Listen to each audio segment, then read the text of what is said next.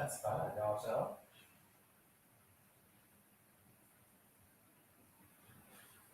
There's not one.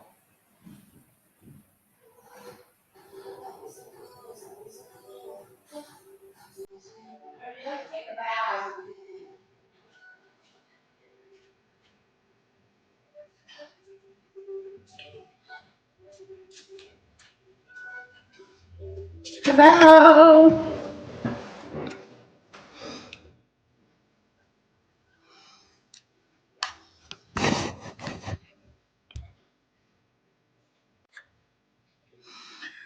Oh,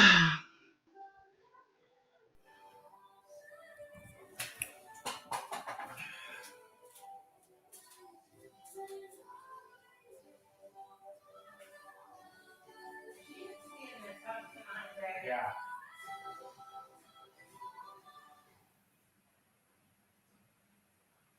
That's a good song. You want the other one?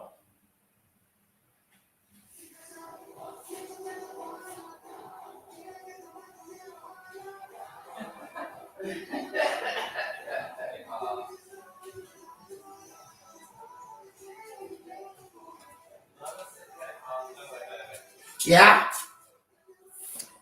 whoa, hello. Hello. Hello, hello, hello. Speak to me. Someone say something to me. I'm lonely. I'm lonely. Hey, you in the bushes. Oh, I'm not that lonely. I'm just kidding. Hello.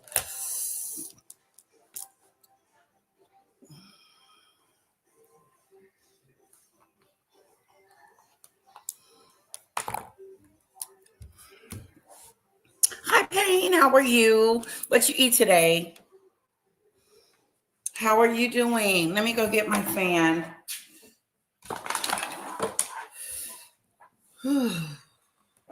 Hello, highly sensitive.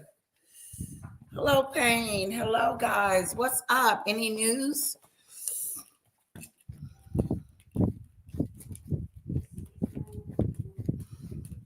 Ooh, I think my hot flashes are bothering me. A Korean dish. Yummy. I had a salad.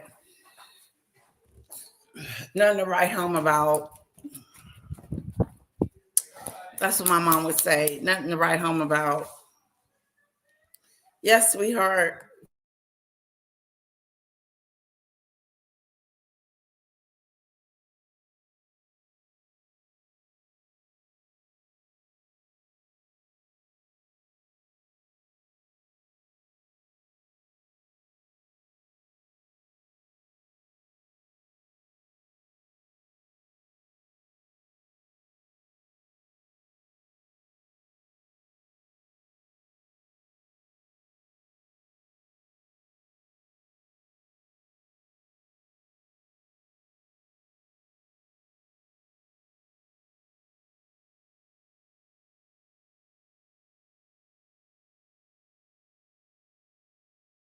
The NBA season has started. My little lashes. I try so hard. Oh,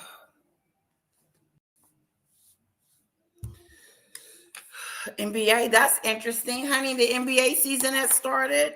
I think it started pretty soon if it hasn't. Hi, Diane. Hello, Juanita. What did you guys eat today? And what's new in your world? Let's see what's new in my world. I'm not 100%. I don't feel like myself. I feel icky. Like, I don't know how to describe it. Like, I feel like I have goosebumps all over my body. Just feels icky. It's a real icky feeling. I want to watch that stuff. You may have to be upset. And, Well, I don't eat that. oh, I don't want to be upset.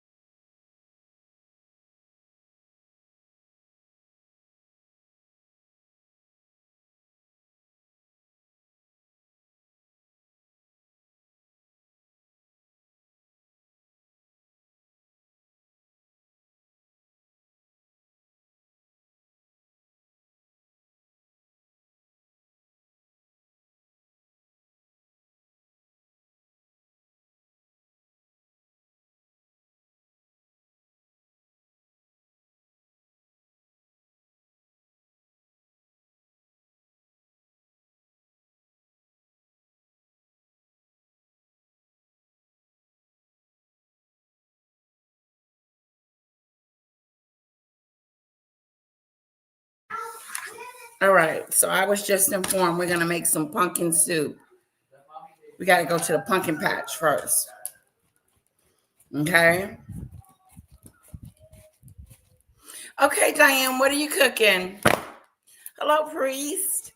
How are you? I'm gonna drop the link if you might want to come up here and join me.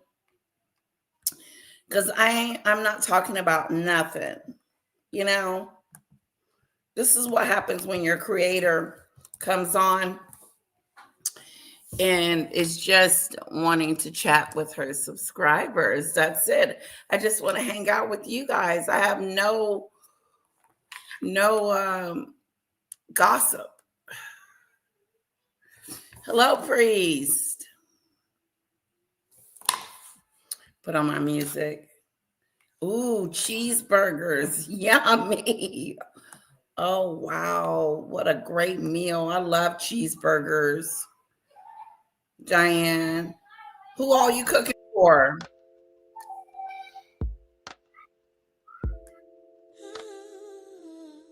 Diane is cooking cheeseburgers. I love cheeseburgers. Menopause is the worst. I didn't cook tonight. My husband took me out for Mexican food. Oh, Diana Ramos went out to dinner. Mexican food. What you get? Hello. Thanks for joining me. Priest.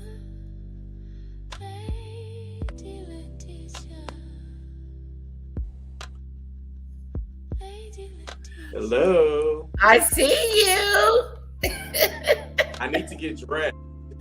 Okay. Hello, Regina. I wasn't expecting to come on. Carl wasn't expecting company. You have company. All right, I'm back. Oh man, Yeah. how you been? I've been good. How are you?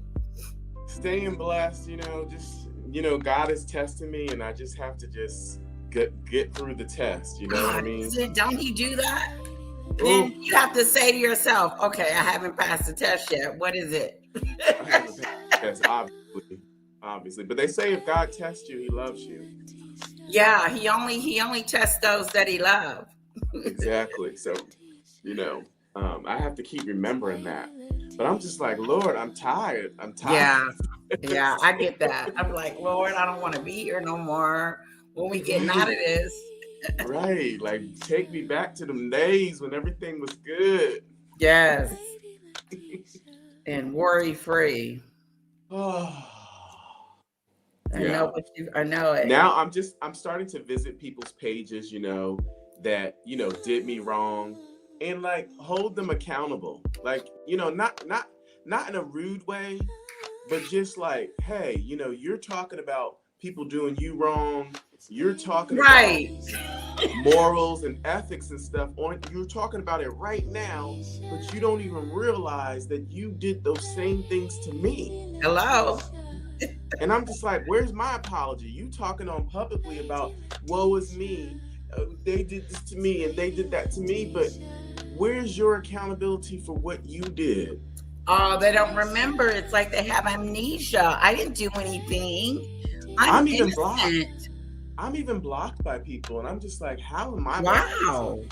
Like, how am I blocked by you when you did me wrong? Like, that's narcissist to a whole new level. It is. It really is. You blocked me for doing me wrong. Yeah. How does that work? So I'm just like, and then when I got into somebody's live, I had said something, and then people are like, "Is that Carl?" or Lady Truth gets on, and she's like laughing at me, because I said like some kind of poetry verse or whatever, and she just starts laughing at me, and she's like, "Oh Lord, like this guy," you know what I'm saying? I'm just like, hey, I'm still here. I mean, I'm not here all the time. I got a life. Like, I'm not worried about y'all. Right. While I do stop here on these YouTube streets And I'm just trying to see how y'all doing, what y'all are up to. And it's the same old, same old. It's the same old, same old. It is. It's not nothing different. Nothing new. It's like you can pick up right where you left off. Mm-hmm. You know, Same people stuff is crying going about on. how so-and-so did this to me, and so-and-so was lying and not telling the truth. And you're up here lying and not telling the truth. How Pretending about like you you. start with yourself first and then complain about what somebody's doing? Or I say this all the time, and people get real mad at me when I go in the chat and I say, well, why don't you start first by apologizing first? Why don't you admit your wrongs first? Why can't you squash this? Why is it so hard to squash? Right. Because if you Good really want to question. squash something, you can just dead it. Like, I've been in situations where I've had to apologize when I wasn't even wrong, Right. just for the sake of can't we all Just moving get along? on. Just to Yes. move on. Can't we all just get along? But people cannot drop it. So it makes me think this is either content or you're narcissist and you're egotistical and you can't just admit when you're wrong. Like, how about when you're doing a video, how about you start with yourself first and talk about what you did wrong and take accountability? Yeah. Or say, you know, I can understand how so-and-so feels. It's all about validation, right? My number one thing I say, and even in my relationships, I say, I just want you to acknowledge what I'm saying. You may not believe what I'm saying. You may not feel like that's your truth of what I'm saying, but at least acknowledge me and say, I can see how you feel, or I can see how you felt, and I didn't mean it that way, or I didn't really realize how that was going to affect you. But people can't acknowledge their own faults and their own hypocrisy. And if you're going to have a platform, it's not going to be easy. You're going to say things wrong. You're going Yes, you are. You're going to do things that are wrong, and it's going to take a mature person, like I heard you all the time do, is you go and say, you know what, I admit I was wrong. I shouldn't have said that. I shouldn't have done this. You do that because that's being responsible, right? Because you've got a platform, so you got to be accountable for whatever you say and whatever you do. Mm-hmm. You really do, because you have a following that is listening and watching you, and they see it. They see the hypocrisy. They may not say nothing, but my chat calls me out when I do something. You know, and I'm on this page, and they're talking about Marvin Winans or whatever, and how he went on and to really kind of belittle this person who didn't follow his instructions. And, you know, my father's one of these people. He'll get up and stand up for these people because my father's an elder. So he'll be like, well, you got to understand, when a pastor asks you to do something, he wants you to do it. He doesn't just want you to do what you want to do. Sometimes we have to listen to instructions and do what the pastor says. Okay, that's true, right? I'm a teacher, right? Pastors are teachers. Do I go all out and get very upset and bent out of shape when my students don't do what I asked them to do? Of course not. And if you're a pastor, you are teaching people. You are a teacher. So you have to look at pastoring and ministering just as you would look at, and some of these pastors have been teachers, right? So you have to look at the way you're handling people and you're talking to people. I can't just sit in the classroom and degrade a student who didn't listen to me and who didn't understand my instructions. Right, assume. Or who didn't want to do things the way I wanted him or her to do it. I have to say, okay, what didn't you understand about what I asked you to do? The process, yeah. Try to get into, okay, is there a mistake? Is there something that I didn't say correctly? Did I not model it? Did I not explain it so that all learners can understand it? So my thing is, if you're a pastor, you got to think like a teacher. If I sit up there and degrade and berate my students to death, what's going to happen to the class? It actually embarrasses you. Like, so when you said something about Marvin, he embarrassed himself. You're Hello. embarrassing yourself by chastising someone or expecting them to do something that you want them to do. But they don't see it that way. They don't see it that way. No, they're not. They should be embarrassed. Because their congregation will make them feel like what they did was right, and their congregation will make excuses for them, just like people will make excuses for my father for not acting the way he should act. You know, his whole mentality is, I'm an elder, and because I'm an elder, You because respect I'm me. older than you, and I'm almost 90 years old, then you need to listen to me and you need to obey me. And I'm like, dude, I am 46 years old. Like, We're I'm adults. not your child. I'm not your child. I am not your child. You do not tell me what to do. But my father will lean in on that. I'm an elder. And my mother was an elder, and I never showed her disrespect. And I'm like, well, Dad, you can never light a candle to Grandma. You are not like her. I know you want to be like my grandmother, but you will never be like my grandma. So if that's your goal in life, is to look up and try to be like my grandma, give it up, dude, because you ain't going to be like her. Right. You ain't going to be like my grandma. My grandmother was the sweetest. I'm going to try not to cry. Oh, my grandmother was the sweetest woman. Aww. The sweet. I'm telling you, I'm not saying this just because it's my grandmother. I swear to God, my grandmother was the most sweetest person out there. And she was just kind to everyone, and she listened to everyone, and she encouraged people, and she prayed for girls. Ooh, I'm gonna try not to cry. Oof. Oh, go ahead. Oh, I can't, because it's been, you know, she passed away the second year of that virus thing. And, was it because of it? Yes, and she was alone in the hospital room by herself. Oh, that is horrible. That tears me up to this day, and I know that has affected my father. Yes. And I think that's why he's going through so much situations in his life and having so many issues, because my father loved his mother. When I tell you, my father loved his mother. He loved her. And to my grandmother, my father could probably do no wrong. And I think that sometimes you got to look at the mothering. You know, sometimes mothers can enable, you know, behaviors. Ooh, I think I'm freezing. Okay. Sometimes mothers can enable behaviors by not speaking out and by not holding their sons or daughters to the mat and saying, no, you're wrong. You know, no, you shouldn't treat your wife like this. No, you shouldn't have did your wife like that. You know, hold your son accountable. Don't just stick up for your son just because he's your son. And then now that the wife don't want to be with you no more, then the wife is not a part of the family. The wife is not treated as part of the family. And I'm like, hey, that's my mama. That's my mama. That's my mama. You love your mama and you stand up for your mama, and she means the world to me. But what about my mama? My mama means the world to me too, buddy. Right. I know that's right. It's not all about your mother. It's about my mother too. Yeah.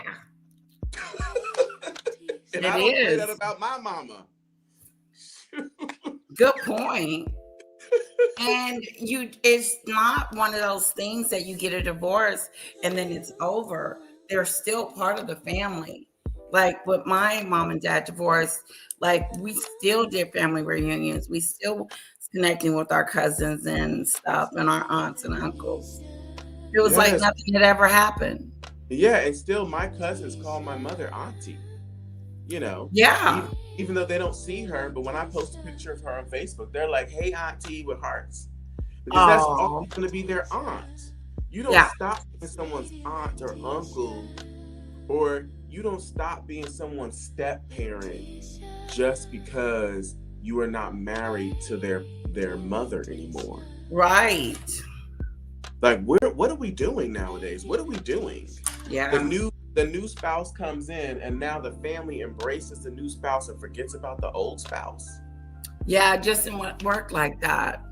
And the new And you spouse should understand about the old spouse because of the kids.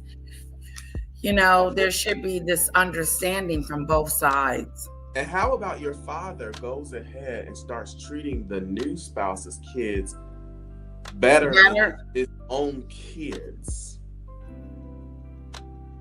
It may look like that too, because they might be younger or older. Wow, they're older. Older. You think he's trying to impress the wife? I think because I have lived in Dubai so long, I think that my parents have gotten used to me not really being in their life. And so that when I go back, when I used to go back recently, I used to want that same love that I used to get when I used to go back. And I just have to realize, and my mother even said to me, she was like, you know, you've been gone for a long time and I'm kind of used to you not being here. I've kind of gotten used to you not being around. And that hurt. Yeah. That really did hurt, especially when, you know why I moved overseas, to give my son a better life. Are they saying it in a way that is making you feel guilty? No. No, but it is making me feel hurt. Yeah. I would think so. And I'm like, well, we've always asked you guys to get your passport. We've always offered to pay for your hotel, for your plane. Even you can stay with us if we have a room available. Like, we've always asked for people to come visit. And I have had friends and colleagues, their parents have been over several times. And I know you heard me telling Auntie Mickey, my parents have not even been here, and they want to, but they have this spirit of procrastination. Oh, I do too. It's really bad. Woo! It's the worst thing that I could ever have to attach myself to is procrastination. It's so bad. Now I said to my mother, you know what? Stop saying it. Stop saying it because you think that's going to make me feel good. That you're going to come. Yeah, or that you think that it's gonna make me feel that you care. Don't tell me that because you trying to appease your own guilt. Don't do that. Don't even mention it. I said, Mom, I'm not even looking forward to you ever coming. Just give it up. just Hello, give it up. RC117. Welcome and congratulations Hello. to your win yesterday, the other day with your maggot impersonation and your what other impersonation did he do? You know I can do impersonations. You can? You're good at it? I'm good, but don't put me on the spot. I was gonna call in and I was in the mirror trying to do the impersonation. I said, girl, don't even call in. Don't you embarrass yourself. I'm really good at that stuff, and I'm a comedian, and I really think that I have a talent to be an actor or whatever. I just, when you grow up and you're told that you have to be a college graduate, you never really think about the things that you're good at and the things that you really want to do. I was always discouraged from wanting to be a horticulturalist, which is somebody who loves plants, because I was inspired by my father loves plants. His sister loved plants, and so I've always had this thing about plants. I've always been fascinated. No, I kill them all the time. Oh, no. There's one in there, right? You only got one plant, and that one plant needs some water. I'm going to water it when I finish. You just need to watch some YouTube videos on how to care for plants. My mom bought me that one with the thick petals. Yeah. Yeah, she bought that for my daughter, and she said, all you got to do is water it. You can't kill it. All you got to do is water it. So it's dry as a bone, I'm sure. So I got to come get it some water. Look, maybe Mama needs to stop by more often and help you out. Okay? No, mine are all fake-a-doo. See, but you might be better. One. You might be, oh, I love it. It's so fake. I love fake ones because you can go out of town. Yeah. You can live your life. You don't have to worry about the things. So I tell people all the time, fake plants are the way to go because your mind really can't tell the difference. No. Hey, RC. your mind really can't tell the difference between the real plant. Hello, AT2. Yes. Or hey, if I'm paying for your schooling, you got to do what I say. Or if you living in my house, you got to do what I say. I can't stand that. Oh yeah, me too. But my Me mother too. never did that. She just felt like I had business entrepreneurship in me, and she is right, because now that I look at it, I am a very creative person, and that's part of my personality. So I'm just like, you know what? She was right, but I still don't appreciate it. Just 1 second. AT2, great live. Great live, great views, and great entertainment over there, AT2. I'm watching you. We all are watching you. Yeah, I liked when he was talking about, like, they were talking about the church people and the different things that people are doing. And I mean, hey, that's a new content category. I think I'm into the gospel stuff, into the church stuff, because I remember going to church and that being the talk of the town, or that's the entertainment. And Bishop T.D. Jakes is right down the street from me. I used to be a member of his church. I was on his usher board. You better go back, girl. You better go back. I know. I definitely need to go back because the word was good. Hello. And also, not only that is, you can build community with your YouTube page and get people to it is true. And you can also help out, that community by promoting them, by discussing what's going on there.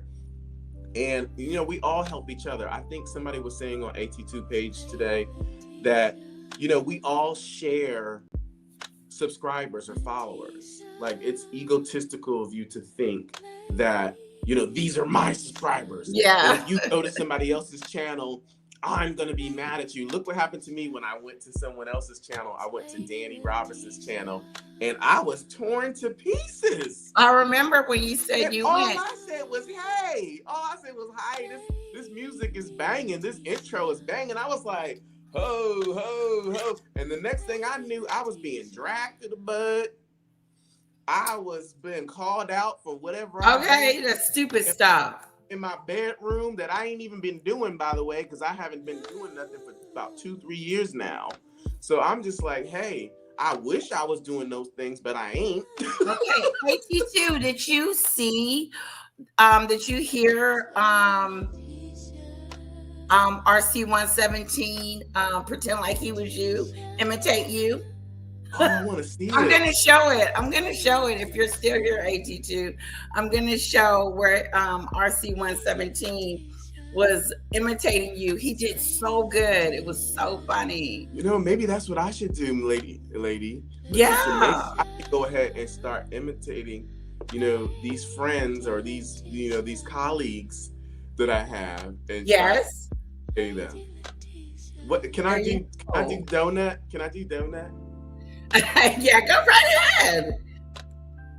You know what? Ain't nobody tell you that. Nobody told you to do that. That's what you get for not minding your business. you know that person that got up and said, hide your kids, hide your wife? Yes.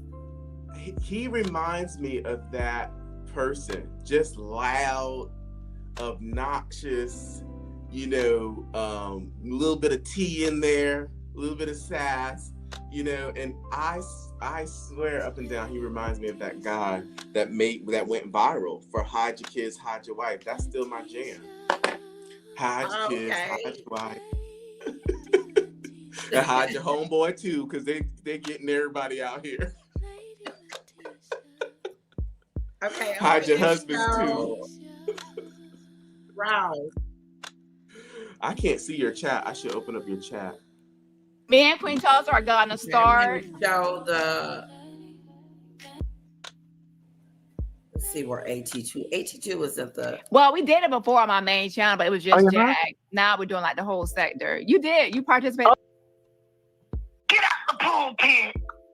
Hallelujah. Tulsa next, that? but you can't participate. I don't know Okay. who that was. That was a So caller. we're gonna do Queen Tulsa, and then we have Oh, so 82. you have to call in. And I think we're gonna be once we do Queen Tulsa, Yeah, they would 82, I think call we're in. done. And then they would imitate. Yeah, the we're gonna be person. done after that. So I yeah, can't we call pretty much though, 'cause wrapped I'm up. overseas. It was so yeah, so this is the last call for Evangelist Val, and no one is calling. For the Author Show Cafe, so make sure you subscribe and stay tuned.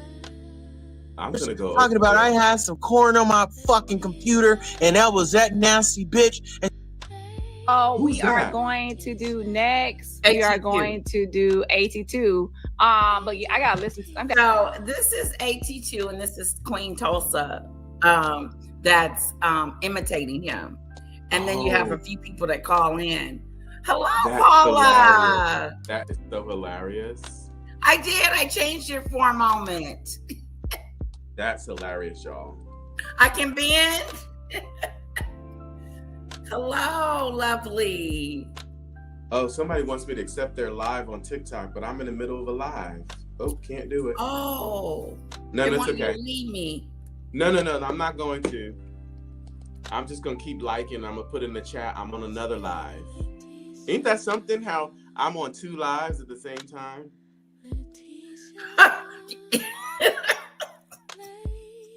I'm on 2 lives. That's my life. I'm a real content Good creator to now. see Who you, would- Paula M. who My would've thought girl. Thanks for somebody who visiting was- me. Somebody who was a little moderator ended up, getting the courage to go out there and just become a content creator. I was like, Right. It's not easy. It's really, when I first but did that's it, a little push that I Right. needed. It's people like you that gave me a little platform to come on and talk and express myself and even share some of my gifts. Like, remember we used to do tarot? And that Yeah. was just Oh, so much yeah. fun. You need to bring them back because we need to do it again. I would love to do I it. gotta but play a video of this with child 82. I don't think I ever impersonated him. Hold on.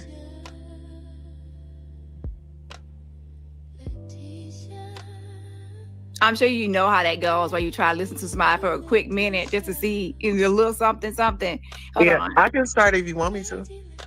Yeah. Okay, So let me Queen go and put you Tulsa on the is gonna timer. go first. Okay, go. Marsha. Okay, first of all, Danny, thank you for having me over.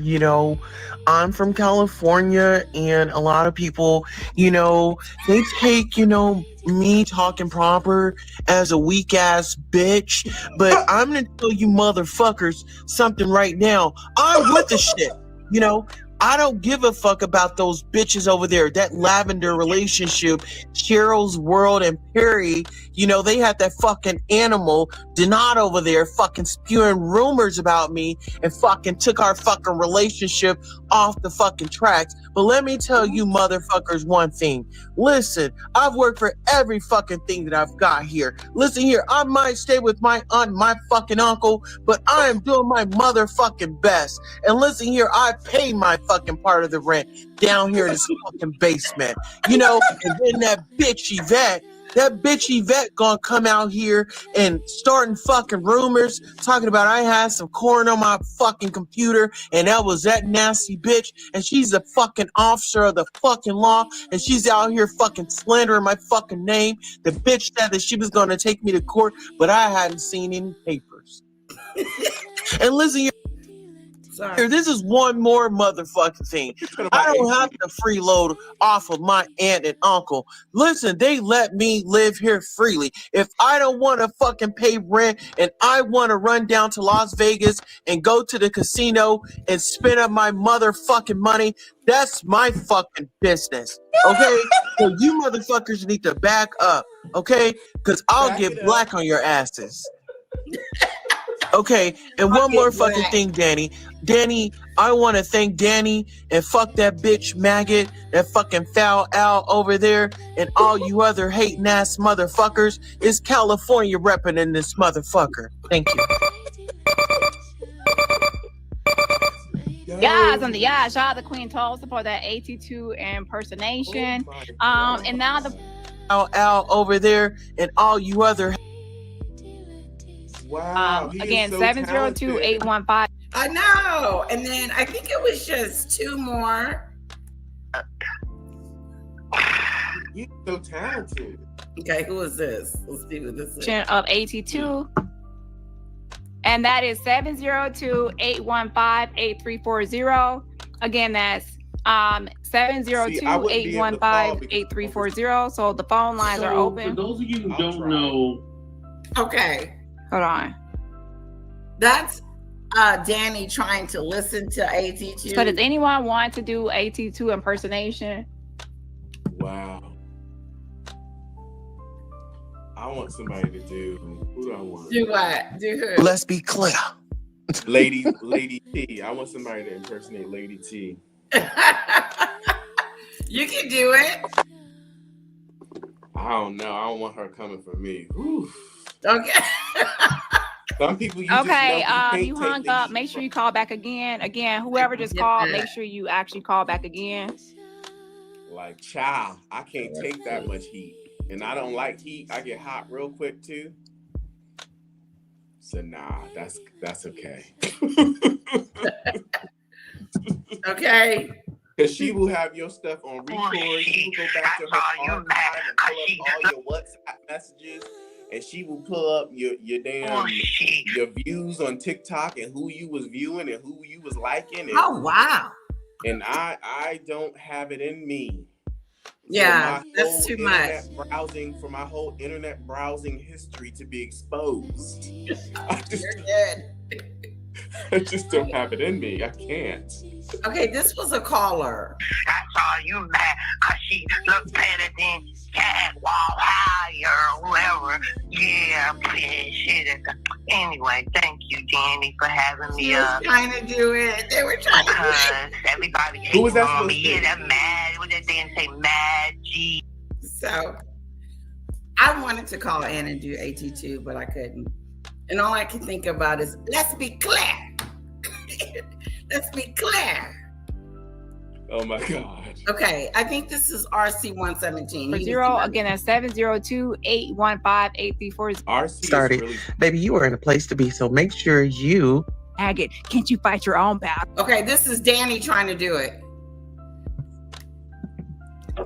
Let me know you guys in the Danny. chat can hear I mean, it. Got try to you. be Let me 82. hear it. Got you. No nuts. Y'all guys think I'm afraid of no nuts, but I'm not Yeah, if afraid of somebody him. did Like, me, I would be hurt. why would I That's be why. afraid of no nuts? Like, why would I be afraid of do not? Like, I I'd be met hurt. up with do not In my in light skin California and he spread my my booty cheeks. He spread my booty cheeks. And then he actually went over there to Sherelle and Perry. You don't know those old people, that elderly couple. He went over there and then Sean Dookie Way called me a manatee, AT2 manatee. And I'm the godfather of YouTube. I'm the fucking godfather. I'm gonna terrorize YouTube. I'm gonna terrorize YouTube. You're right. And Maggot wants me to fight her battles, but Maggot, can't you fight your own battles? I'm not gonna fight your battles. Danny is not beefing with me, so why should I go for Danny? Like, she wants me to fight Danny, That's what she but we're wants not you to even beefing. I don't even like you. Why would I defend you? I'm gonna go to casino. Oh, I broke my ankle. I broke my foot when I was bending my pussy over for it. Do not. I don't live in my basement with my uncle's basement. That do not. The Come on, Mary. crackhead put it out there. The crackhead Yeah, practice, Danny. put it out there. And then Sherelle and Perry Do you know how to do Danny? RC117, come up and do Danny. They probably, the elderly couple probably went out to him, not me. And I'm gonna terrorize YouTube. I'm so fucking mad. I'm fucking mad at Maggot. She keeps on putting my name and tagging me. I can Why do you keep on Maggot. tagging me, Maggot? Maggot. I'm not fighting your fucking battles for I'll you, do that. Let me Maggot. think of- Because You our magic. Canadian. though. Talk about what's happening in Canada. What's happening I in can do Canada? Maggot. Why don't you talk about that? Let's talk about Canada and the Let me issues do in Maggot. Canada. I'll do Maggot. Okay. Why are you in my chat? Leave. Go. What are you doing here? That's weird. Why are you in my chat? get out of here. I'm not gonna talk until you get out of here. Everybody don't talk. Everybody just be quiet and just look grimacing until he leaves. I don't care if he has a membership. Yeah. Get out of my chat. Get out of my chat. Okay, let's hear Ro go in. You're nervous, you're scared. Don't worry, we don't bite. Okay, here we go. I appreciate you. Oh, we have another caller. Okay, he's the best. Okay, you're I'm on the air. Best impression. Let me Username. get my tea out. Let me get my tea. Hold on. RC117, I'm gonna try this. Okay. Hey everybody, how y'all doing tonight? Hey Couture, babe. Hey Miss Barber. All right, who's coming up on the live? Oh, Miss Barber, you wanna come on up? Miss Barber, you know what? Take your ass down. Shut the fuck up. You on my goddamn channel, damn it. Everybody, I've been taking singing lessons today. Yes, you want to hear my singing voice? It's gotten a lot better. Oh no.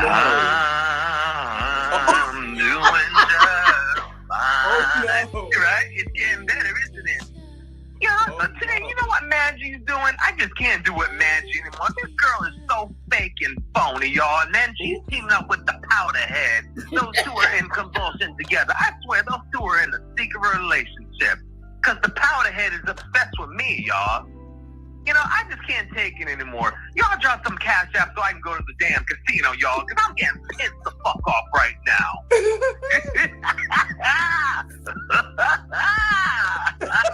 I love it. Oh my gosh, AT2. AT2, this is you, AT2. This is AT2. This ain't no RC. This is AT2. AT2 trying to get some money for that casino. Yeah, we know that's true. That's AT2. You don't really. Let me find out. He's trying to get some money off He me. did so He's trying to good. get to him a cat. Wow. That was amazing. Community, thank you for not acting like cuss. You know, we ain't behind the scenes, but we are trying to help women. You know what I'm saying? So I appreciate you. Oh, we have another caller. Okay, you're on the air. Username. All right. RC117, I'm gonna try this. One more Okay. time. Hey everybody, how y'all doing tonight? Hey Couture, babe. Hey Miss Barber. All right, who's coming up on the live? A Southern Barber. Belle. Miss Barber, you want to come on up? He's a Southern Belle. Miss Barber, you know what? Take your ass down. Shut the fuck up. You on my goddamn channel, damn it. Respect me, damn You it. give me going off. Everybody, I've been Barbara. taking singing lessons today. Yes, you want to hear my singing voice? It's gotten a lot better. Oh my I'm doing just fine. Right? It's getting better, isn't it? Oh, Yeah, but no. today, you know what Magie's doing? I just can't do with Magie anymore. This girl is so fake and phony, y'all. And then she's teaming up with the Powderhead. Those two are in convulsion together. I swear, those two are in a secret relationship. Because the Powderhead is obsessed with me, I y'all. would be hurt, y'all. You I know, would be I can't take it anymore. Okay. Y'all drop some cash app so I can go to the damn casino, y'all. Because I'm getting pissed the fuck off right now. He's got his laugh. That's all I got. Oh my gosh, AT2. AT2, this is you, AT2. This is AT2. This ain't no RC. This is AT2. AT2 trying to get some money for that casino. Hello. You know, anyone calling in to like interrupt. So if you want to call, my man don't want you. That's my man. I think there was a maggot one. Okay, I You want to wanna hear call it? that. It's not. Get some tea. Okay. RC117, didn't you do maggot?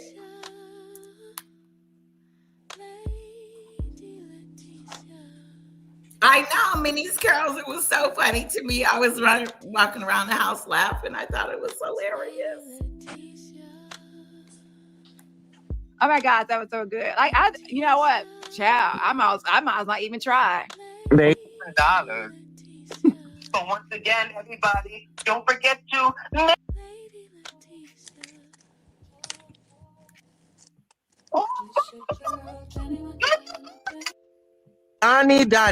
Donnie has been. Sean Carter. It's me.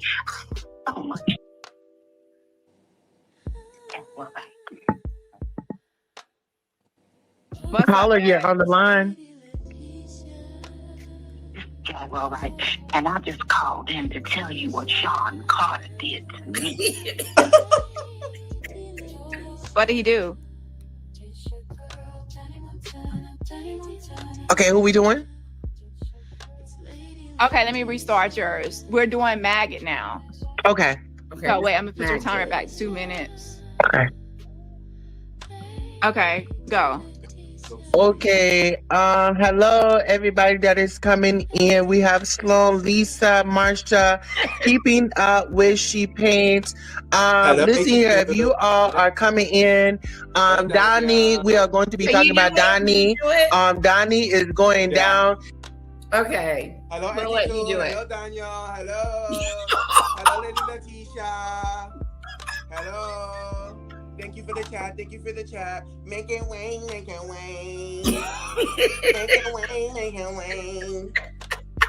If you feed the owl, let me clean my kitchen. You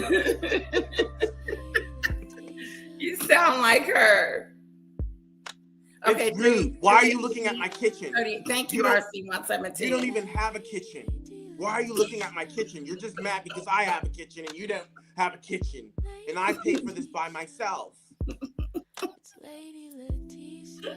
Stop looking in my kitchen. That's weird. It's Yes, weird. my microwave. Yes, my microwave is open. So what? So what? I don't care about the electricity bill. You guys are gonna pay for it. Hello. Hello. Make it wane, so I can pay for my electric bill. Oh God. She cleaned up her kitchen. I've seen her live. I did too. Yeah, it was Cleaned up her clean one kitchen, time. honey. Yeah. Cleaned up the kitchen. Y'all must have got to her. Y'all was Yeah. She must have finally said, let me put this in the garbage. Let me take off all my products off the counter, off the Yes. the island. She had an island, right? And I think she had a Yeah. whole bunch of that island. If It's anybody has any cigarettes, I need money for cigarettes. I am almost out. My dog is almost out of food. I need food. Donnie and her dog is three out of food. students, Etito, they are coming after me and they are trying to, somebody was walking past my apartment today. I don't know if it was Donnie because Donnie, she travels. They say that she has a lot of money and she finances a lot of trips. So who are we here to talk about today? Donnie has been calling my phone. She called me last night. Listen, Donnie called me last night and she was playing on my phone. I need anybody that has Donnie, if you know any information on Donnie, I'm going to sue her. Oops. I'm going to sue Donnie and hold on, who is that? Is that let me see. Hello, happy birthday. Is that Judy Coles? Okay, that's Judy Coles, CC. Hello everybody that is just coming in. We are talking about Donnie. Yes, Donnie has been harassing me. Donnie has been running around telling people that I am bad people. We need to get Donnie. Donnie is terrible people. She is around here getting the knot. She's trying to take the knot to court and sue him. And Yeah.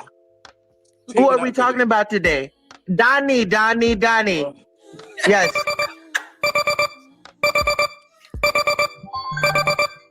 You know what, Lady Letitia? You know how Yeah. it's like birds of a feather flock together, so you can see who is like who when they come together and they team up. Yes. So, like Maggie and Maggot or whatever, and Donut teaming together. It's like, you guys are the same. You guys are They're the the same. same. You have the same vibe. Same The vibes. same, you do the same thing. So it's like, hey, let's team up. Even though we don't like each other, let's team up. Exactly. I want it to be very close to the voice I and agree with everything. you. RC, you are amazing. Let me just tell you, you're amazing. Like, wow, you need to start your own content creation. Yes. Go I ahead. can see that. I will support you, RC. please He's got a lot to say. do a YouTube page or a TikTok page, and I will follow you for real.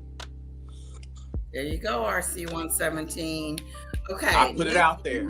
Do magic. I think Danny does it. Let's see. Let's give Danny a moment.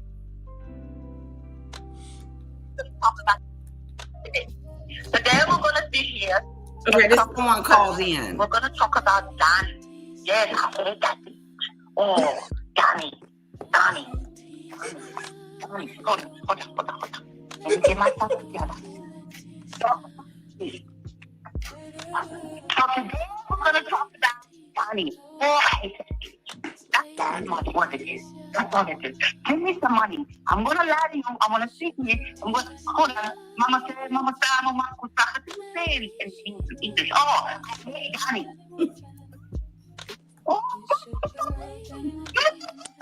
I couldn't really hear. What do you want to talk about today? Oh, what? Hello. Okay. Yeah. This is RC117. Are you joining the competition? Okay, turn off me in the background because it's like an echo. Yeah, so you're participating, you have to tell us your username. D117. Okay, so go ahead.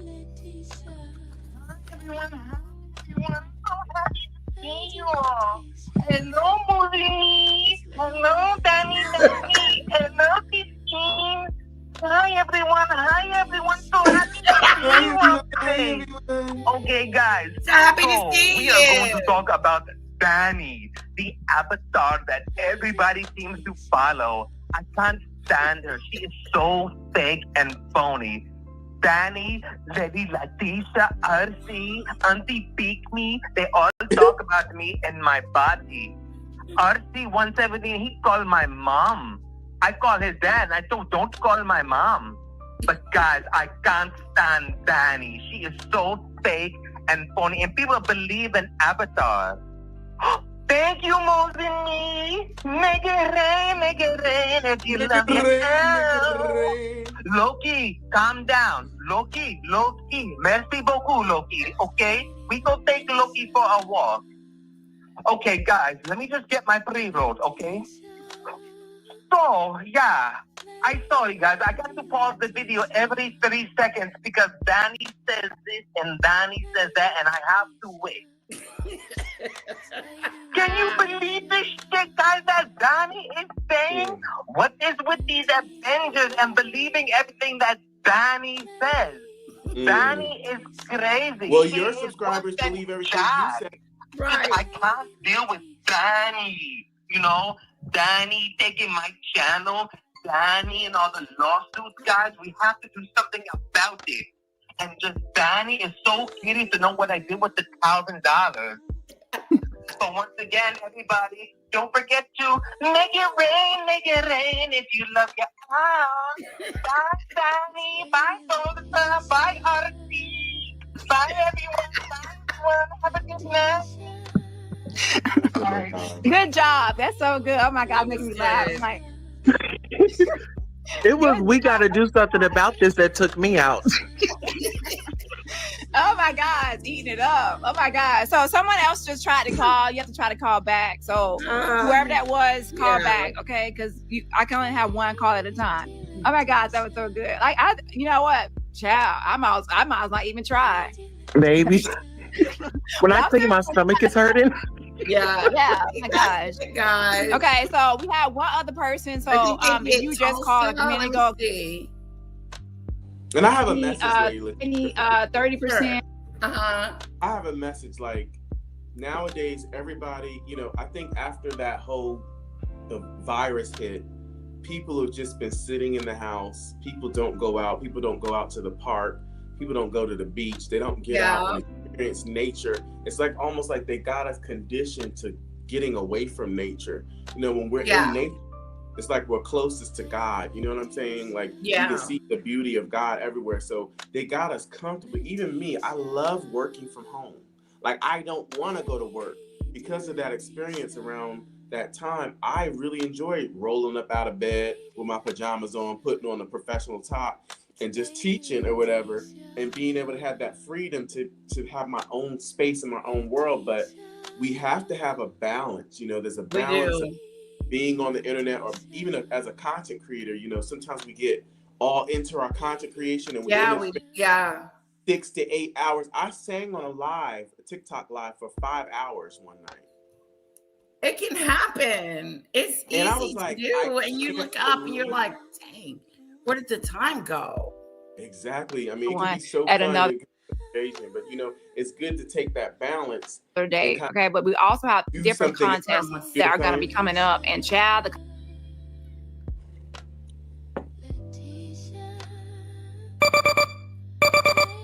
Who's this coming up? Enterprise is your last I think they did not too. I Oh, I want would to love as to hear well on this channel. Okay. I would love to hear that. So again, 702-815-8340 for your best AT2 impersonation. You have 30 seconds to call in for You the know what you last gotta round. do? Go back and listen to this on your free time and put the markers and put Maybe the that last Right. caller said, I'm a man. exactly. That took me out. That's him. That was it. No, that was Swords in the chat and let us know that you. Damn it. No, I think that where you were, Everybody, that I've was been enough. taking singing lessons today. Yes, you want to hear? Let me see who this is. I think this is 02-815-8340, and this is the last chance to actually win a prize. And so far, it's actually me. I think it's me, Queen Tulsa, and then I think Blood Messiah participated. So they didn't do donut. Okay, they hold on, didn't put this poll up. For the last poll is going to be AT2. Listen, daughter, you've been working out there tonight. I ain't even gonna lie to you. That's AT2.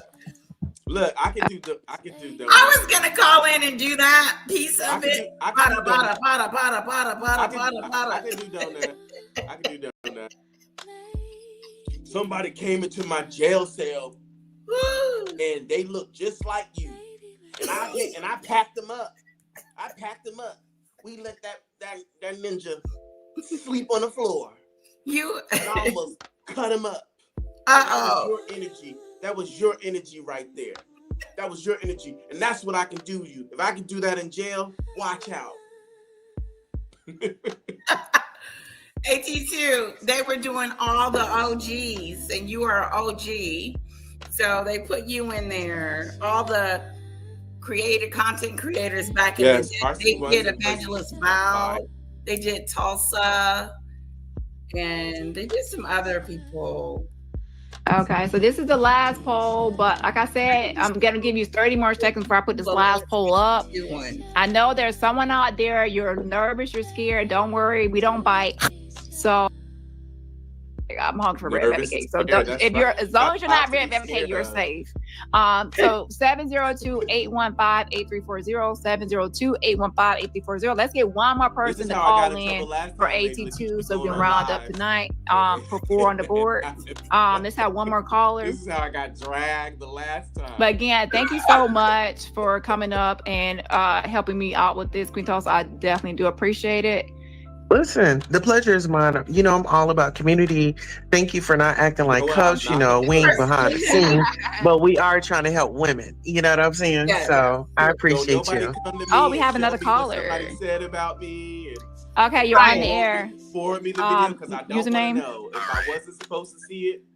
Exactly. Don't tell me. Okay. Don't tell me about it. How y'all doing tonight?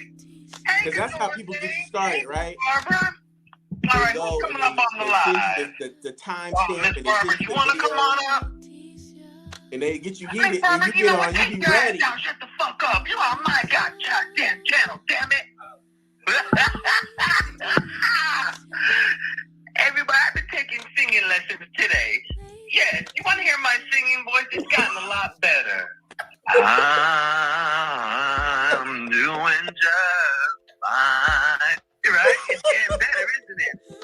Yeah, but today, you know what Maggie's doing? I just can't do with Maggie anymore. This girl is so fake and phony, y'all. And then she's teaming up with the powder head, those two are in convulsion together. I swear those two are in a secret So this is relationship. RC. Because the powder head is obsessed with me, y'all.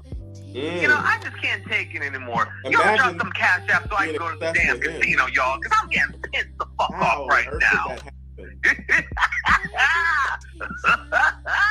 happen? But honestly, He's got his laugh. Okay, so daughter one talks with the down as well. Okay, Got thank his y'all. I know y'all was laugh. Danny and Roddy. Lady Letitia, Convulsion Lady together. Letitia, I who swear would be those two are in a obsessed with secret relationship. Because the powder head is obsessed with me, y'all. You know, I just can't take it anymore. Y'all drop some cash app so I can go to the damn casino, I y'all. mean, 'cause I'm getting YouTube must really fuck make off people a right star.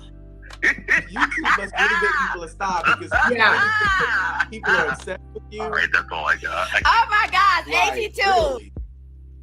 You are Yeah, not a that star. was funny. You are not a star, right? Just because you're Potter, a potter, content potter, creator, potter, potter, potter, potter, potter. you are not a star. So please, Lady Letitia, if I ever make it big on YouTube or TikTok, Oh, please remind me that I'm not a star. I'm not a star. I'm not a no. star. I have to remind you so you can help my platform. Yeah, but don't let me have a big head and don't let it get to my big ass head. You know? It's got you a little bit. It has to just a little. No, because these people act like they was never a small content creator before. Yeah. Like that's- all these big time people, they act like, you know, they never started off with like 50 subscribers. I mean, that's how you have to start off, is with 50 subscribers. This is what everybody has to do. RC117, you remembered a lot that was said that AT2 said. Barbara, you had me at Barbara because he always says hello to Barbara because Barbara is the first one that comes into his chat every night. That's Miss a, Barbara. that singing took me out. That singing took me Yeah. out. The- Oh Lord. Those little Yeah. Negro hymns.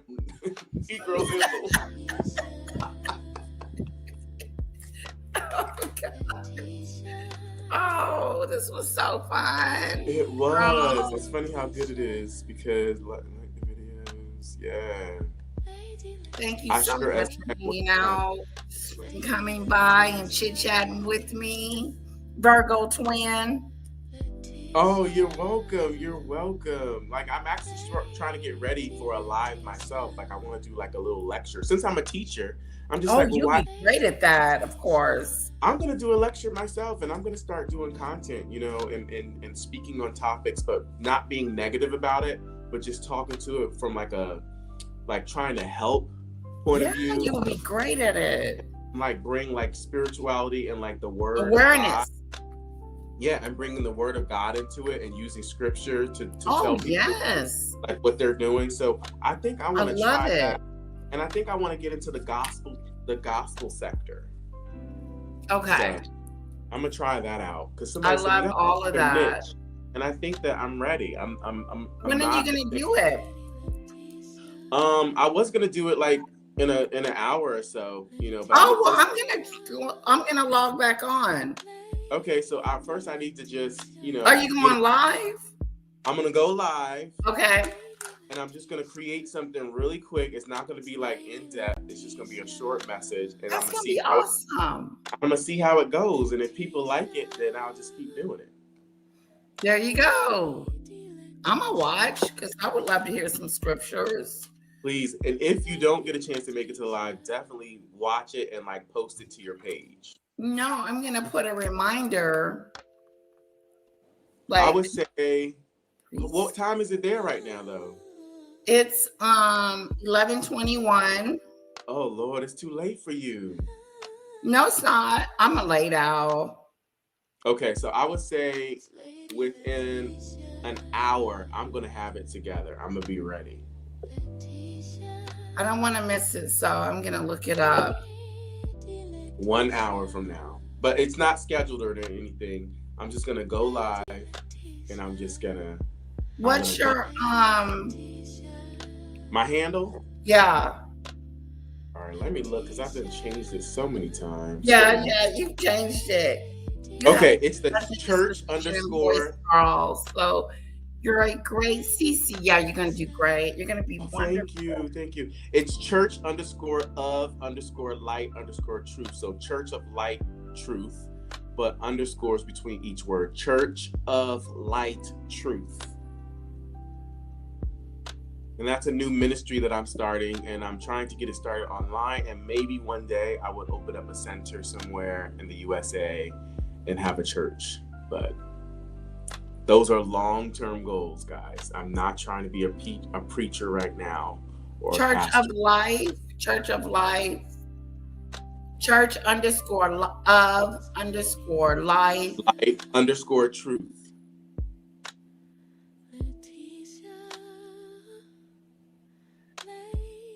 Okay, let's see if it comes up. Because there's so many churches of light and truth that you really have to get creative with your handle.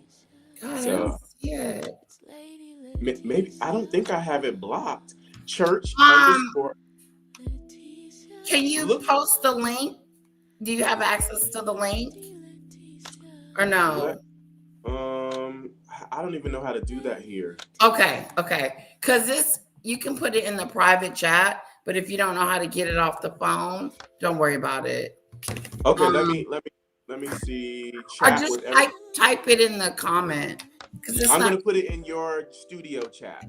Yeah, the private one. Yeah. Okay, let me do that. Church underscore of underscore Dita Bird. light.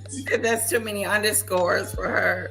It's because everybody has Church of Light and Truth. So Yes. I had to have that as my handle, and I just had to find a way To get it in there. I know to that's get it in right. there. Hello, Lizzie.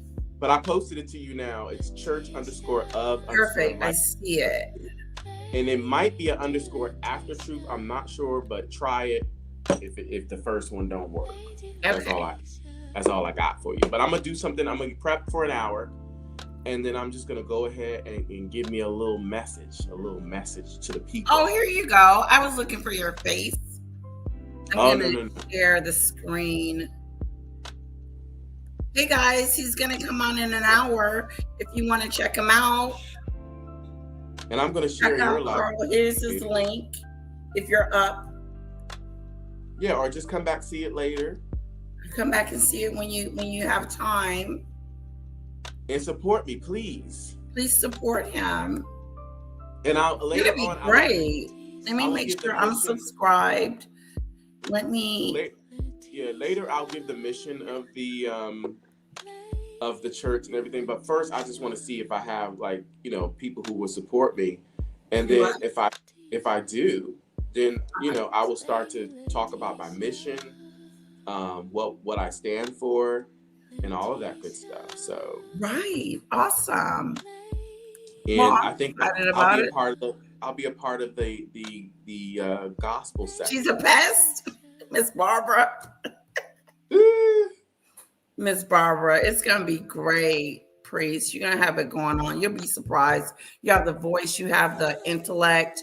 You got it. You command the audience. So it's gonna be interesting. Thank you. I ain't gonna be able to do tarot cards no more. Oh yeah, you gotta do either or, huh? I gotta do either or. So I feel like this will open up more doors for me. And I feel like I will be able to do more. Like, imagine me trying to start a church with tarot cards. Right, yeah, that might not work. So we have So to kind many curls, we'll do Carl. Thank you, Minnie Curls. Thanks. I got curls too. Can you see my curls, Minnie Curls? Right now, I think she's a hair. She does hair. Minnie's Oh, curl. you gotta hook me up, Minnie's Curls, when I come to the States. Look, Yeah. I'm gonna be a pastor. I'm gonna be a pastor with a weave. Oh, that is his channel. Go check him out. Let me put his link in the description. Oh, thank you. And I tried to clean up my page a little bit. I will start to take videos away as I build more videos, so it's more focused instead of being all over the place. But if you go to my videos now, you're gonna see stuff that's all over the place. It's not gonna make sense. But eventually, I know what once you're I- saying. Like once I start doing more videos and getting more content, then I'll start to delete the other videos that just don't make sense, that don't have anything to do with the page. Okay. Right now, I'm just starting it out. Right. Exactly. You know what I want from my channel? I want an intro, like Auntie Mickey's intro. Yeah, I do want an it. intro. I don't know how to do it. I got to find out what she used. It's an AI app. It's got to be AI. It's an AI app. Just get an AI app. Yeah, there's a certain AI app that will do music for you, and you can sing. You can just speak your voice, and it'll catch your voice, and then Wow. it'll use your voice, and you'll be like a singer. And you know, these stars now, they're doing that. They're using Wow. AI with their voices because you know they can sing, but sometimes it's hard to perform Get all those the notes all the time. Or Yeah, and like you don't have to go into the studio, right? And like rehearse it like a million times. Like you can have oh, the AI to do it the way you want it to, and it does it. So AI is so powerful. I mean, you can see Chris Brown videos, even some of his videos are AI. oh You wow. know, some of these people, they're not doing their videos anymore. Why go into a studio and hire all these people when you can just have AI come up with the whole video concept and you know what I'm saying? And it gets done in one take. Like, come on, we're not gonna be wasting money anymore. So Right. it's gonna What take you? it's gonna take money away from like the studios.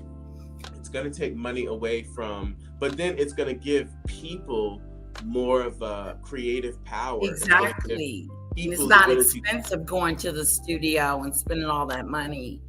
Yeah. I mean, if you and you can even buy your own studio. Like eventually, you know, you can get one of those computers, those gaming computers or whatever. Get your microphone, get your light, your camera. Eventually, you know, you're gonna get serious like that too, where you're like, hey, I'm gonna go ahead. Yeah, I got my light. Oh, that's awesome. And like a microphone and headphones. I have a mic, but I don't use it. We'll learn how to use it. Okay. I know. I Yeah. have an app on my phone, right? And the app is for exercises, and I pay for the whole year. It's a Kegel Men's app. It's called Kegel Men's. How much is that app? We got a free app that we're doing. My whole group is doing a boot camp. I don't even know how much it costs, but basically it's a Kegels Men app. And believe it or not, men's Kegels are very important as well. Right. If you want to satisfy the wifey, you know, you're going to have to practice your Kegels, you know, get your Kegel muscles together, you know. So it's supposed to help you last longer. Oh. And it's supposed to help you be able to get it in. Like, you know, not get it in literally, but Right. You know. Right. Get it on. get it on. Change the word. Have a night at it. Yes, it's supposed to help you, you know. And then also the app says like it will definitely decrease you wanting to watch corn and different things like that. Like if you get into this app, it's really helping men like really focus on, you know, just tuning out all of that negative energy and different things. That's what it's about, really. Just focusing. Addictive vices that people have, like just trying to get that under control. And once you can focus, you know, focus on your spouse, focus on your partner, what you're doing. Your significant other, you'd be surprised at what can happen in your own bedroom. Right. If you know, might shock yourself. You're focusing on, and you both are doing exercises to you're both doing your own focusing. Yeah, and that way when you come together, it's like, you know, it's like the honeymoon. Right. Explosion. Hello. I'm not supposed to be talking about this stuff. Look, pastors can't talk about this. Right. You can't be, This is, I'm gonna be that. I will not be showing this video to your flock. No, I'm gonna be that pastor that's gonna be keeping it real in the you gotta keep it real. It's happening. Keep it real, what y'all need to do, and holding the men accountable. That's another thing that I want to do. Yeah, that's always hold men accountable, because nowadays women just really baby men. You know what I'm saying? I was talking about we do like it's too much of it. I just feel like, remember I was talking about my father, for instance, like my grandmother, you know, in her eyes, like he could do no wrong. Maybe she felt like all the stuff he had to put up with from my abusive grandfather, You know what I'm saying? And all the different, you know, living situations and the fact that they were poor. So maybe, you know, just saying like, you know, he came from this and I wasn't able to provide this. So sometimes, you know, mothers take in that guilt, right? Yeah. Ooh. Of how they were not able to provide or give or didn't have a man, you know, in their child's life. So a lot of times they coddle, you know, or they just enable, you know, these men to get away with anything, and they don't hold them to the mat. They don't hold them accountable for stuff. Yeah. I'm now That's a good topic to talk about. Are you talking about that tonight? Yes, and I want to talk about like this whole toxic masculinity, where alpha men just feel like they are just God's gift to this world and this earth, and that anybody that doesn't fit into what they are as a man, you know, they are ready to tear you down, belittle you, degrade you, insult you. A lot of times they sit around and gaslight you, right? They sit around and study you, and they listen to you talk, and they don't like how everybody is drawn to you, how everybody loves you, how everybody praises you. So it makes them angry, and they're like, why is everybody liking him? You know, he's not a masculine man. Why is everybody talking to him? Why is everybody like him? Why isn't they like me? And so what they do is they wait and they sit around, they listen to you, and they wait for that time to pick at you. But they don't say things outright. You know, they say things in a undertone, right? And they just isolate you, or they make you feel like you're not important, or they don't talk to you, or they don't involve you in the conversation, right? So these are all their tactics to make you feel less than and make you feel uncomfortable so that you can go. And I've just learned nowadays that, hey, you've got to stand up for yourself. You don't have to run every time a toxic masculine male comes into your chat. Or, you know, if you're on a page, now sometimes I will leave. If somebody's just being a narcissist to death and they're being obnoxious and they're belittling a person around, like the host, I will leave. I'm not going to sit around and be around somebody who's just openly just being aggressive and being contentious with you. Like, I can't do that. So I will leave a chat. I've been on TikTok where people have come in and they've done that. You know, I haven't seen that on YouTube too much, but it seems like on TikTok, people feel like that's a platform to come up and just cause havoc sometimes. Yeah. You know, you guys can control a little bit more on YouTube because you have the chat. You can always tell your moderators, like, you know, put that person on mute or block them or whatever. Yes. TikTok, your moderators have to do the blocking. Like, it's not going to be that easy. But anyway, I feel like toxic men need to be held accountable. And I'm not saying that you do this. I'm just saying there are toxic men out there that their wives are condoning their behavior. Their mothers are condoning their behavior. They're not taking them to the mat and holding them accountable. So these men continue to do what they're going to do. They're going to there's no reason to change because nobody around them is telling them that you're wrong. Right. You know, you shouldn't treat women that way. You shouldn't treat other people that way that you don't agree with. That you don't agree with their sexual preference, or you don't agree with how their style is, or how they do their hair, or how they talk, or how they move their hands. Because you don't agree with a man who moves his hands a lot, now you feel like he's less than a man. But the funny kicker is, who died and made you God? Right. Who made you the person that's going to tell everyone that they are not masculine? Exactly. Masculinity comes in all forms. Yes. You know, and we can look at Jesus as a good example of what it's like to be masculine. So if people want to claim that, you know, they want to claim to be religious, and they would claim, you know, we can look at Jesus. And somebody was just telling me the other day, you know, everybody says turn the other cheek. When somebody does you wrong, turn the other cheek. That's all that Jesus does, is turn the other cheek and forgive people and let people do stuff to you.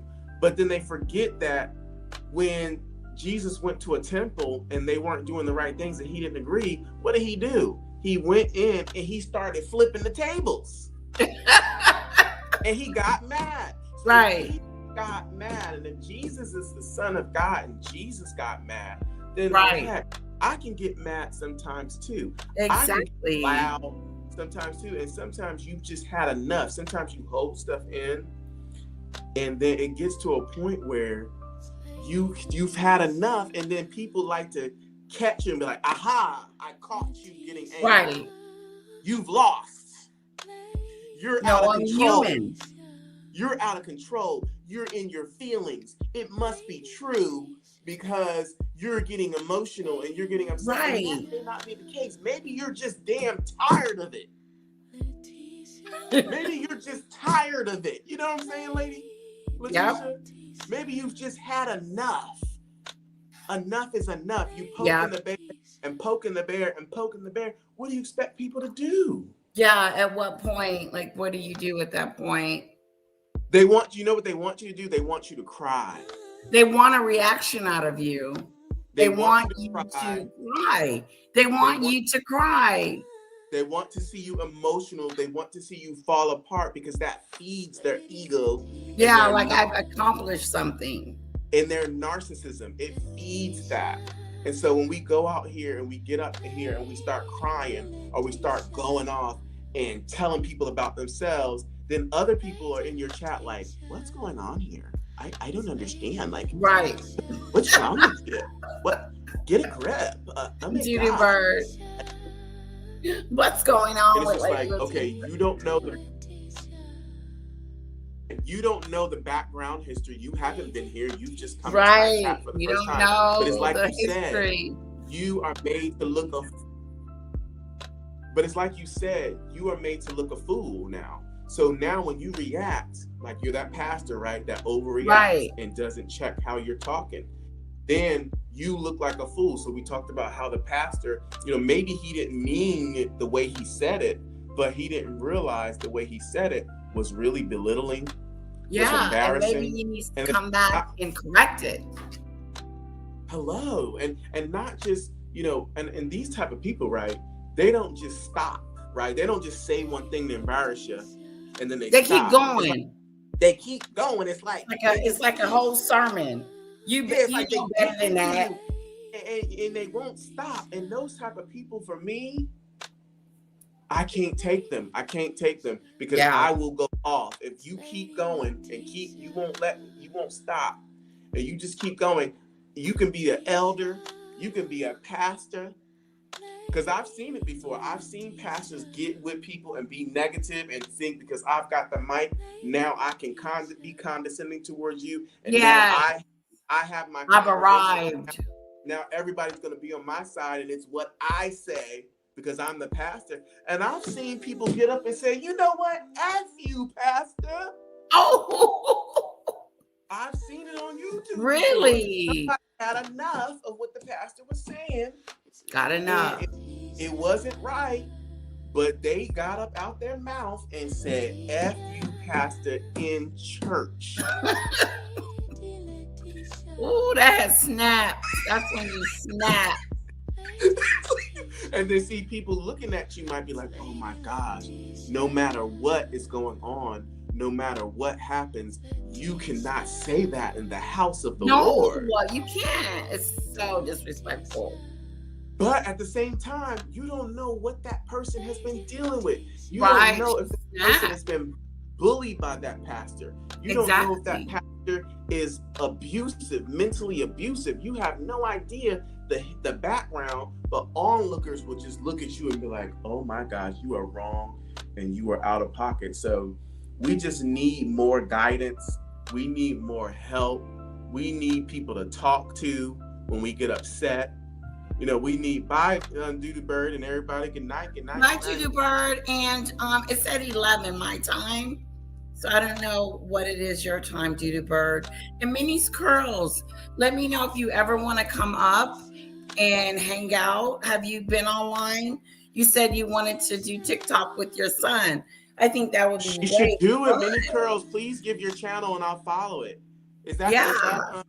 is that her? What's your handle, Minnie's Curls? Because I'll follow you on TikTok. I don't I'll put it in right now. have Minnie's Curls, but yes, you, sweetheart.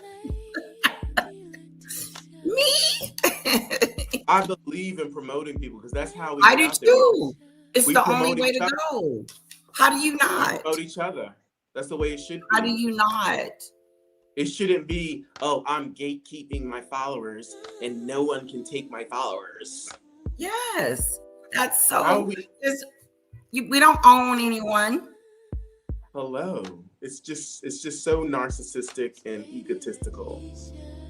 Oh, she doesn't have a TikTok for herself. Not yet. I Minnie- think it's her son's. I think she said her and her son is gonna start doing TikTok videos. Only for my Only for pup. my Okay, pup. what's the one for your pup? What's the one for the pup?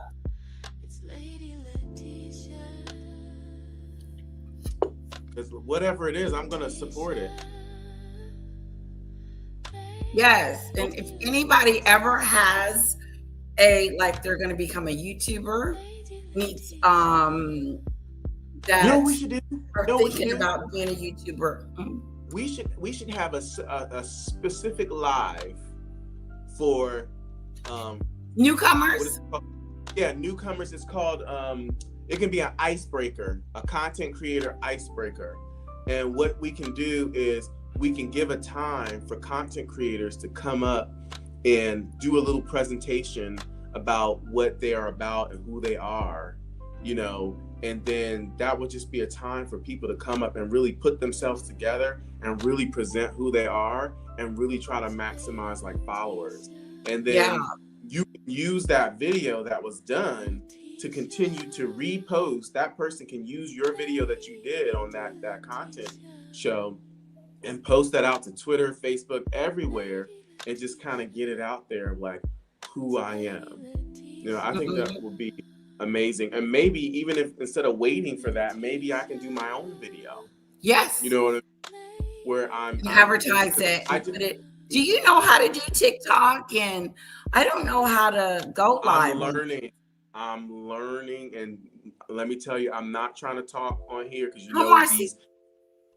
these oh, okay, I'm gonna put it Minnie the Oodle. Minnie Oodle. Put it down right. Minnie the Oodle. Minnie. That's so cute. Minnie the Oodle. Oh no, I'm not seeing it. Hold on one second. It's 2 O's. Minnie the Oodle. Ooh, it's 3:44. Lizzie. Okay, I'm following you now, Minnie Curls. Now I understand why it's Minnie's Curls. Because her oodle has curls. Her dog has curls, and it's all about her oodles. So And I'm this gonna is follow you. Instagram, I'm right? gonna put down TikTok. TikTok, sorry. We don't ever Get go on on there, Lady TikTok Letitia, over and here.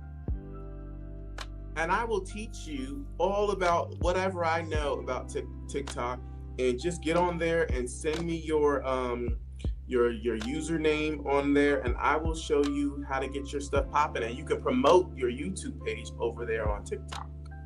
Okay. I'm gonna start doing like shorts. How do I get it off? It's not moving. It's Short not videos. Yes, moving. This is the Shorts. port. I don't shorts know is how good to as do well. them. But there's I a was- there's a whole thing about posting videos. They say that you should go to your drafts, and whatever's in your draft, whatever video you don't think is good, is something that you should post.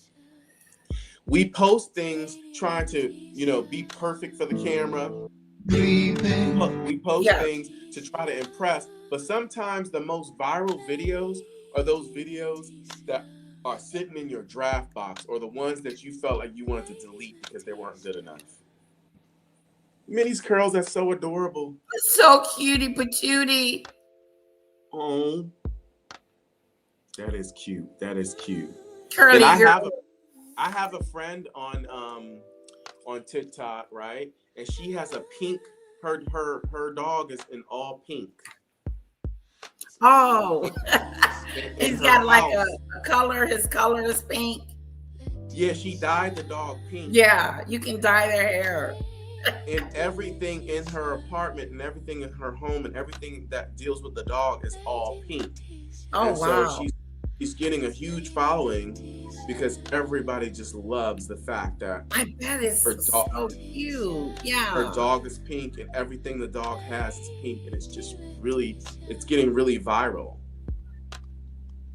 So yeah, I would love to support Minnie's Curls, and I'm definitely following you now, and I'll definitely keep following you. Oh, that is too funny.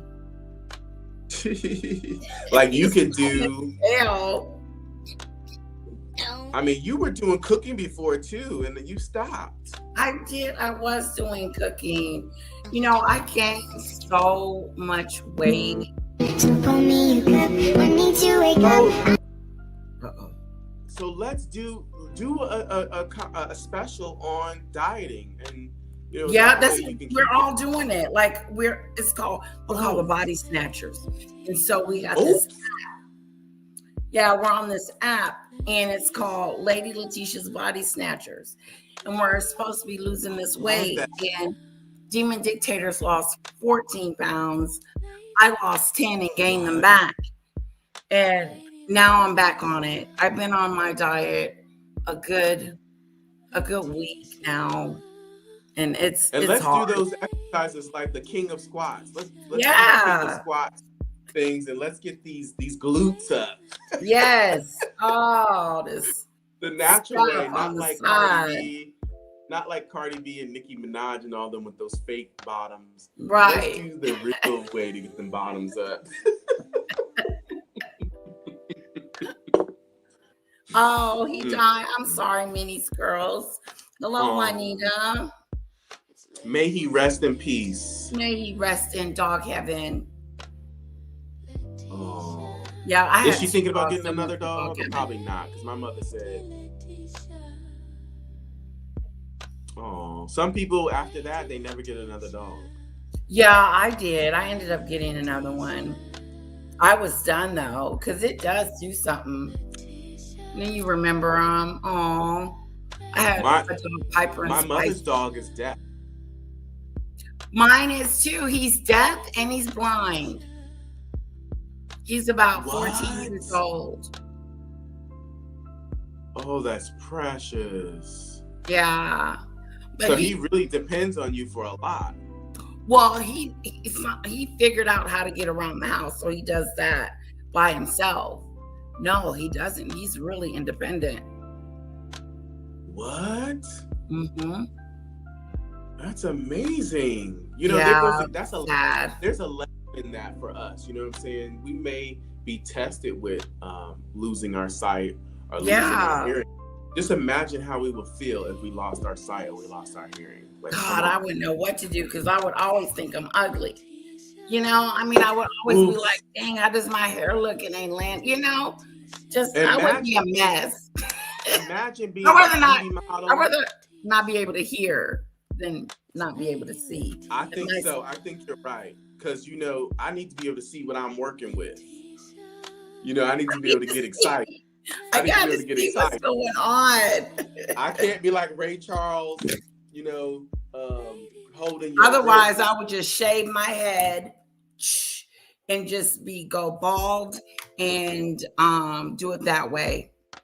Exactly, and not even worry about people. It's like, hey, if I Right. can't enjoy me, if I can't enjoy the way I look, you ain't enjoying it either. Yeah, Rocky, little Rockadoo. Rocky's the old little dog. We got him from my mother-in-law before she passed away, and then we took him in, took little Rockadoo little. But yeah, that was her dog. I want an animal, but I feel like I'm not stable in my life right now. Like, I don't feel like I have said, okay, I'm going to be in the U.S. and this is where I'm going to live. You know what I'm saying? Or Have a pet.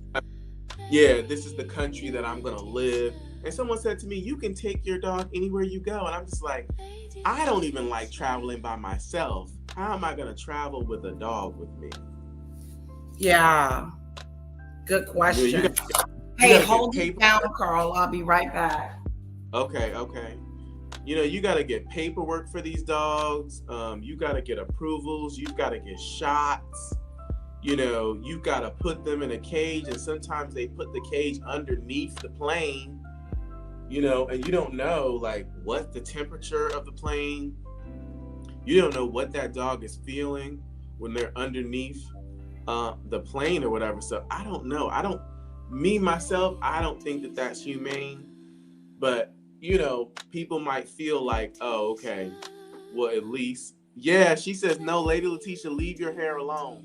Don't shave. Hey, my mother has beautiful hair, Miss Lizzie. She's always had beautiful hair. And I used to always tell her, Mom, every time you cut your hair, you come home and you cry. My mother would literally be so excited to get her little doobie, get her little short do. And she would love it in the mirror, you know, at the bar, at the salon. And the minute she came home, she would always start crying because she missed her hair. And I would be like, Mom, you can, you know, stop cutting your hair, because every time you cut your hair, you come home and you're upset about it. So stop cutting it. And you can't do hair. My mother's not good at doing hair. She's not one of those women, those black women that can take a curling iron and bop it up and get that joint right. She's just not like that. Get a small dog that can travel with you on the flight. Yeah, they can. Okay, you can put them in a cage or put them in your lap. She's saying get a small dog and you can travel with them. You know what? Like one of those toy They dogs. have to pee a lot. Oops. I think, yeah, when especially when they're babies, they just have to go a lot. I would get a toy dog though. Yeah, Or I like toy- those little ones. Or the toy kittens, the toy cats that have They have short toy legs. cats too. Yeah, they have ones with short legs. And so Do they- they're funny. Oh, They're like Oh. Dash.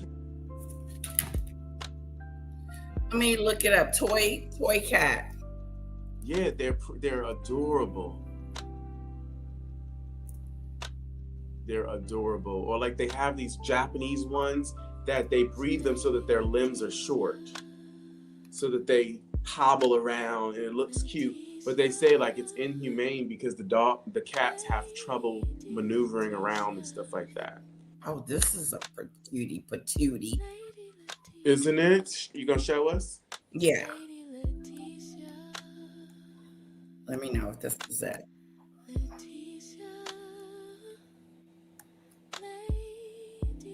He does. This does have short legs. Oh, I want one. So cute. I want one. And see, if I had one of those, I would never want to put it in a boarding home or whatever, just so that I can take a Right. trip. If I would be on the trip, I would feel so guilty, and I don't want to feel guilty.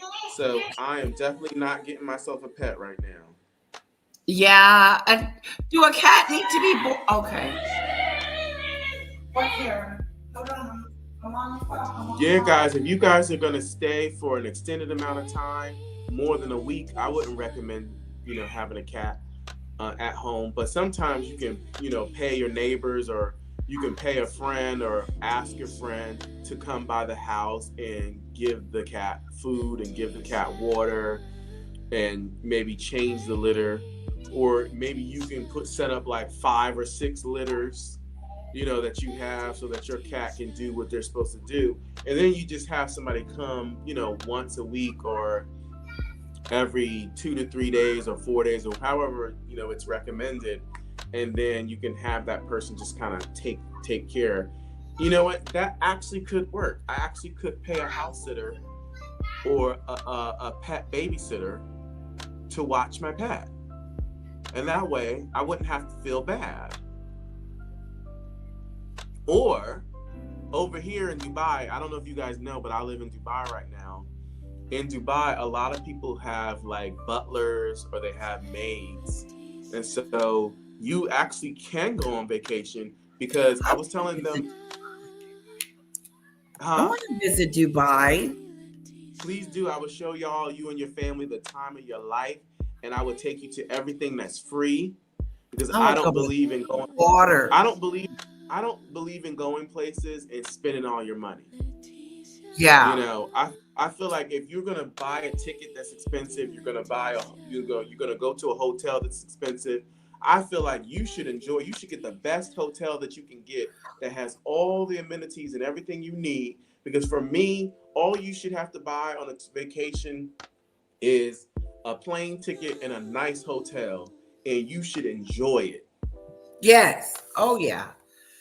And I say, don't spend all that money on food. I mean, if you got it like that, go ahead and spend money on food. But I say get a place that you can cook because you may not like the food wherever you go. Right. Get a place. So get like a kitchen. Yes, get an Airbnb that has a kitchen and get an apartment or whatever, and buy your little things that you're used to because they have a lot of grocery stores around here that that cater to expats. So they'll have all the things you want. Like you can even get Betty Crockett over here. I've started making cakes. If you look on my YouTube page, you'll see that I celebrated my birthday and I made myself a red velvet cake and it was slamming. Okay. But now my new diet is I'm not supposed to have sugar and stuff like that. Oh yeah, no sugar. Sugar's no sugar. And they say that unnatural sugar is actually a cause for different things that make us lose our hair and make us, unalive. You know what I'm saying? Oh wow.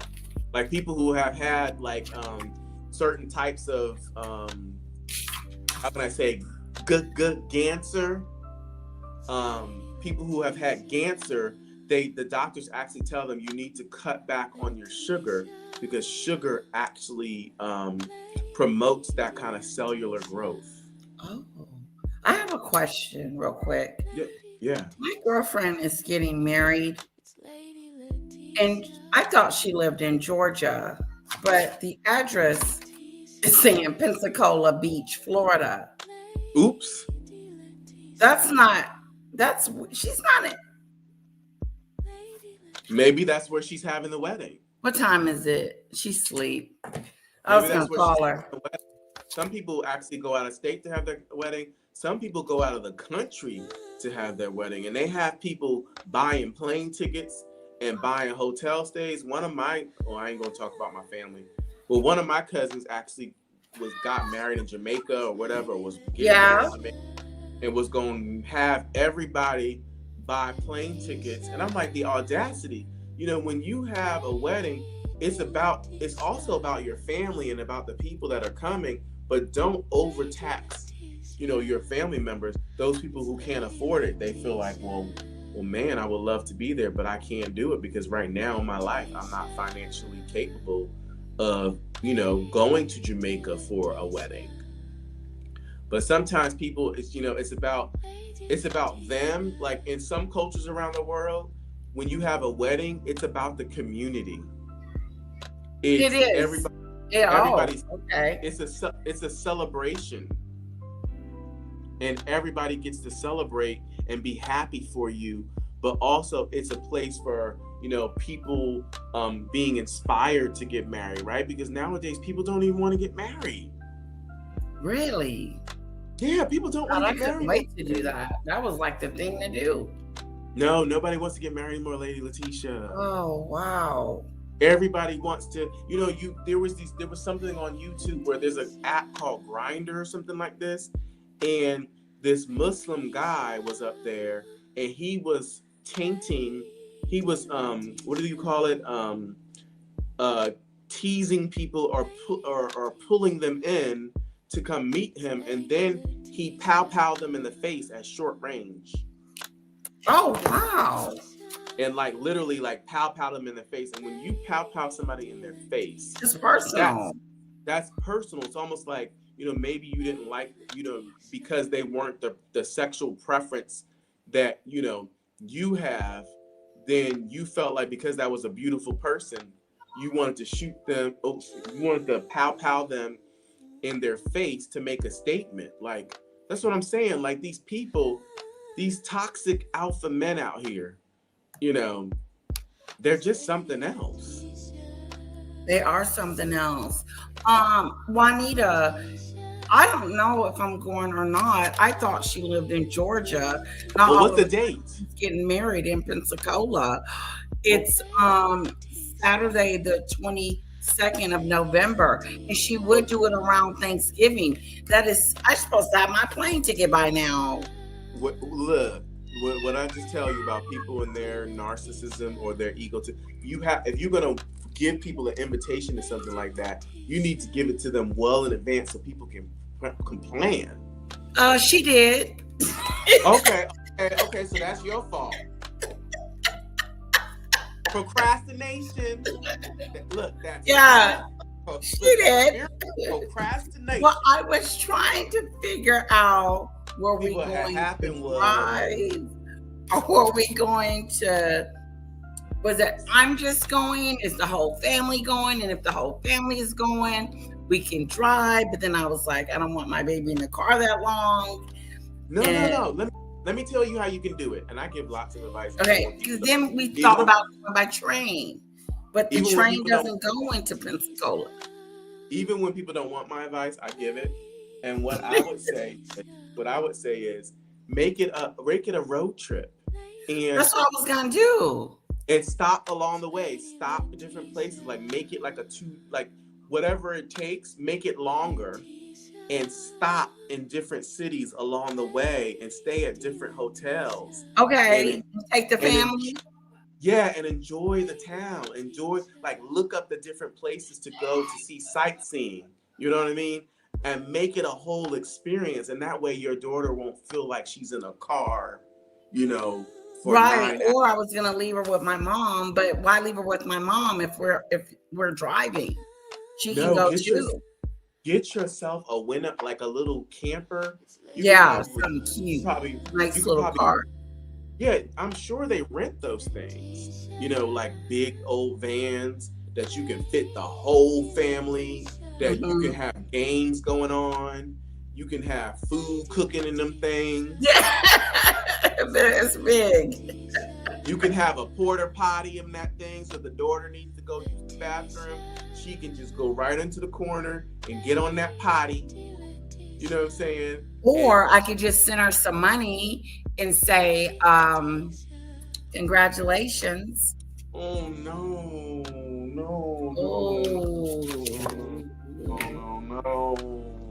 Oh man. No. If anything, you have to go.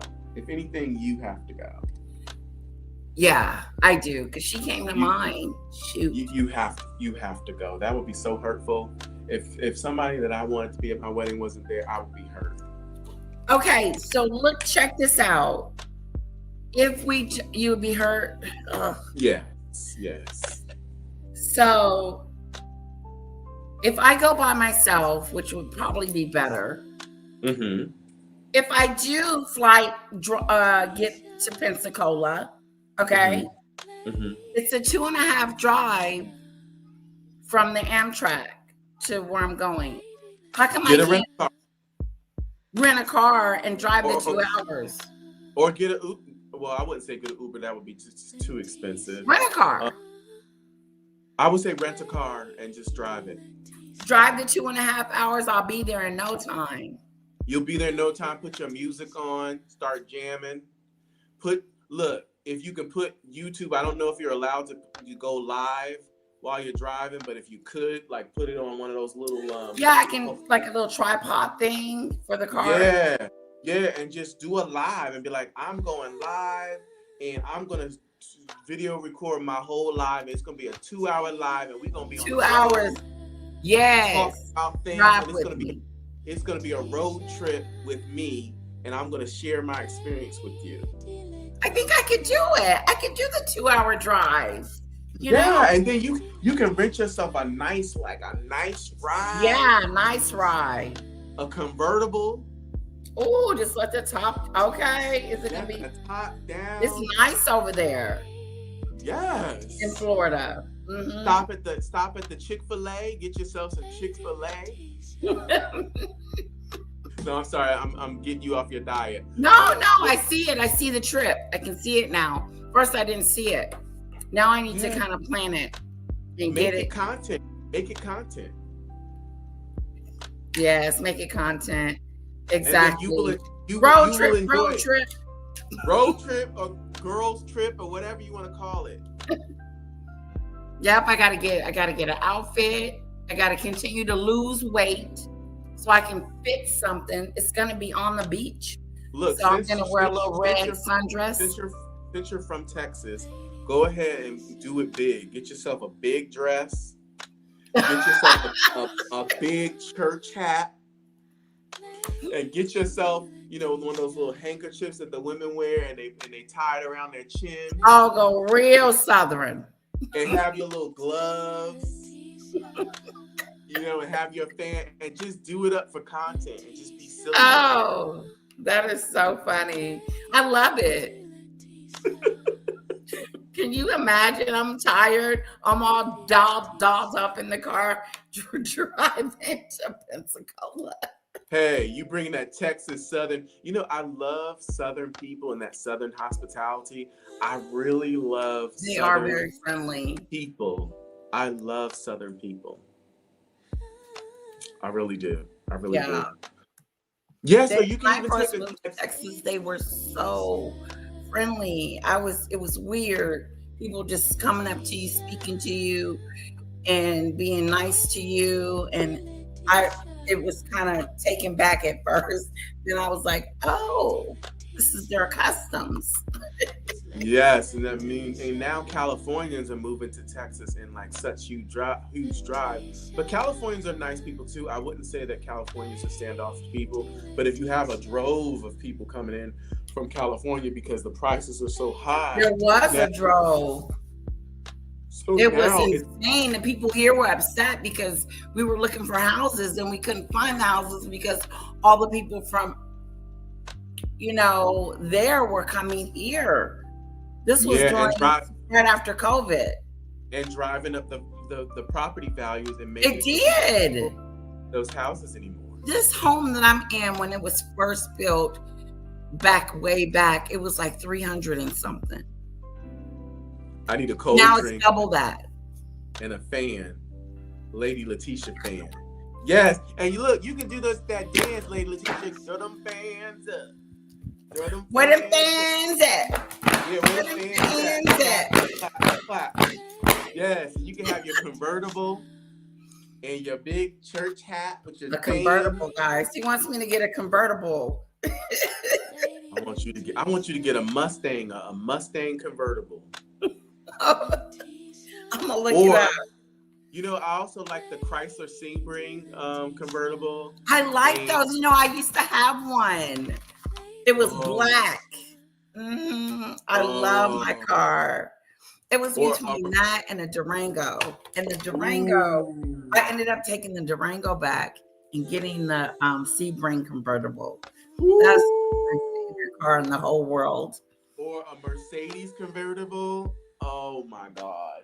Oh yeah, those are beautiful.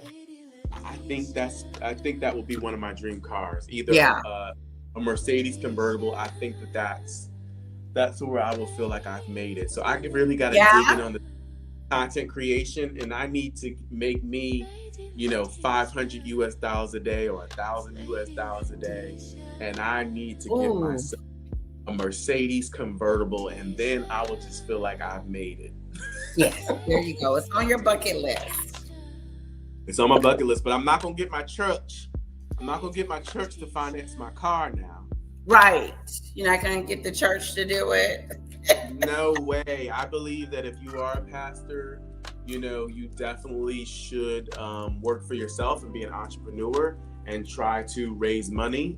I'm not saying you have to have a traditional job, but you definitely need to be doing other things. You gotta have something. You gotta have something. I don't think that the money should be going towards your salary. I think the money should be going towards the community. Yes, because they need it the most. And I do agree that pastors put in especially what is happening. Yeah. But I think pastors put in so much time, like you won't believe how much a pastor will put in time towards people, where they have to talk with people on the phone at all hours of the night. or they have to show up for people or visit people when they're sick. So I'm not trying to take away the work that a religious leader has to do. And some people may feel like, hey, I have a right to be paid for this because how am I going to survive? Right.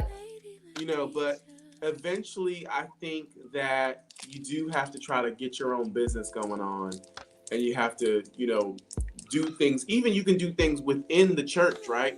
To also raise money in other ways for your congregation. It's not about your congregation, doing those tithes. Now that's why this whole viral thing is going on, right? With Marvin Winans and other people.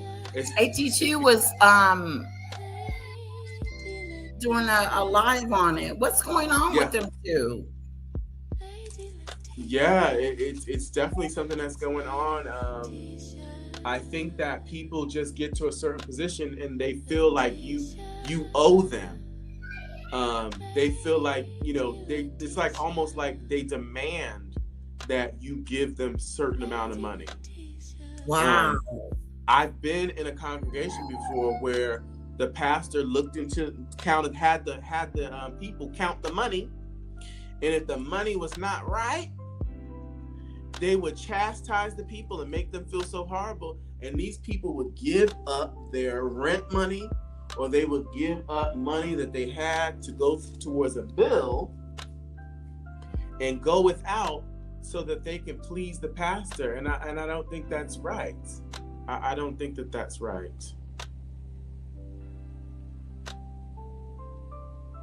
Ooh, my stuff is freezing up. Forgive me, my video's freezing up. Your sound is off.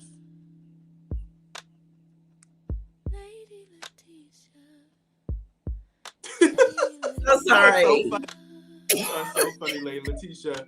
You are like the don't get offended. No. You are like the ditzy content creator. And you know what you should do? They call me the black blonde. They call me the black blonde. You need to play. You need to play up on that. You need to really, sometimes to get like to shut people up or to feel good about yourself. Sometimes if people say something about you, sometimes you just gotta do it up and just go overboard with it. Yeah. To say, look, this is what you're saying about me. Before. This is what you're saying about me, and I don't even care. You know what? I'm gonna make fun of myself and show you that I'm not so egotistical. Yeah, I'd like to make fun of myself. And now I'm gonna market that, and what you thought was gonna hurt me, now I'm gonna turn that into something, and that's gonna make me shine. You just created a monster. Yeah, I wish I knew how to play on it, but I'm not very good at it. Uh-oh. You know what you can do? I muted it because of... Oh, okay, I got you. I'm gonna keep talking then. So basically, you can play up on it, like you can act like you don't know what Maggot is talking about. You know what I'm saying? You can just be like, I don't know why. And you can do this whole ditzy act where you just don't understand why she doesn't like you. You don't understand why she's coming for you. You don't understand why she's coming for your child. And just really talk like a Southern belle. And just really... Why he's doing that? Yo, God oh mercy. Who would do that to a child? Who And would? Yes, but would. And just play it up. You know what I'm saying? Those Southern belles that are just in the church, and they're so calm. And you know what? If people expect you to cry and people expect you to get tough, show them that Southern belles can handle the pressure too. Lizzie wants to know your name. His name is Carl. Carl, yes. Carl. He's Carl from Dubai, Lizzie. Yes, black in Dubai. And he's got a lakefront home. It's like water. Yes. I was on the beach, but now I'm in transition. Oh, you are? Yeah, I haven't let people on YouTube know, but on my TikTok knows all about it. I'm trying to find another job because I was working for free for like a month and feel a like half, it. and the job has not paid me. Maggot would try to dox me if I came up on your path. Don't worry about it, Minnie. She wouldn't do that, Minnie. She doesn't mess with non-content creators. That's what she said. Now she lies a lot, so I don't know. But I would not want you to be picked on. As long as we didn't talk about her, Minnie, you will be just fine. She's gonna come for me. She's gonna come for me. Donut. No, she's not. You think? Yeah, because I've been on your show having a little bit of fun this morning. They be talking about you, Carl. You know, there was a time when I was trying to get myself started up, and this YT person was really coming for me hard, and I was like, where is this person coming from? Like, I thought you guys were friends. No, there was a YT person. Oh, YT. Yeah, there was a YT person that was coming for me. It was a female, right? And yeah. I don't even know if it was a female. It could have been a person with just a white, picture on the profile. Just someone in the chat that just started coming after you.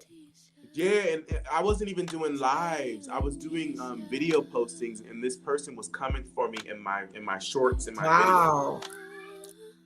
And it's almost like they wanted me to get upset so that I would do what you said, which is embarrass myself.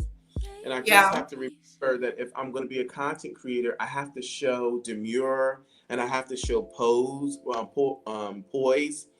and I have to show like the fact that I can control my emotions. Exactly. There are trolls out there, and there's going to be something that they're going to do. Yes, Maggot is a compulsive liar who cares Maggot is laughing stock. Yeah. But sometimes what people say, if they, like you said, if somebody would have come from my child. And trigger you. If somebody would have come from my child, I would be very angry myself. I was very upset. But the thing is, and I would probably have my ex-wife mad at me if my son was doxxed, Right. It would be a whole thing, and I would be blamed for being a content creator. Right, because it is your fault. Not is your fault, but you have to take the responsibility on because you are the one that is the content creator. They still are attacking you. You still have to take on the responsibility. My mother would tell me straight up, I told you not to do that. Because even when I used to post personal stuff on Facebook years ago, she used to tell me, stop posting. That's freaking murderer, serial killer. But what type of person would go after? No, what I'm saying, Debbie, let me explain to Debbie. Thank you so much. I really appreciate your response to what I was saying. But I think that when you are a narcissist, when you are toxic, and people feed that, and people let you get away with stuff. Where's murderer and serial killer coming from? Because I was talking about how somebody went on an app and were trying to draw people in, and then they unalive them. And I'm just saying, it takes a lot of, when you find serial unalivers and people who unalive people, like we were saying before, Lady Letitia, is that it starts off with bullying. It starts off small with bullying behavior. It starts off small with being a narcissist. It starts off small, but when people edge you on, especially your followers, and they condone it and they cheer for you and they want to see the it's not called blood, but what is it called? Can we say blood on this app? They want to see red. Let's say they want to see red. They love it. It's like they're drooling over it. And this is their fun, and this is what makes them laugh. So basically, they're feeding that energy, that bullying energy, that stalking energy, and then it turns into stalking people, right? Yes. And then it turns into doxing. And then it turns into going on your job and saying things to your people at your work and getting you fired. And then it turns into going to your spouse. That's exactly what happened. That's exactly what she did. Or That's exactly what the narcissist making up lies did. to your spouse and getting your spouse who is probably insecure, maybe insecure about you, and takes advantage Very of that much insecurity. Takes advantage of that insecurity, and now you're having marital issues, right? Because this person is now trying to destroy you. That could be an issue if you allow this person to do that and take that much control over you. You can find yourself arguing with your spouse, or being stressed out Or conflict. Yeah. And then your spouse is like, hey, I want you to give this content creation up, or it's a deal breaker. I'm not gonna be with you. I'm gonna leave you. If you can't choose me, right, over your content creation, then I have to step back. So you don't want to have to be put in a position where you have to choose you or choose your family over the thing that you love to do, and you don't want to give somebody that control, like you said. You don't want to give them that control, right? Because I told my husband once, I said, I think I said, I think I want to give it up, and he was like, well, why would you do that? You love it, you enjoy it, and I said, because it's getting too personal. That's a loving spouse. That's a loving spouse that supports you even though when you're going through it, and encourages you because they know that something makes you happy. That's the type of person you need in your corner. You need a strong person in your corner. You need strong friends in your corner if you're going to be a content creator, because these people will try to get at your friends. They did. Do you know I'm interviewing someone tomorrow, and Maggot called her on the phone and told her, she said, do you know Letitia said this, telling her what I said about her. And so she reached out to me and said she didn't want to interview with me. And I was so disappointed and so hurt. Yes, sweetheart. And see, that's what I'm saying. Y'all think that it just goes automatic to unalivement. It doesn't start off with unalivement. If you look at a lot of these serial unalivers and people that do crimes against people, people that stalk people, people that abuse people, the behavior starts off small. And when people encourage you or don't check it, or people don't encourage you to go get help about whatever is going on in your life, then eventually one day you see that person reacting and going out and doing something as horrible as going on a dating app and luring people in, innocent people in, to unalive them. And now everybody blames the victims because they were stupid enough to go on somebody's app and try to find love or try to find intimacy or whatever that is. You're using people's weaknesses to victimize them. And that is toxic masculinity. Right. So maybe you need to look up the word toxic masculinity or whatever, because I feel, and this is my opinion, right? This is nobody else. I'm not saying that this is fact, but it's my opinion that toxic masculine people are bullies. Toxic masculinity people are most likely narcissists. They don't think that they can do anything that's wrong. They will blame you for whatever it is that they've done. Yes, she blames me. She said it's Letitia's fault because your daughter was called a slut. Yes, she said it on our platform. And I lost, you know what? Honestly, up until that moment, I can't say that I respected her, but I didn't dislike her as much as I do now. Like, I don't respect her anymore. I think that she's she's beneath me. But remember what I said. It's like you're a teacher, right? If you're a content creator, you're supposed to be teaching people, right? Or you're supposed to be being a model, a role model, or you're supposed to be giving something positive. Now, if that's your mission, right, to be an evil person, if that is your mission to be toxic, to be nasty, to spread gossip, to ruin people's lives, then put that in your mission and vision. But a lot of people don't want to put those things in their mission and vision. They want to put some wonderful mission and vision about this is what I stand for and this is what I'm about. Right. I'm for victims and I don't believe in victim That's what shaming. Danny said. They're always talking about how they're for the kids, but then That's they for turn the around kids. and talk about the very thing that they say that they're for. So And for you the can't women. have it both ways. Yeah, but you can't, and you need to be held accountable, and your Yes. followers also need to hold you accountable. If they Yes. see you doing something that you say you're against, then they need to be correcting you and pulling you to the mat, because every Exactly. leader needs someone in their following that's going to say, hey, you did this the other day. And This you was wasn't right. wrong. You shouldn't have said that. This was wrong. What was interesting too, because Timmy Tuckett is the one that said that about my daughter. I said, your people need to hold you accountable for the BS that you said about my daughter. And if they don't hold you accountable, they're complicit and they are almost putting their stamp of approval on it. She should have lost everyone. Everything. And that's what I'm talking about babying someone or feeding someone's ego. Right. Oh, it's okay. You're the one. You're the victim. She's the victim. And so all they're going to do is everybody's going to encourage her to keep going and make her feel good and make her see somehow that what she did was correct. It's okay. She compartmentalized it, put it over somewhere, justified it, and made it okay to say.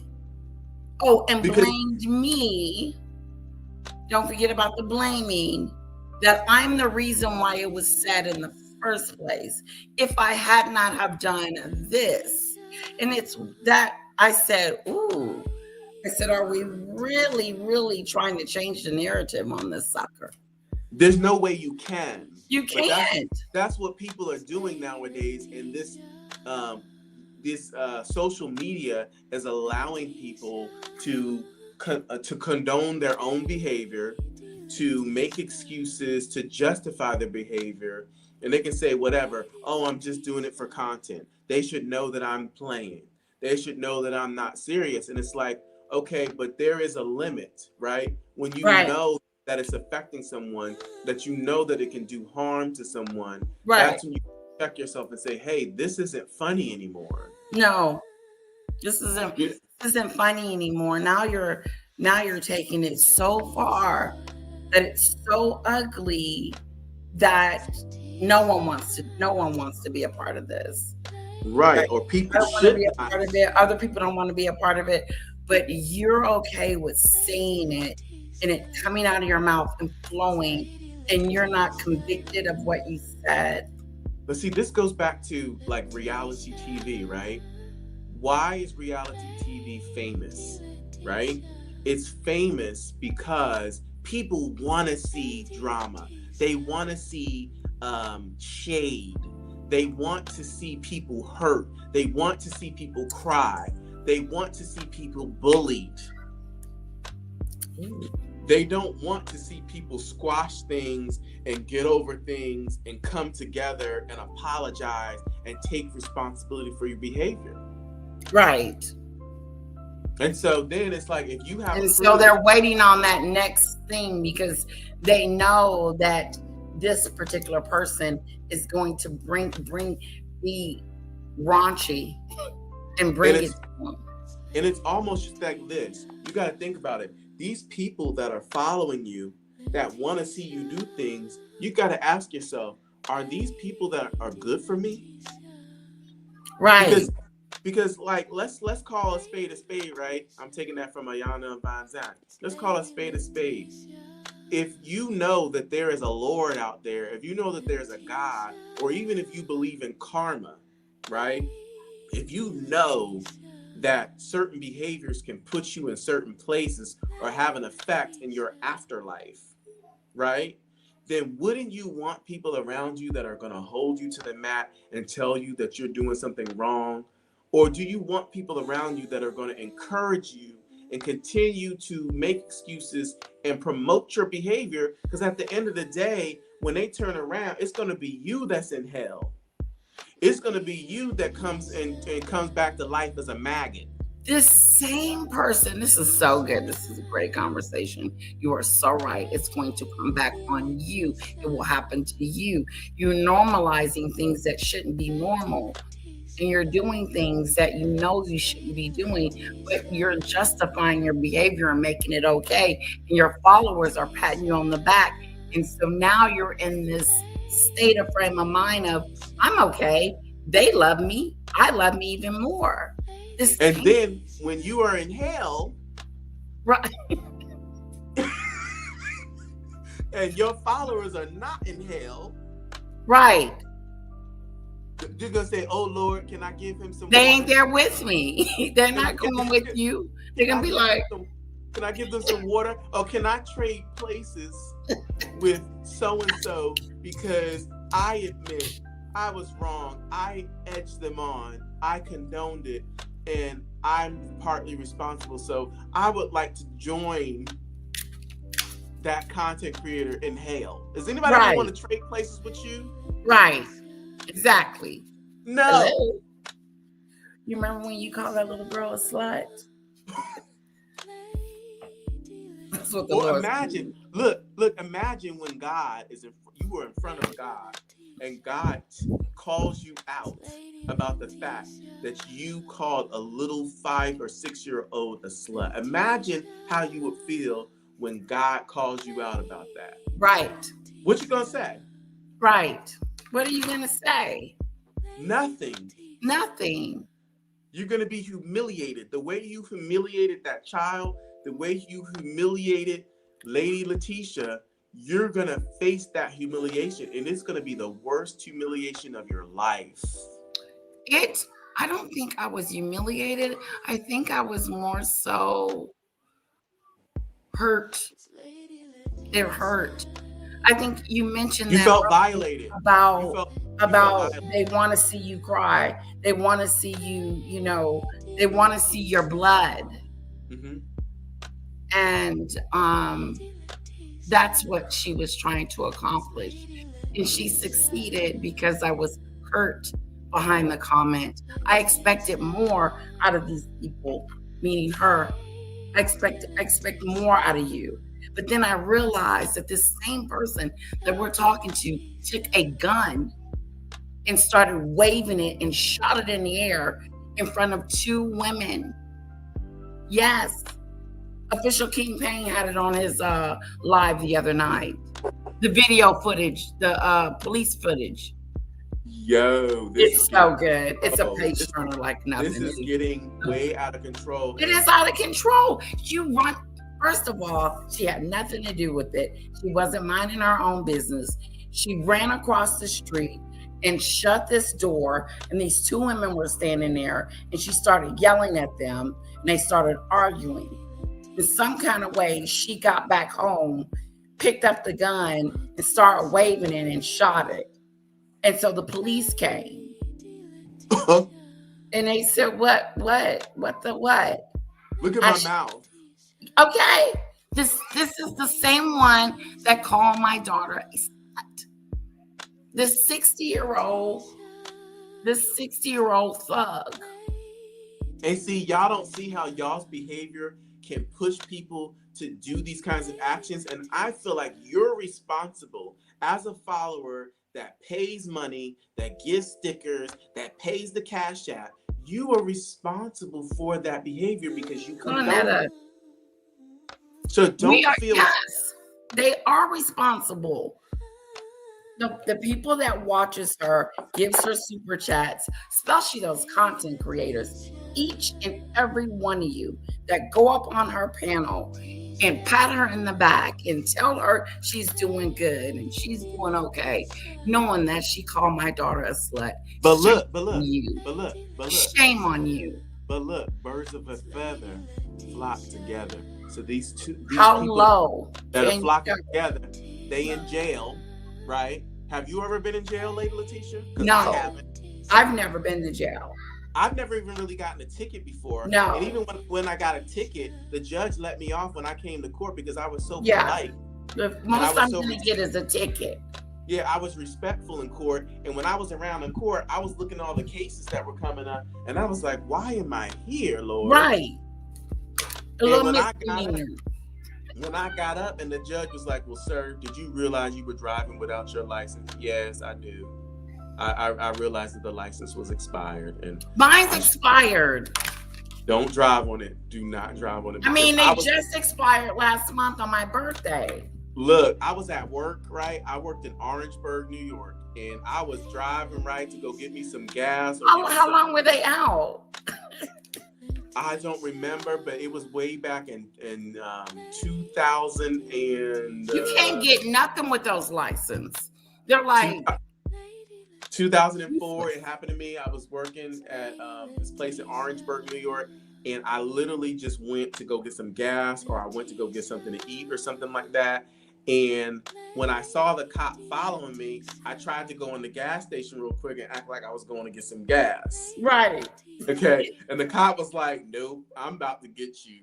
So then I was like, okay, all I need to do is make it back to my job.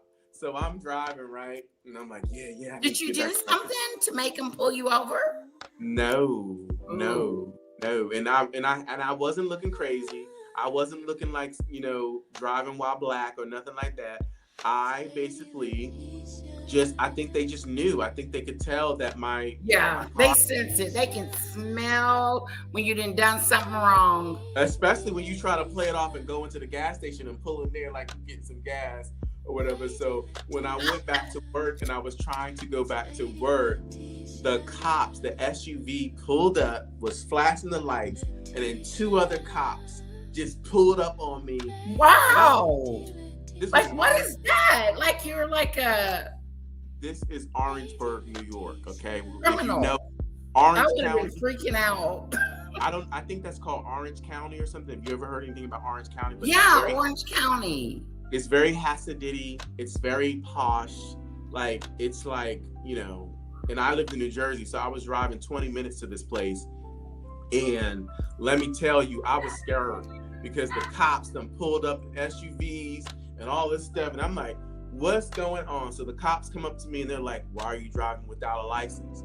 Or why is this expired? I think it might have been the registration was expired or something like that. And I was like, you know what? I knew, and I've been procrastinating, and I know I should do this. And he gave me a ticket. And when I went to the court case, for the ticket, because I had never had a parking ticket, had any tickets before, I had never done that before.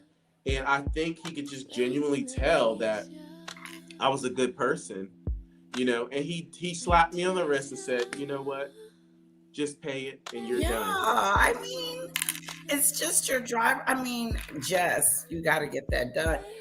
My husband is going to be off work and then we're going to go get it done together. So in the next week or so. Go ahead and do it, because you never know. You might be in a situation where you have to do something urgently. Right. You need it. You have no choice but to drive, because I'm sure the neighborhood you live in, unless you call an Uber, you're not going to be able to get around. No, I wouldn't be able to. No, I got to take my It's not like you can walk to a bus station around your neighborhood. I mean, people. Yeah, no. I've been driving with it expired. Don't do it. Don't do it, because let me tell you, it's like the consequences of not, right? And if a police officer wants to be negative, and look, now that we're talking about it on you driving YouTube, while your license is expired. I mean, they just got expired like a couple of weeks ago. Like, give me a moment. I didn't know too. They don't care. And that's what happens. A lot of times you don't realize it. Oh God, it could lead to fines, increased insurance premiums. Yeah. Honey, maybe we need to take off. Yes. And go get our driver's license. Please do. Because it's like, if we get caught without our license, driving without our expired license, we could get into some serious trouble. Big trouble. And if a cop wants to be nasty, he can take your car. Okay, wait. Okay, it says a license expired over 60 days can result in a misdemeanor. It hasn't been 60 days yet. So get it done. Oh, okay. That's what I'm saying. Since Maybe you're we only can go looking- Thursday. Yes, and you know, a lot of times these DMV appointments, they're like 2 weeks out. Appointment? In New Jersey, you got to make an Really? appointment. In New Jersey, you got to make an appointment online. Now, I know when you get there, sometimes you're sitting there for hours. In Jersey, you got to make an appointment. Wow. Not here. You can just go in, but you can be there all day. That's the problem. Well, it's the same thing to me. So I think the reason why they're doing that is because after the virus came out, people, you know, they had to control how many people were coming in. And I think they really liked this whole organized system of, you know, having appointments. So, but the only thing is your appointment could be a week out. It could be 2 weeks out. And I absolutely can't stand it. I absolutely can't stand it. And Jersey is one of the hardest places. And if you, Jersey has it so that if your license is expired for more than 5 years, because I was here in Dubai for 14 years, and when I went back home, do you know that I had to go ahead and take the Test. I had to take the written test all over again. No freaking do way. That's Yes, right. hunty. I had to take. Why? How about I failed it 5 times? Okay, because I just read it in the chat. It says, don't wait too long. I had to retake the test. I don't want to take the test. Listen, the Jersey test is so hard. When I tell you, it's so hard. Let me tell you, the questions that are on that test are not questions to see if you know how to drive. They are not questions. They are questions to see how intelligent and how smart you are. It's the test is made for people like, look. The test is made so difficult, you literally need to be a high school person that has just studied hard for this test. Why in the hell would you need to take another driver's test again ever? So guess what I had to do? Someone told me that New York is easier to get it done. So I did not listen. I didn't listen, but I wasn't living in New York at that time. So then when Jersey. Well, I was, in Jersey, but I wasn't living in New York. But a friend of mine was like, look, you need to get your stuff done in New York, because I had to stay with this friend in an emergency. And so I went to New York and started living there. And basically, the friend was correct. New York was so much easier. I went in and I passed the test without studying for it. Well, look, there ain't nobody driving in New York. The only people that's driving is... That should be the hardest test. Listen, crazy in New York. Listen, I did not need an appointment. I walked into New York.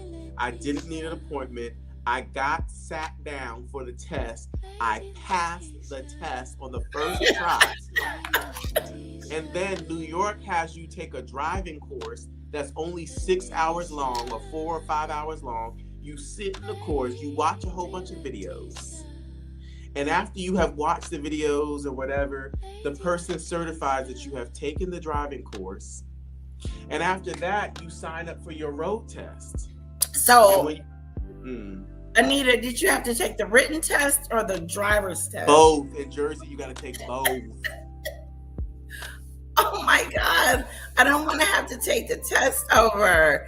That would suck. Oh, and I'm a procrastinator too. We gotta go get this done. Thank you. Letitia, imagine, right? You've been driving since you were 15 and 8 months. Yeah.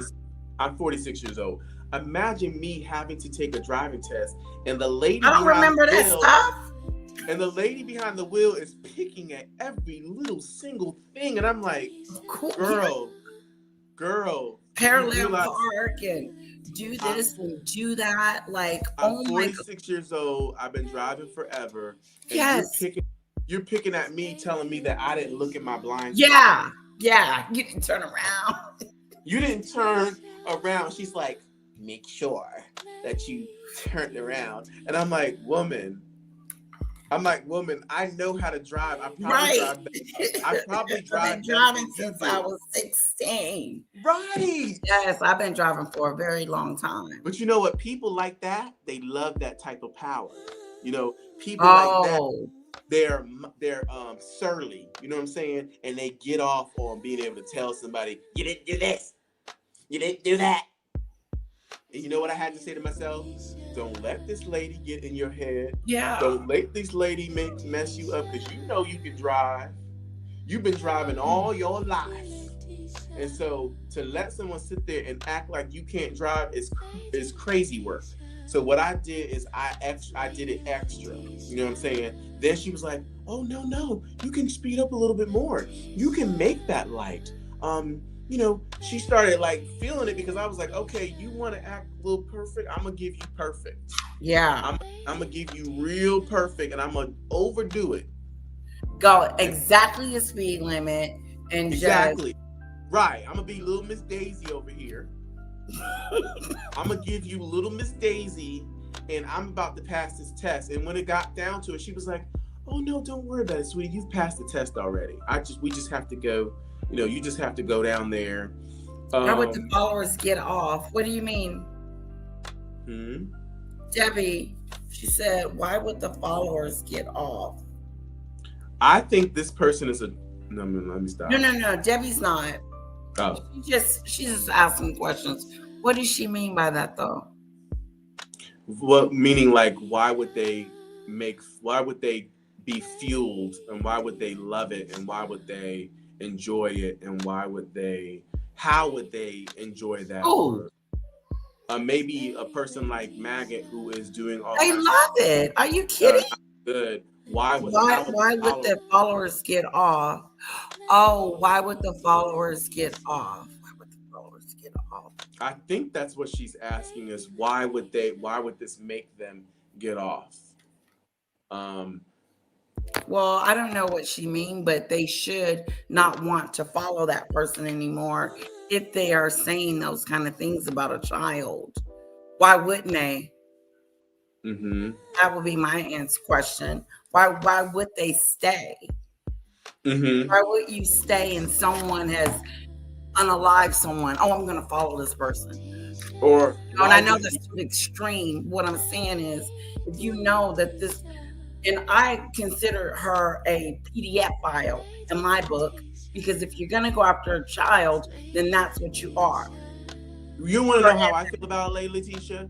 I feel like if you're going to spend money on stickers, and if you're going to be vocal in someone's chat about negativity and laughing and joking about people, you also got to be balanced, right? Yeah. When you hear someone saying something that's not wrong, you should be able to put in the chat, oh, Maggot, I don't call them out. You know, but you know why people don't do it? Because the peer pressure is there. We learned about they don't want to lose their friends. They don't want to get kicked out of the chat. So they don't want to go against the grain. If you are the one that says something, stuff, then the moderator is putting you on timeout. Right, because you didn't say something you shouldn't have said. Speaking up and speaking out. And so now it's like, are you an op? Are you a secret op? No, she's not. No. I'm not saying her. Oh, you mean in general? Yeah. In general, then the person thinks that the moderators automatically zone in on you, right? With their fangs, you know, and they're ready to get you. They're ready. They're ready for you. And, you know, you could be a loyal supporter and be like, hey, wait, you know me. You know who I am. I've been following you. I've been supporting you. But I'm just trying to say that I don't agree with that statement that you just made. Oh, I don't care. I don't care what you think. I don't care what's on your mind. F you. Get out of my chat. Right. And so if you do speak up, then you're made to feel bad. You're ridiculed and you're bullied and you're berated and you're dragged. I've noticed that people have spoken up, speaking out against Timmy Tuckett about what happened to my daughter. And I see her giving them pushback and saying, you know, pretty much just justifying their behavior. It's okay. I can do it. But listen, it's almost like a boss. It's almost like a boss, right? And you're in with the boss and the boss loves you, right? I've been in positions where bosses loves me. And they even put me into big positions or big roles to do something because they knew that I had the ability and they admired my leadership skills. But the moment I spoke out and said that something that they were doing was not right, then I became the enemy. The enemy. Then they're trying to find something about you that you do to pick on. Instead of Then- learning from the situation and Yeah. saying, "Oh, I didn't notice that. Thank you." So then And it's called, zone in on your mistakes. So now if you're late for work, make sure you're not late again, because after 2, you're going to get a write-up. You know what I mean? Then it's, whatever it is, a parent comes and has something to say about how their child felt in the class when you told them that this wasn't allowed or this wasn't acceptable, and you made the child feel bad, and now the child doesn't want to come to school anymore, and the child doesn't want to learn. And so now that you have a problem with that teacher, now you're going to double down on it, and you're going to make it more than it is, and you're going to choose to believe that parent over the teacher, because now you don't like that teacher because that teacher spoke up and said something that you're doing that's not true. I mean, that's not correct. it's And not so- correct. And so when you do speak up, right? When you do have a ethic or a moral compass within yourself, and you do speak up to say something right, sometimes you got to be ready. You can lose it all. You can lose your job. You can lose your friends. I mean, look what happened to me. Once I stood up to the content creator that I was moderating for, and Yeah. once I said, hey, that's not right, or I don't think you should treat somebody with a tattoo on their neck that way, and that what the person with the tattoo on their neck has to say, there is some credibility, because I kind of experienced that. The moment I did that, I became the enemy. I became the person who should be attacked, and now it's condoned. Now I'm going to condone this behavior and tell all my followers to go after that. Oh, person that's and so get them. ugly. So you're weaponizing your followers against one person. How is that Yeah. fair for you to That's like the president of a country. Right. You say something to the president that they don't like, and now they're going to weaponize all their followers against that one person. That one person. It's a coward that does that. Cowardly Imagine- people does that. Imagine Why how would you? somebody- It's like a bully, like a big bully. Then I'm going to bully you, and then I'm going to have other people bully you too. How would you feel if a president of a country or a pastor of a church took all of their followers and let them go after you? One itty bitty person Ooh, against a congregation or congregation. against a following group, or whatever you call them, Congregation. a congregation, or a MAGA supporter. Ooh. Imagine this person now, and that's what, remember when the trials were happening, and remember when these cases were happening, and it was this particular president's motto to now go after people's families, Yeah. to attack them, to bring out personal things about them that may or may not have been true, to weaponize their followers or their supporters against you. Against them. And you don't have just a regular following. You Yeah. have an enormous following. Enormous. So when you attack someone, your supporters are going after them, and you encourage the behavior. That's what That's my what's happening. it's people learning from the president. It's people taking notes from the president.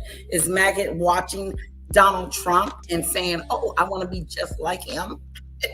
Or like you're saying, maybe not admiring him, but just getting that kind of new Mindset. and getting that influence on society, and now society Yeah. thinks this is okay. This behavior is okay to go after somebody's wife, Yes. or go after somebody on a particular position that you don't like, and get Dox them and them fired. just do nefarious things to someone. It's really pathetic. And so now you're living a life, right, that you can lose everything. You can lose your job that you've been on for 20 Yes. to You can 20 to lose your 30 job because you got some idiot calling it talking about fire her, or whatever the case may be. But the point is that you're calling her job. So now, do you really have freedom then? Now, No, you don't. if you're not able to speak out against injustice, or speak out and say that, hey, I don't like that, right? Now, do you really have freedom to say how you really feel about something? No, we don't have any freedom to express ourselves and to stand up for something that is right. So I just really feel like, as a person from the outside looking in, I'm an American, right? My ancestors were brought to America from Africa over 400 years ago.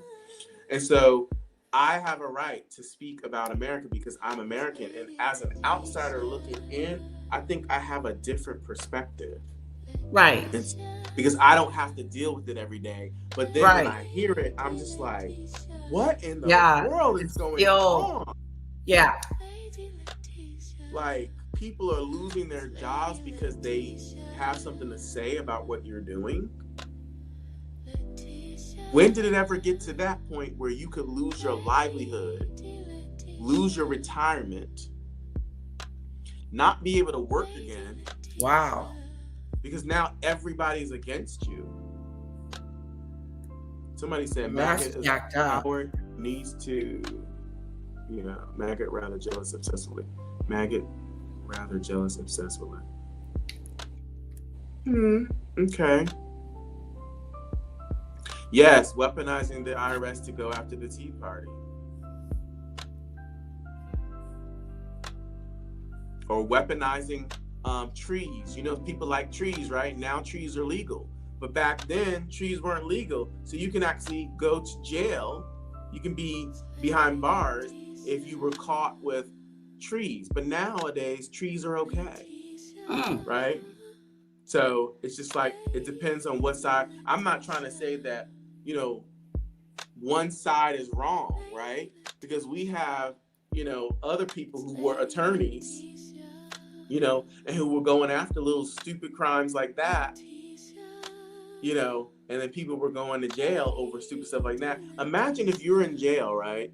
Or you went to jail, you lost everything, or you lost your livelihood. I do imagine that. I do try to imagine, what if it was me? Right, and then in that jail cell in that room, and my freedom was gone. What would you do? Would you sleep all day? No, I think I would sleep all day. And then years later, 10, 20 years later, it's legalized. That's what would piss me off right there. And people are still in jail for it. And you can go down the street and pick it up and buy it.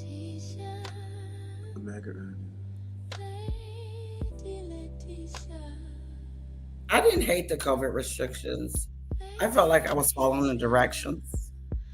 Some people they feel like that's control. Yeah, but I felt like it was safe. I was in a country that actually did control it. And I'm going to tell you, they were able to open up faster than other countries. They were able to resume business faster because they took such an aggressive approach on it.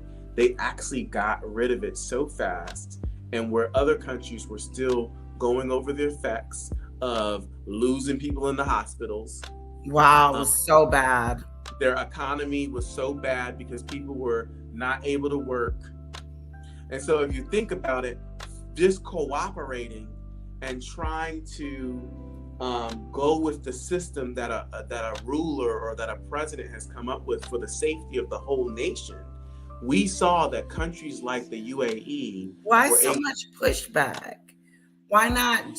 Because Americans, we feel like we have the right to do whatever we want to do. Well, if a company is shut down because of a literally, check this out. We're talking about quarantine, pretty much. Trying to quarantine this sucker and get a hold on it. So what are the procedures to do that? And what they did, in my opinion, I thought they did everything right, honestly, or as much as they could with what they had. But some people didn't want to be forced. Now, some people didn't want to. Right, when you gotta go to the store, ain't nobody at the store because the store closed. to take things that they didn't want to take. So some people felt like they were forced to take things. So over here we have, I Forced feel to like take what? this. You weren't forced to. Over here we were. Not over here. Over here it wasn't forced, but they made it so difficult for you to work without it that you just said, heck, I'm going to go ahead and do it because I can't be doing all this. Yeah. You had to get an appointment. You had to pay Well, for if it was me and I had a company and you didn't want to take the shot, then I would ask you to stay at home. or offer to pay for it, right? If It was free. If no, over here it wasn't. Oh, it was so free. It was free. Everybody was free. They Mm-mm. charged Over you here- guys for it. Over here, you had to pay. You for had your to pay for it. You had to pay for your COVID test too. They were giving them things out. I got You had- some in there now. No, Anymore. over here you had to pay for the test. You had to schedule an appointment, right? You had to go between certain hours, and if you didn't make it, you could not go to work. Yeah, some people lost their jobs because what happened? Like it was shut down for a week, and it felt like these small businesses couldn't take it. What I'm saying is, you're right. I think the U.S. did a good thing by offering that for free, because if you're going to demand that people take something that they don't want to take in the first place, and then you're going to make them pay for it, Yeah, it should be free. or you're going to make them sign up for, like, you know, and if they don't take it, then you're going to make them take a COVID test every week, and the COVID test costs money too. That is so wrong that they charged you. And so every single week for 2 years, if you decided not to take the shot, you had to take a test every week, set an appointment, go to a hospital, have them stick something all the way up your nose, and wait for the results, and provide that to your job every single week. So I somebody can like see me, that because of the severity of the disease. but make it free. Make it free. Make it free. Make a service free. like in Turkey. When I went to Turkey, they had a service, right, where the person would come to your home and would take your passport and would take the test, and then you would get your result by text message. And then you can get on the airplane and fly out that day. But guess what happened? The lady got the birth date wrong on my son's passport, and we were almost not allowed to fly. Oh, And I was begging. I was like, please. I was like, we are not paying for another hotel stay. yeah. We might lose the ticket. Yeah. I can pay for another ticket. And Everything was going down. yeah, you see that my son is here. You see this is his face. This is not my fault that the person who took the test got the date wrong. Right. I was like, what is this? But there are just policies. And when it comes to things like that, they're so on the dotted line. It's Yeah, so everything is, dotted it is. line. Like, Yeah. and it might not even be your fault, and you can be in some serious trouble. Yeah.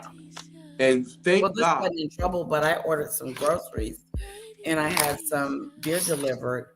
And this is how I found out I didn't have my license. Oh. He ran them and he was like, they expired. I was like, dang.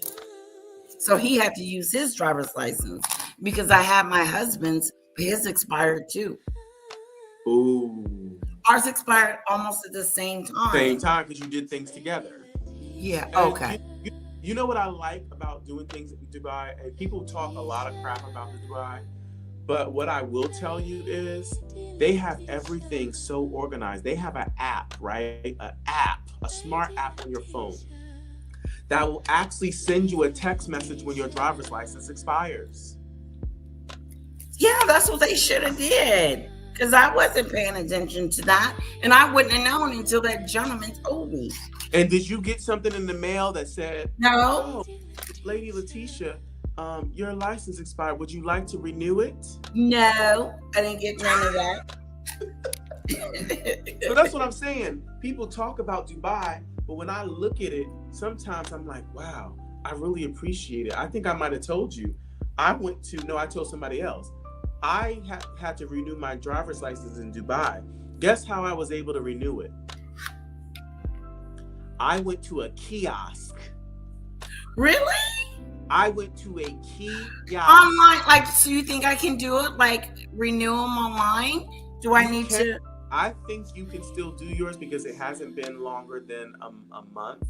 I believe that you should be able to go on. So go online and try to do the renewal online. Okay. And see if they'll accept it. If they don't, and it says you must come make an appointment or you must go see a DMV, then do that. But absolutely, try to do it online. Okay. And see if it works. And if it works, then you're good. Okay. And also, what I feel is if you do go online and you make an appointment, at least if you're driving around and the police stops you, you can say, look, I am aware that I do need to get this driver's license renewed, but look at this appointment slip that I have full intentions on this date. We don't have an appointment. Are you sure? You have to just show up. Okay, well, I would go. Well, I'm gonna check because they have a thing that you can sign in online, and when you get there, you're already in line. Yeah, so that's what it is. That's like an appointment system. So okay, I'm gonna go on there tonight. Go on tonight, pick your location, pick a location that doesn't have a lot of people normally. Right. And let me tell you, government workers are some of the people that are very nitpicky and they like to make you upset. So just when you go in there, just be in this positive mood that nobody's going to be able to get under your skin and make you upset. Because I'm telling you, I went to a U.S. Postal Service and this lady was known for making people angry. Wow. She was known. Everybody in the whole city. They knew her. They knew that and nobody could do nothing to her because she was a government employee, and when you work for the government for a certain amount of time, it's almost impossible to get you fired. Wow. And so this lady knew that she was well within her rights to gaslight people, to get them upset, to make them angry, and she would just look at you like you was a fool. You know, if you went off or got snazzy with her, and then she would call the police or whatever if you didn't leave or whatever. Wow. So when I was there, this lady, I went to the U.S. Postal Service to try to do something. I think it was a name change thing that I was doing, and I was changing my name back to my birth name. Oh, you know what I can do? Because my name is, I need to change it to my married name. Yo, so change that. Yes. You know, they're going to make you show the documentation. Really? Make sure you have a stamp, a sealed paper with a seal on it with a stamp. Because if you get there, you're going to be upset when they tell you that you need I to come just saw the marriage license the other day, and I put things up and then I can't find them. Yeah, because you organize so well sometimes that you can't find it. So I'm going to have to go through that tomorrow. Yes. I got some shit to do. Look, write yourself a list. Write yourself a list, right? Get yourself a little notebook. Like I have this little pad right here. Yeah, I have a notebook. I have to go back. Let me use my daughter's. Yeah. Forget this. Yes. Forget all this iPhone and technology. I know. Screw that. What happens when you lose your phone? Or what happens when your phone is doesn't have battery or doesn't have a Wi-Fi connection, and then you are trying to find information? Or I have had emails that have so much important information and I could not find the email. Right. And so I'm going back to my little trusty notebook and I write down every single thought, every single idea I have. Oh, really? Even if I learn something from somebody, my friend laughs at me, one of my friends, because I will sit up there and if he's talking to me, he's from Ghana, And when he's talking to me about something that I think is a great idea, I will get my pen and I will start hurrying. Oh, wow. That's awesome. I like that. A lot of people There's lost this their lady jobs. named T on here, and she told me she says, get a notebook. And I did. I always have notebooks, but I don't use them.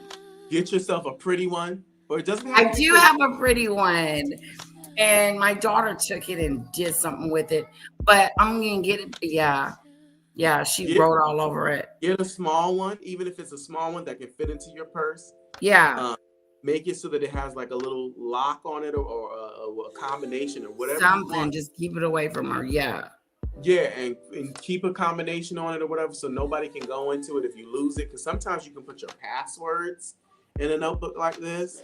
You know, what I try to do is I encrypt my passwords, so only I know what that password is because of my encryption. And just in case someone comes across my notebook, they can't have access to all of my passwords. Yes. So what I was telling my mom, I said, Mom, let's write down your passcodes. Yes, So you can remember them, because you can't remember them by heart. Yeah. So I probably can't renew it online since I want to do my marriage license. You They probably may would. make me come in. You're gonna have to go in, because when you're renewing it online, they're just gonna renew what you have already. Yeah, I need to change it, because when I go to the different places, I don't know what last name to use because my last name is on that. I feel So the I same need way. to just switch.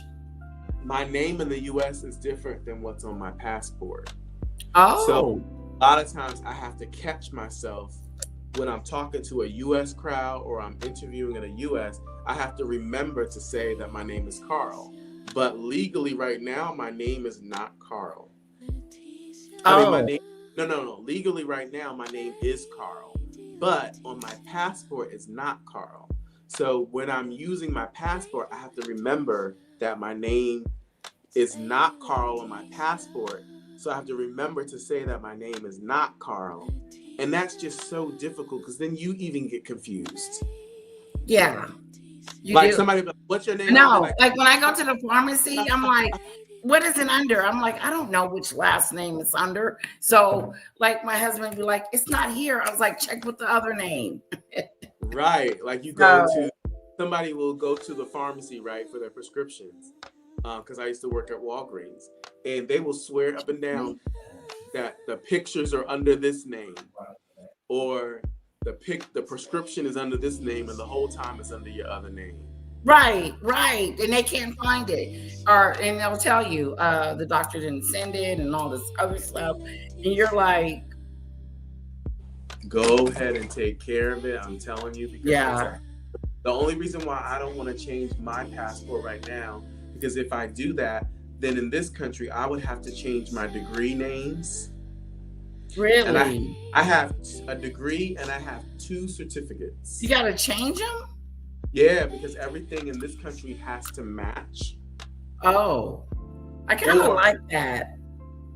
I mean, Yeah. but it makes it more work for you, but I like the match. And you got to pay for all of that. You've got to get everything attested. You got to get everything notarized.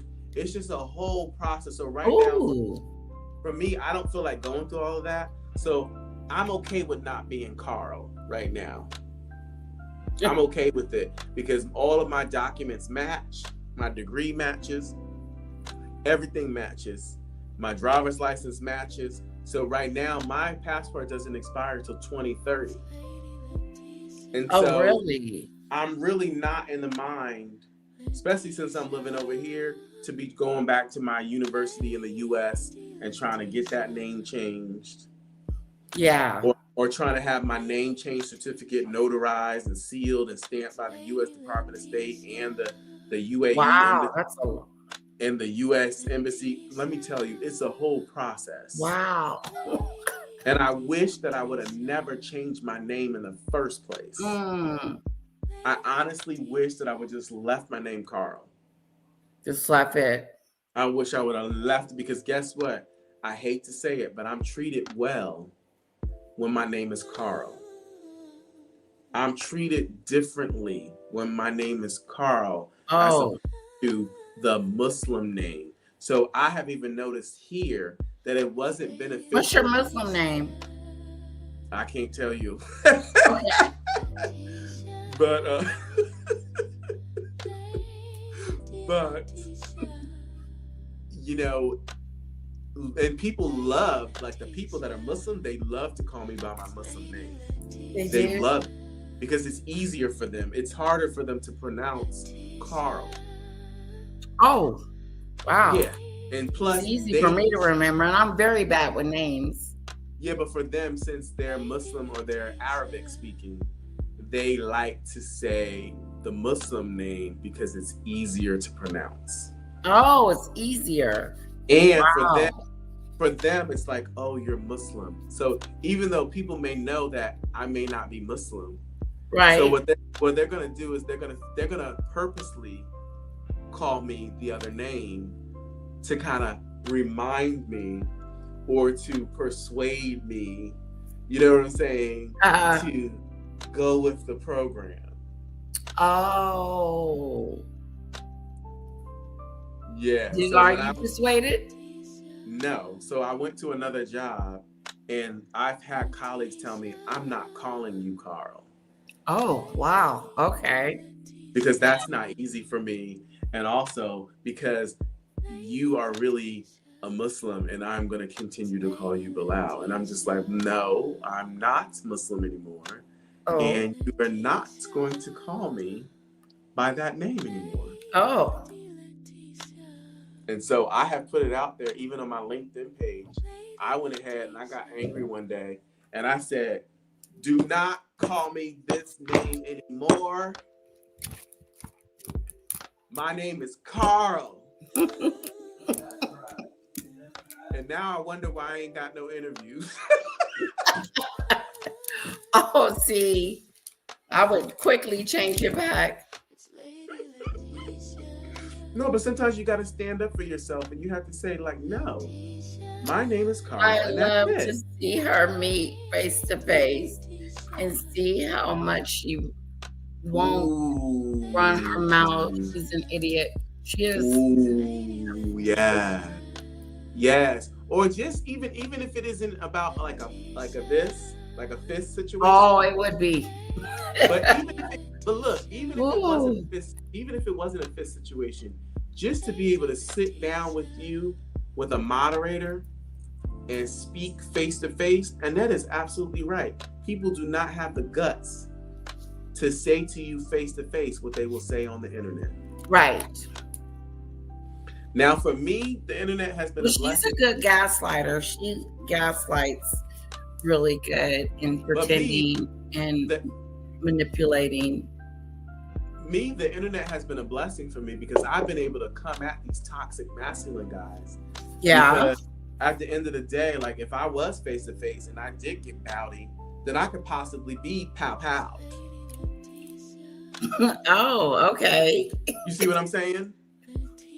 I didn't let somebody bully me at a traffic light, and because I was talking to a lady. Hi, Serene. I was talking to a lady about her dog. She had this big Great Dane in her passenger seat, and I was admiring it. We were both at a red light in South Jersey, and I rolled down my window. I said, "That's a big dog. What type of dog is that? It's beautiful." And she said, "It's a such and such and such and such." It was some kind of big dog, right?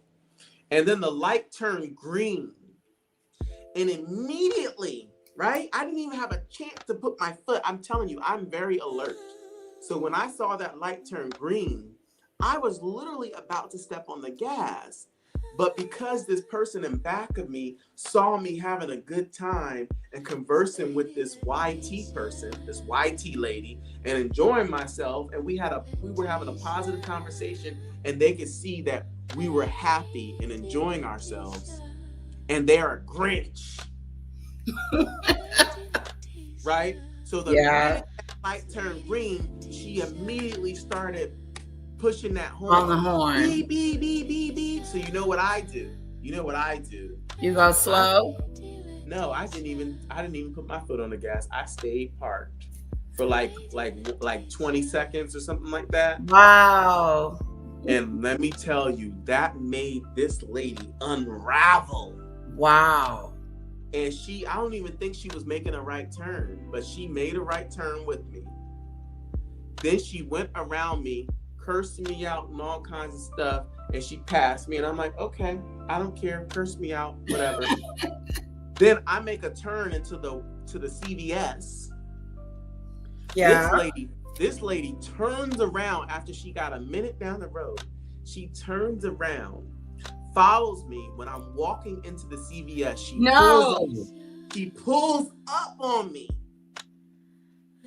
and begins to berate me and tell me that's why ninjas like you get shot. Really?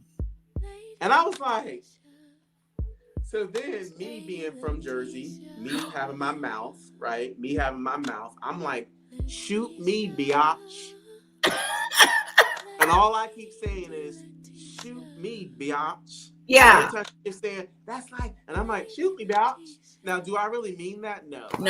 No. I don't want her literally to shoot me. But me being from Jersey is like, you done stalked me down. Yes. You done beat me to death. You done turned around. You followed me into a parking lot. Hello. You're a little bit on the cray-cray side. Cray-cray. And then you literally tell me that's why ninjas like you get shot. And then me being dumb, me being from Dubai, right, and not being in the U.S. too long and knowing what really happens, I'm like, shoot me, biatch. Shoot me, biatch. I mean, people get that unhinged that quick and lose it. Reminds me of Timmy Tuckett coming outside with that. Hello. And then because I'm in my pajamas, right?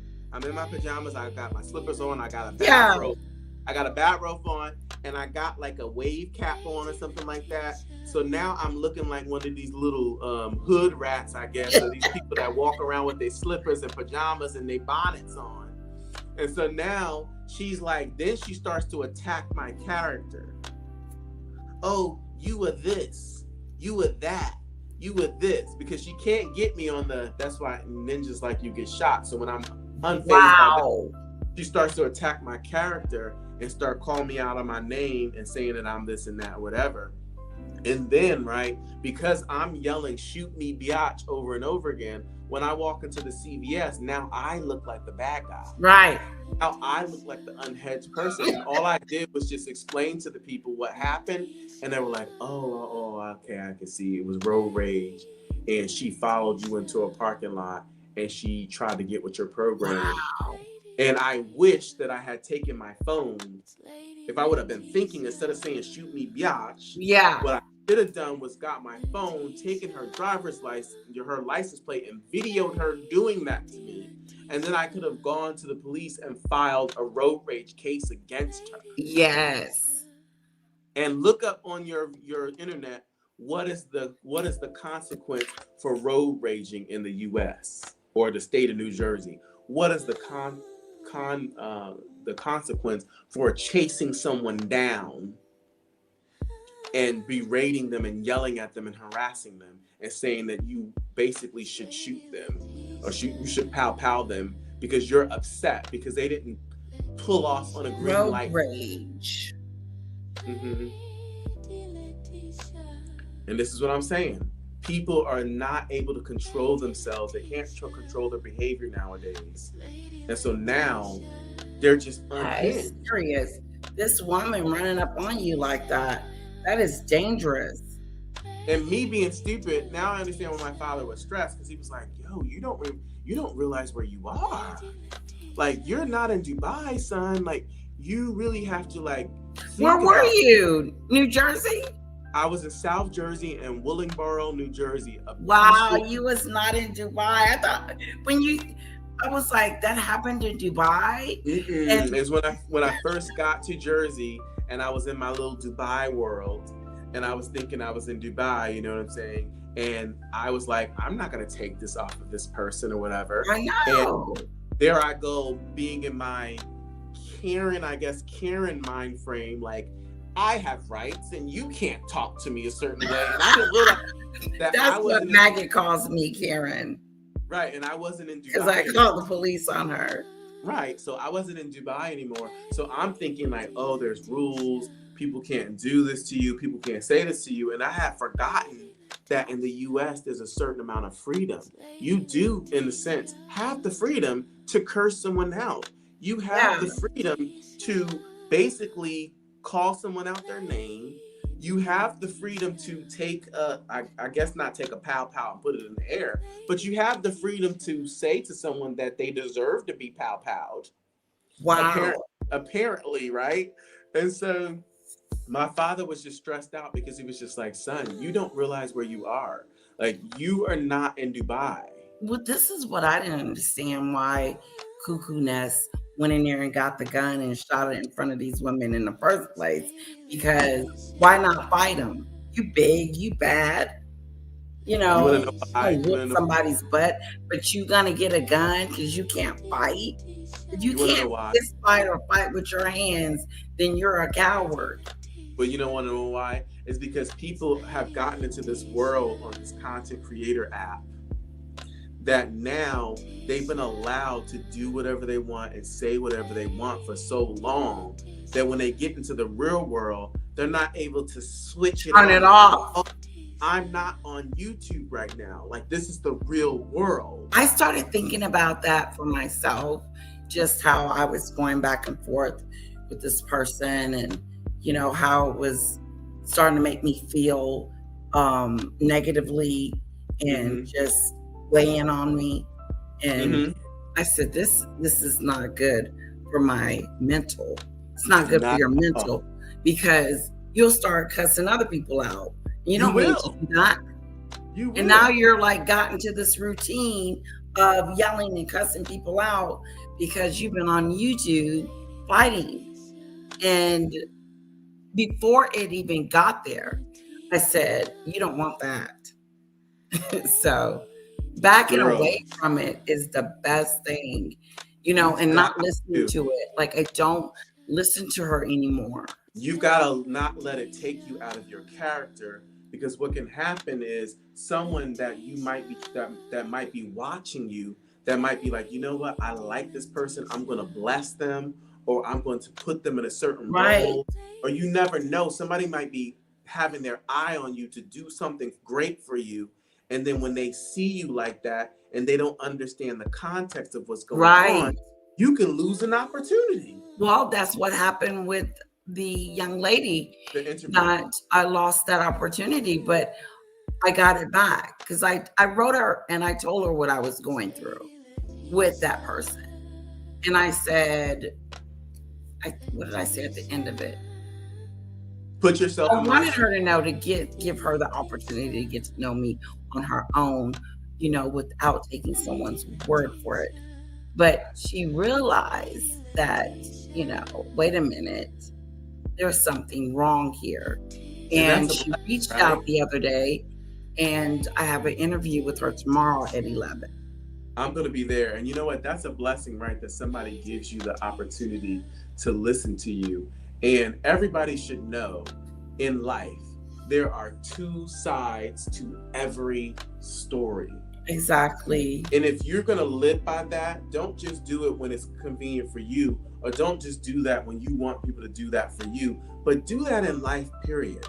You know, take the time to get both sides of a story before you make a judgment or make an opinion about something. Very much so. And I have to do that too. And I realize it's very hard, because you have that one person convincing you that it's going this way. And you're thinking, wow, that sucks. But that happened. You're thinking that friend has your best interest at heart. Exactly. But the minute you don't do what that friend wants you to do. Exactly.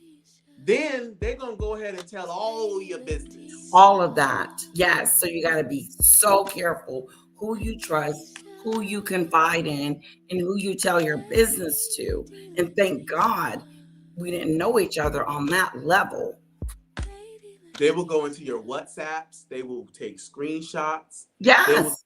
They will take video notes that you posted on your iMessage, and they will record that, and they will cat cut, or whatever you call that, cat cut it, and put some music to it and make that joint salacious content. Right. Of you. And you will be embarrassed. I've been content a lot. And imagine if your pastor or your mother or your child Right.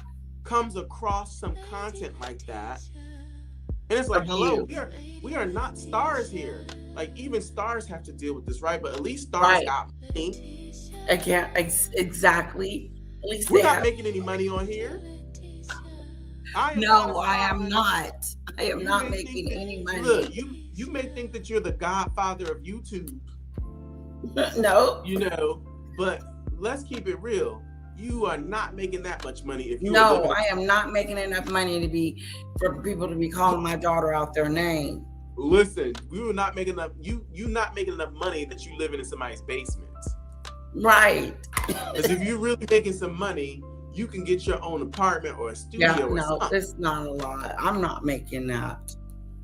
So no matter how big your head gets, and you think that, oh, I'm the godfather and people should have to respect me or whatever the case that is, you got to remember to be fair.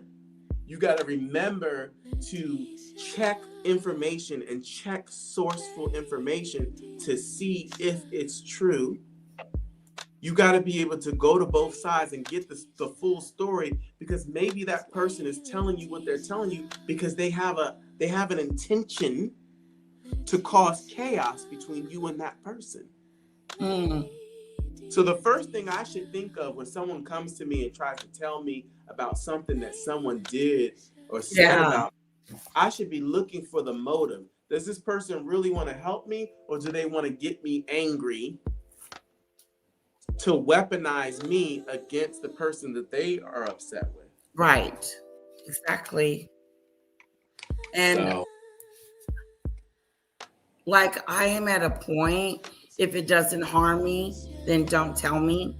Mm-hmm. I'm there now because I had to get there.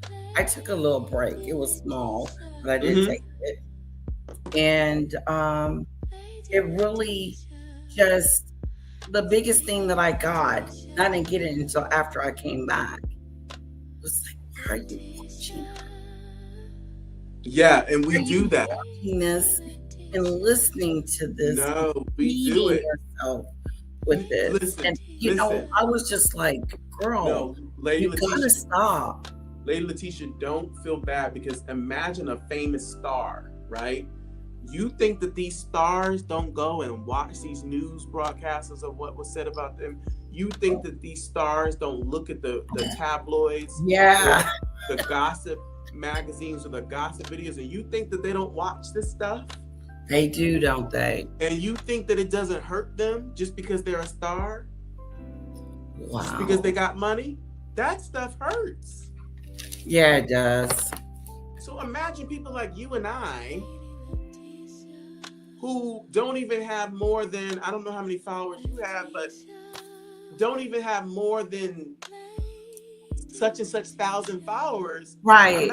Imagine little old me against somebody who has 50,000 subscribers. And let's keep it real, those 50,000 subscribers might not be real. Because if you look at it, you have 50,000. How does that work? Because why would I buy it without a benefit? Like, I want to promote my channel, and so I bought some promotion stuff, but I'm not buying. I don't want to buy it. I don't want to buy the views. I want the real deal. I would say buying likes is worth it, but buying subscribers is not worth it. So let me tell you why. The algorithm knows how many followers you have. And if they see that in your chat, you only have 10 people out of 10,000, then the math is not mathing. Right. And you can't outsmart AI. Right. And so when you have people like Tisa Tells, she has so many people in her chat and alive that she has to slow down the comment screen. Yeah. Because she can't see every comment. That's how many people she has in her chat. Right. And she cannot respond to everyone. So it has to get to a point where, okay, I'm not going to put your comments on the screen unless it's a super chat. Oh. Because at this point, it's causing me so much effort to have to stop my train of thought to read a comment. It gets to a point where if you have that many subscribers, you have to only put up paid sticker comments. Wow. That is interesting. So don't think of it as, oh my gosh, I don't want to charge my fans to put their comments up on the screen, or I don't want to charge my fans to acknowledge their comments. But honestly, you're doing a job. You're Yes. working. You're It's- putting effort into something, so you should be paid. So don't feel bad that, you know, you're only going to read comments from subscribers. I mean, you're only going to read comments from subscribers or people who are are on your membership. Don't feel bad. That's supporting your page. So these people that are supporting your page, they should get acknowledged for their comments. You should highlight their comments because they're a I like member. doing that. They're a paid member, so they have a privilege over someone else. And then if we start blocking out these trolls, Oh yeah, I have a good chat. Like, get them you out. see what I'm saying? If Yes, somebody comes in get your them. chat, I don't like them in my chat. Like, Yeah, I if they're don't like trolling- negative comments or I like that you do that. And I think even one time I might have come in your comments and might have said something a little slick, and you were like, "Now, Priest, not doing that. Don't come for my loyal fans." probably, yeah. Like, I was like, okay, but see, that's respect. You gotta respect that. yeah. You gotta respect that because you're like, hey, this is my environment, and this is what we're doing over here. And I understand that you might be in your feelings or you might want to say something, but look, I value my followers, and I'm not even gonna let anybody come in here and talk about my followers. Right. Right. Exactly. So I had to respect that. I was like, you know what? That's decent. That's decent. And you want to keep your morals, and you want to keep your, you know, whatever you have as your, what do we call those things? House rules. My yes, whatever. We're gonna go over house rules, guys. This is the house rules. We're a family, but we're gonna go over the house rules. Oh, mine's so small. My little, you know, and it just depends. Like when I go live, it just depends on when I go live, how many people I'm gonna have, and it's always different. It's always a different crowd, you know. Mhm. Sometimes you depending catch on- me. Yeah, I do. Because when I tell you, when I used to be on YouTube so much. God, I am. I tell you, I was watching Jaguar Wright obsessively every single day. I was catching every single live. I was staying up at night instead of going to sleep and going to work on time. I would be so much on it. And then when I became a moderator, I was feeling like I had to be there to moderate. So I had to get up at 3 a.m, right? To be on these lives. Wow. And then I'd be taking a shower, right? Like, and I'm like literally trying to moderate while I'm taking a shower. And when when it's getting to a point where you're taking a shower and you've got to put your iPhone in a way, Yeah. it doesn't get wet, you know. Yeah. And you're trying to catch the comments and block this person. It's Wow. a lot of work. Then this He had a lot of trolls, huh? Yeah, and this content creator has a nerve to tell you, you ain't doing all that. Wow, the You rudeness of You it. ain't really doing nothing. This is not Oh a my job. God, the moderators are it. This is a You gotta. look. This is a privilege. I should charge you to be my moderator That is crazy. because you're gonna get spotlight. That off of someone being getting too moderator. big. Is he gonna be able to handle it? Can you handle it if you get there? It already shows that you can't handle it. You can't handle it. You don't deserve it. No. You don't deserve it because first of all, if I'm taking time out of my life to do anything for you for free, For free. It's free. Demon That's- Dictator, she's awesome. She's always, giving me different links and thinking about the channel, and it's pretty cool to have So to tell great somebody mods. that's not a job because it's not being paid. Right. We even know that there are jobs that people do for free. There are jobs that people do to volunteer because they believe in you, or they like your mission, or they like your vision, and they want to see you win. So people do things for you and so I do understand that sometimes when you are a moderator, sometimes you are trying to make that person win, and you are trying to back them up and support them, that sometimes you might even condone what they're doing or not pulling them to the mat. So it got to the point where I was like, you know what? I have to tell this person that it's not cool when they talk about brown-skinned women.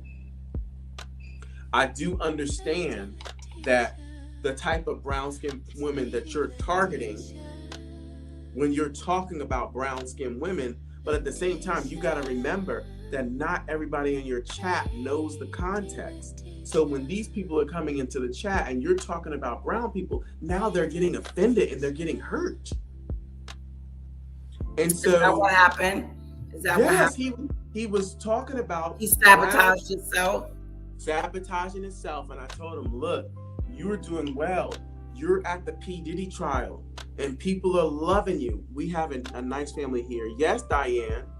And, you know, you are trying to go somewhere. You have talent. I saw talent in this person. I saw it too. Even when he was roasting, I was like, whoa. But the setup, the ability to be able to, what is that called? Roasting someone. But he's very intellectual. Yes. And I said, you know what you need to do? While you're on this Diddy trial, instead of sitting in front of the court all the time and talking, go around the neighborhood and interview people. Okay. Ask people in the crowd. He did do that. He did that, and guess whose idea that was? Oh. Mine.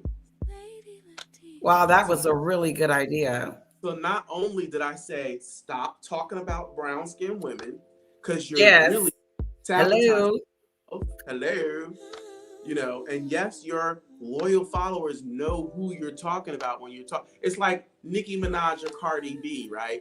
Talking about brown-skinned women or whatever. Yes, we know that you're talking about a specific brown-skinned type of woman, but when you're making a blanket statement like that about people, people are going to get offended and they're going to get upset. Yeah. And so they're talking about us, so we're going to get offended. So I tell people all the time, hey, don't talk about brown-skinned women because you don't know the struggles that brown-skinned women have to put up with on a day-to-day basis.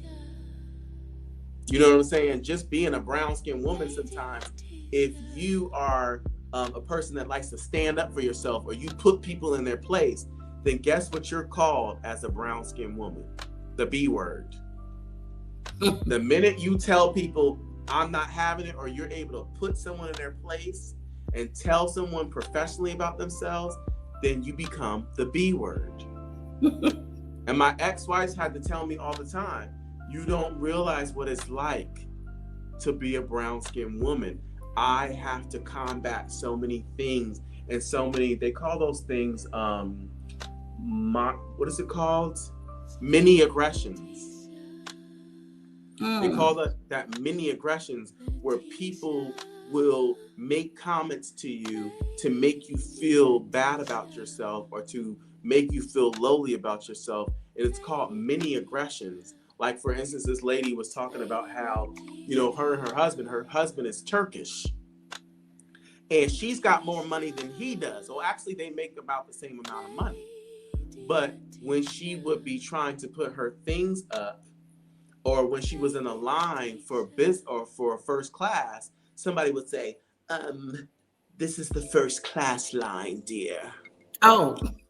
And she would be like, exactly, I have a first class ticket. See what I'm saying? Yeah. It's those it's called microaggressions, it's called microaggressions. Yeah. So it's when people say things to you and they're being stereotypical, and they're like, well, she's a brown skinned woman. She's obviously in the wrong line. Do you know that this one lady, she's from the UK, she's the Black Lives Matter over there in the UK. I forgot her name, but she called it unconscious bias. Yes. I just like, but how do you know when you're offending somebody? Like, a lot of people know what they're doing, and that's the thing. Okay. You can't make excuses for these type of people, because a lot of times they know what they're doing, but they think that they have a right, or they think that they have the authority to do that. And that's why Karens are under fire right now, because people are tired of it. People are tired of it. Like, I'm tired of it. Like, literally, like, you know, you can't sit up here and look down on me right at a job. You can't not acknowledge my presence when I say hello to you. When I bring a problem to you about a student, you defend the student because you don't like me, right? You can't do all those things to me, and then one day when I call you out on your behavior, you start yelling at me and then accuse me of yelling at you. oh, that's funny. I'm like, how does that happen? And I just really realized, and I'm not a chauvinist. You know me. You know that I'm not chauvinist. Right. But when it comes to a part in my life where I have to say, you know what? I'm not going to deal with maybe a woman. You see what I'm saying? I'm not going to allow myself to even get into a tiff-taff with a woman, because she can always turn it around on me and make it seem like I'm being an aggressive person, right? Right. Oh, yeah. Maggie said it. Because of my brown skin, right? All of a sudden, I'm aggressive. Right.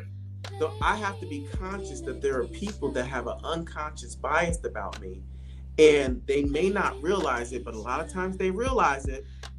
They're basically gaslighting you and getting you to act the way they feel that you are. And the minute you take the bait, you're done. For instance, your husband is from a different complexion, right? Let me say that. So have you been in a situation where someone assumed that you were not together with him, or assumed that you couldn't be married, or just really put their foot? Yeah. When they ask us for, is it going to be separate checks and stupid stuff like that? Or looks at your child, right, and says, is that your child? Is that your daughter? Your daughter's crying, right, because she's upset, she's having a tantrum, and then you've got a Karen that walks by and says, honey, are you all right? Are you safe? And you're like, woman, this is my daughter. So this happened to a sister-in-law of mine. Her child is half Lebanese and half Black. Oh, really? And now they live in the United States, and her daughter was having a meltdown, and a woman came up to her and was like, oh, sweetie, are you safe? And my sister-in-law, my ex-sister-in-law was like, excuse me, but this is my daughter. Wow. I haven't heard that yet. Hello, Lee. Yeah. But imagine how you're going to feel when that happens to you. Yeah, I'm be like, yeah.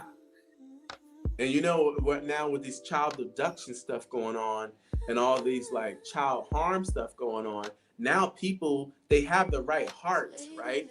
Maybe sometimes that person may have the right intention for what they're doing, but they don't realize that they're offending you. Right. My daughter is taking martial art classes. They're so cute. We went yesterday, and the teacher was showing us, like, if somebody grabs her, what to do and stuff, and we're supposed to be practicing it. I'm so happy for you. He told me to do. I'm so happy for you, because you're empowering your daughter to feel safe. And Yeah, to be able she to loves it. herself, and now you're gonna have safe peace of mind knowing that, hey, if my daughter's outside and somebody tries to do something, at least you'll have a fighting chance. Right. Fighting Not chance. any skills, not having any mindset of, oh, this is how I must be at all times. I must be cognizant of a stranger or somebody Yes. trying to.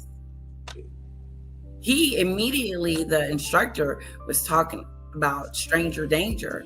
And I was loving it. I said, this is Loving it. Mm-hmm. And I would say, Lady Letitia, I would say, as a woman, being in America, I would still say, you yourself also get enrolled in a self-defense class. You're right. You're absolutely right. And that might actually boost your whole diet and your exercise, because you're going to be doing that when you're in these sessions. And it's going to empower you, because you're going to have people around you that are going to be exercising. And then you're going to have men or women that are going to be able to teach you how to defend yourself. And that's going to make you feel more secure too, because when you have crazy loonies from Canada, right, saying that they're going to do stuff to you or toxic you and stuff like that, you have to feel okay going out in public, because I feel like that's another way of taking someone's freedom away from you. It really is. Where you feel afraid to leave your house. Yeah. Like, I don't want to go there because something may happen there, or this may happen, or that may happen, or whatever. Did you tell But she's Carl what putting my information up there. Leah said, did you tell Carl what Maggot subscribers were saying to your Lady Letitia about Plantation Wife? What?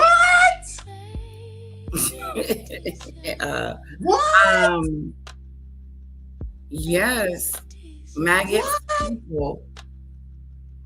Her name is Joe. I think she's back too. She was on Be Goddesses. Plantation Wife? Yep. Oh my God. That's what she called me. Oh my God. Do you know how It insulting? didn't sit right with AT2 either. That is so insulting. Hey, Auntie Mickey. And see, Auntie Mickey. Hi, Auntie Mickey. Auntie Mickey, we were just talking about somebody had said about Lady Letitia that she was a plantation wife. Oh, yes. And I take that very, very personal, because my great-great-grandmother was German, Irish, and Black. It was very insulting. It was horrible. Woo! For her to call me that. And so I can imagine somebody of a mixed race, right, like Auntie Mickey or anybody, how they would feel if someone called their mother a plantation wife. Right. How would you feel if somebody called your mother? She was so pissed. She was so comfortable with doing it. She was so comfortable with doing it. I wish I had it so I could let you hear it. But you want to know why? Because she doesn't view herself, like somebody was saying before, that she doesn't really view herself as being a Black American or whatever. She's white. Oh, the person who said it was YT? 60-year-old white lady. Oh, Lord. Makes it worse. Even worse. Yes, it does. Oh my God. See, that's what I'm saying, y'all. When I go back to the US, if somebody says something to the extent like that to me, I have to remember what I could lose. If somebody says, hi, Auntie Mickey. When I heard that, I wanted to whoop her ass. Yes, Auntie. I wanted to whoop her entire ass. Come plow my field, ho. Oh my God. Yeah. Yes. Oh my God. And that hurts, right? Because It does. in slavery, right? we had that whole pinning each other against each other. The house Negroes were made to feel better, and then the field Negroes would have contention towards the light skinned people. So that's causing division. Yep. So that hurts us when someone makes a remark like that. Absolutely. Especially someone who's never had to experience any contention because of their own color. Right. How dare her? Yeah, she didn't pop back up on YouTube. She needs to go back. She needs to skedoodle. No, she need to go So back you down. need She to need back to go down a off sewer the somewhere. internet with your sick self. And you see how that's okay, right? When it comes down to the fact that you're a brown woman, but if the roles were reversed, oh, honey, like they will call you a plantation wife because your husband is not brown. But what if the husband is brown and the woman is white? Then what is it then? Yeah. She wouldn't have said nothing. Or what is it when, like some of the plantation, like the slave owners, some of them was getting with the slaves too. As the wives were. Right. Have Wow. you ever seen Of the course they movie were. Mandingo? Have you ever seen the movie Mandingo? Yes. You know what I'm talking about. Yes. And they would cry RAPE the moment it came out. And that buck would get killed right there. Yes. Wow. Yes. So you're using and abusing a man for what he's got. Because you can't get it from your husband, because he's getting it from the wench in the slave quarters. Hello. And he's making that same brother stand there and watch. No Hello. way. Yes. Woo. They would make them stand there and watch. People don't understand the abuse, the mental abuse. That's mental. That's right. And then they wonder why people have aggressions in themselves to this day. This aggression doesn't go away. No. Just it's because carried you on said from generation to generation to generation.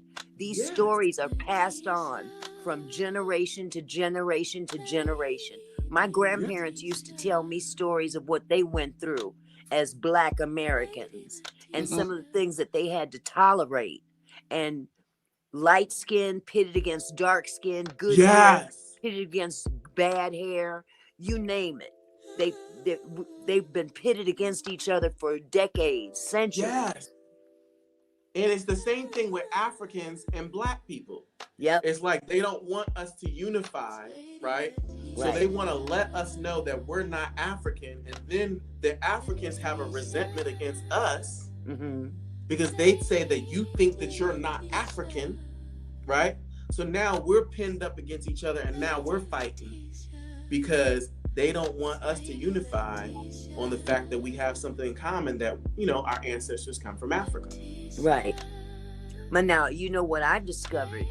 Those that come over to America put their nose in the air as if they're too good to speak to African Americans. Yes. Yes. I got two of them living right around the corner from me right now. I've lived here for 22 years and they still have yet to speak to me and my husband. Oh, Listen to me. I've dated people, right?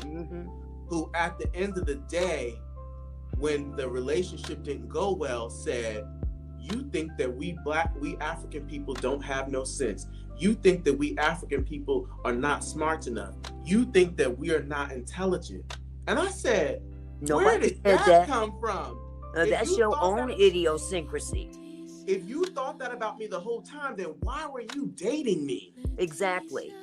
If you thought that I felt that way about Africans, that's like a YT woman. Yeah. I saw this on social media. A white woman was dating a Black man, and she was actually talking about him and calling him all kinds of racial slurs and stuff. How can you be with someone who secretly hates you? Right. Or how can you be someone that you secretly hate? Ooh. Don't let me start dropping names, Maggie.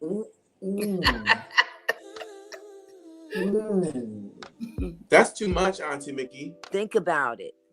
My How can brain. you be something that you secretly hate? Yeah. Right. To 'Cause let- you don't to- She's like. looking back at herself when she's talking that stuff about people. I believe she's Some of the things that have been said in her presence, and she just kikis it off like it ain't nothing. You cooning for people. You cooning. You're cooning. Yes, because you're making fun of your accent. Like when you're talking up there, it's almost like you're intentionally talking that way because you know that it makes you sensational. So now you're literally cooning as a person from a certain country. You're feeding into the stereotype. Who was that said on a platform that she was on? And I'm sorry to bring her up, but this is a perfect conversation that she fits very well in. And this is not allegedly. Someone on a panel made a comment saying something about that looks like a dirty Haitian. That was said in I her remember. presence. A dirty Haitian, and that person stopped themselves and said, "Oh, I'm sorry," and she But you want to know why, right? You want to know why? Because remember, she said that she came from a family of affluence, and her family members were up there, right? And so when the political background changed, her people had to leave the country because now the background changed, and now they were not in power anymore, and they were not the uppities and half-ditties. Okay, but now when a whitey person says that about someone, not you specifically, but referring to someone of your background, I'm getting to it, Auntie. And referring to them as a dirty Haitian, and you I'm don't getting to say nothing about it. But Auntie, because even though she's a person from that background, she still views She herself doesn't as feel okay. from I the get it. upper echelons Mhm. of that group. So when she's thinking you're talking about those lower people, Okay, she's I understand what you're excused saying. herself from that class of people. I see what you're saying, and that's So now- that's a lot like I was watching a video today. Someone had made a video on TikTok or Instagram. I'm not quite sure what it was. And this had nothing to do with African Americans or anything like that. In a sense, it did, but this young lady was upset because her sick, dying father is about to be deported For real? from America. They're from Cuba. Ooh. Now, ICE is finna ship them off. yep, this man is dying. What is we doing? He is undocumented, but his daughter is not. Now, here's what the video was about. She was complaining, or should I say, she was expressing regret that she voted for Mr. Donald. You don't say. You don't say. What the hell would here? Look, let me just say this, because how do you vote for him knowing that his policy was separating kids from their mothers in 2016? But it did not. In her head, it didn't affect them because in their upbringing, they were conditioned to put themselves in the category of Caucasian. Okay, so you're gonna put yourself up there, which is fine. Go ahead. What the hell about the other folks? Fuck us, huh? But Right. look, That's the whole point. Auntie Mickey, we do it too because look, because we're educated, right? And we don't hang out on the street, and we don't do medicines, and we don't sell medicines, and we don't get involved in different activities on the pole and stuff like that. Sometimes we can think that, oh, we're above those type of people, and then when they get in trouble or they get messed up in the law, or there's rules and laws that like basically disenfranchise these type of people. I think sometimes I have been in a position where I said, you know what, though I'm not like those people, so I don't care. But the But minute see, those are based on choices, though. true. That's Right. a choice. How you live your life is a choice. How you're born into this world is not a choice. Not a choice. And to Not a put yourself above other people that are like you Right.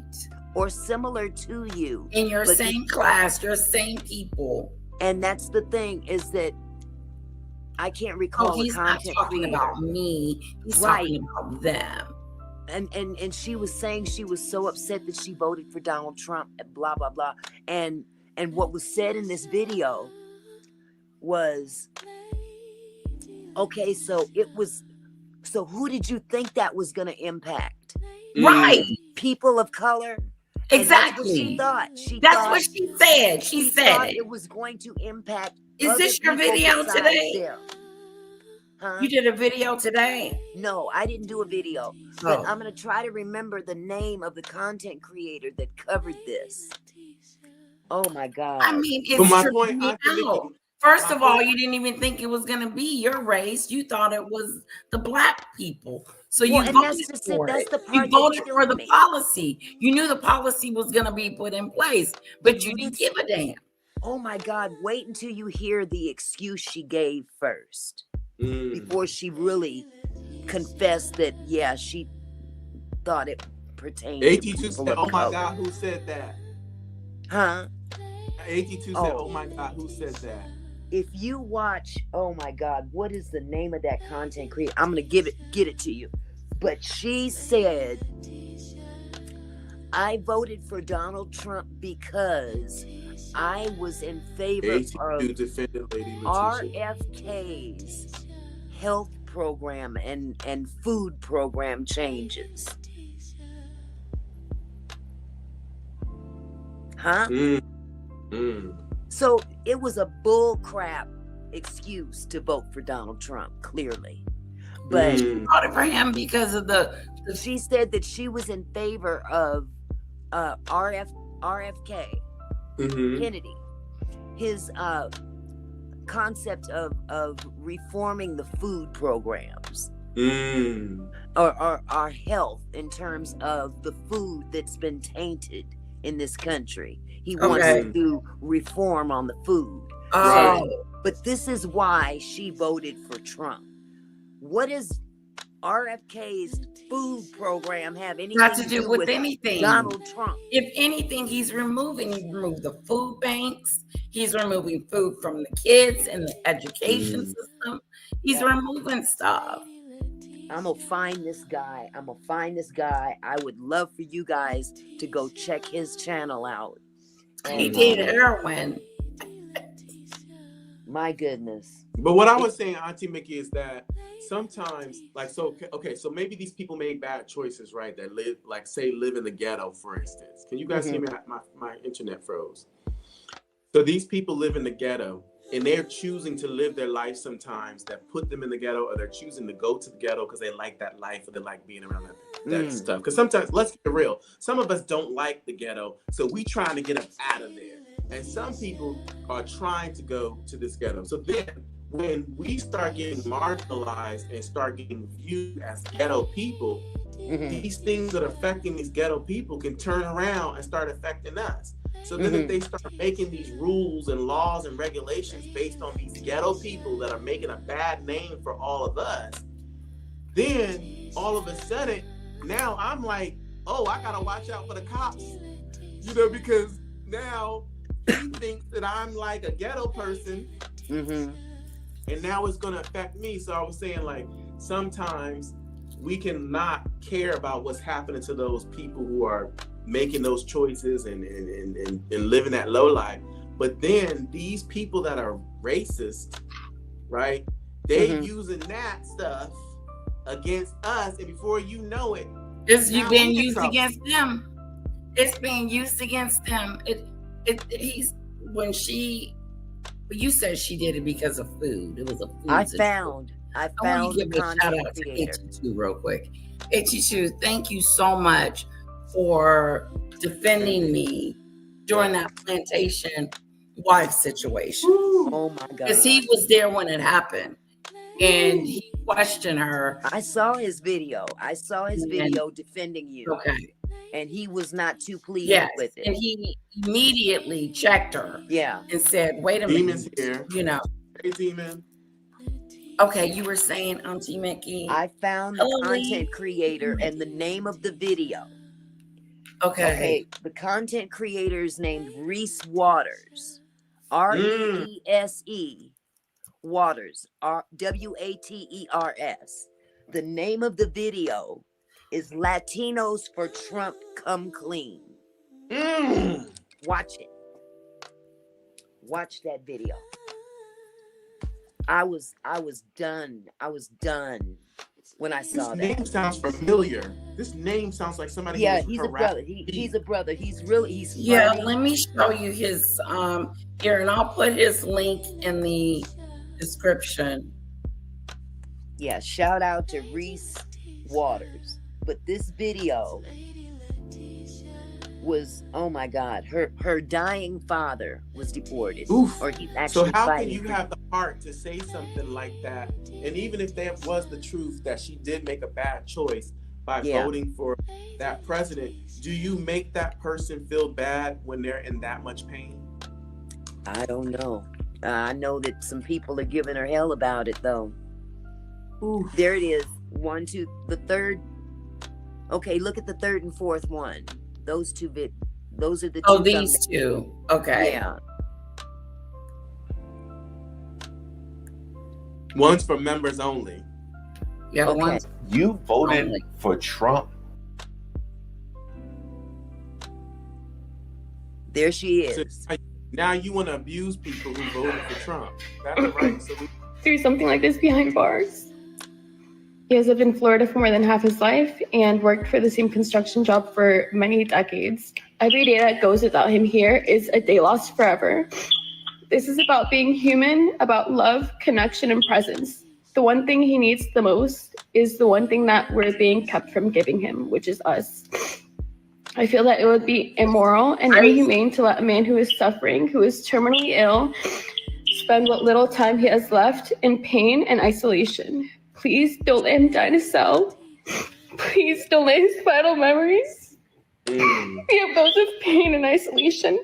The American flag stands for compassion, kindness, liberty, and justice for all.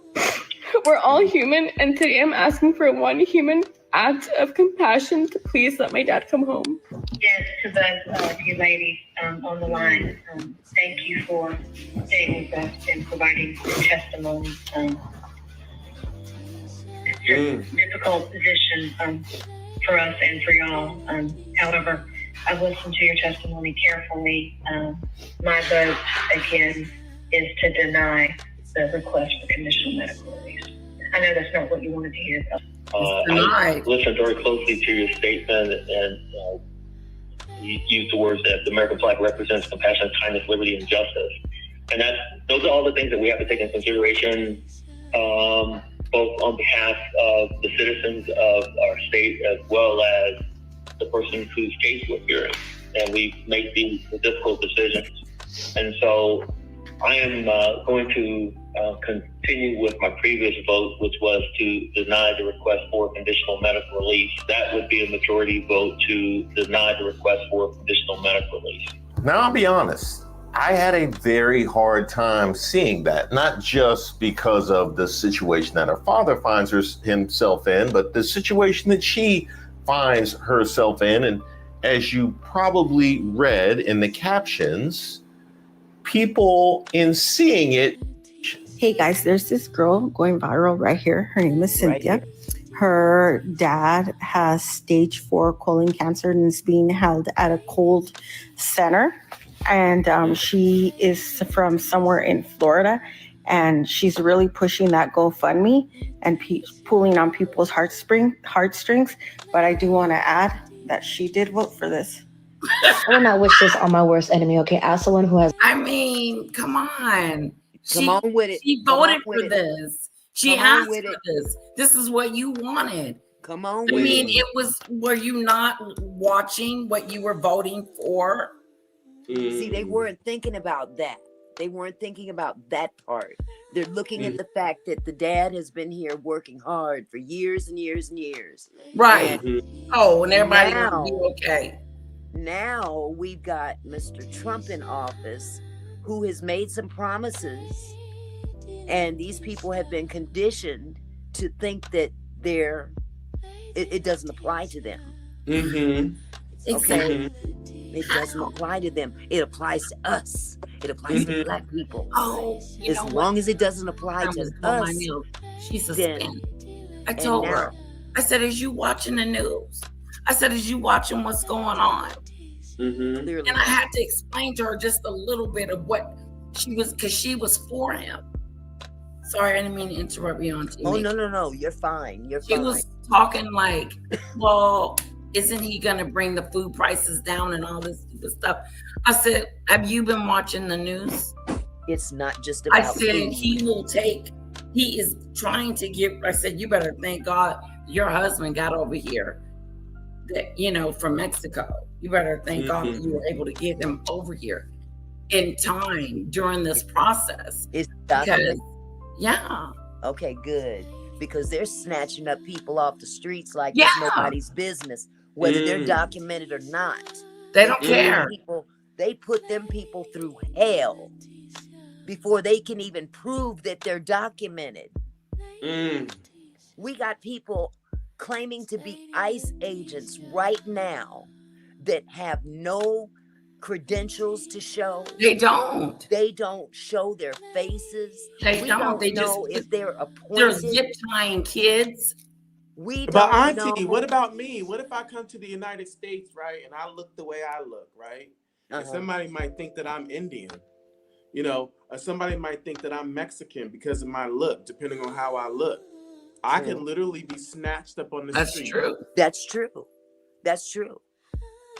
And they're not just snatching up people that look like they're Mexicans or Latinos. They're snatching up black people. It was like this whole big Latinos for Trump, like his title says. But look where Latinos for Trump. they're down there in those southern states where they're predominantly Republican states. They're red states. And these people, unbeknownst to them, they're conditioning themselves for the wrong reasons. You know, there's an old saying that they used to say way back in the day.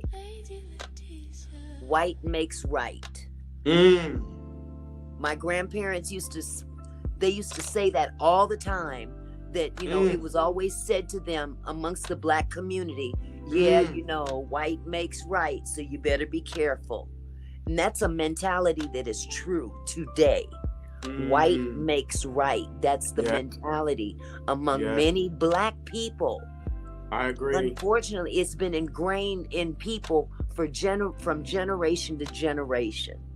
I agree. Look, I was raised to deny my black heritage. What? I was raised to deny my black heritage. I know exactly what that young lady did.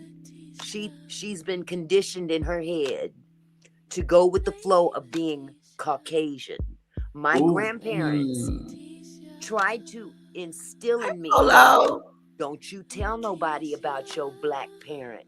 Don't you tell nobody about your black grandparents. Don't you tell them Meghan about Markle. us. Don't you tell them about your black husband and your black kids. Don't you tell these people.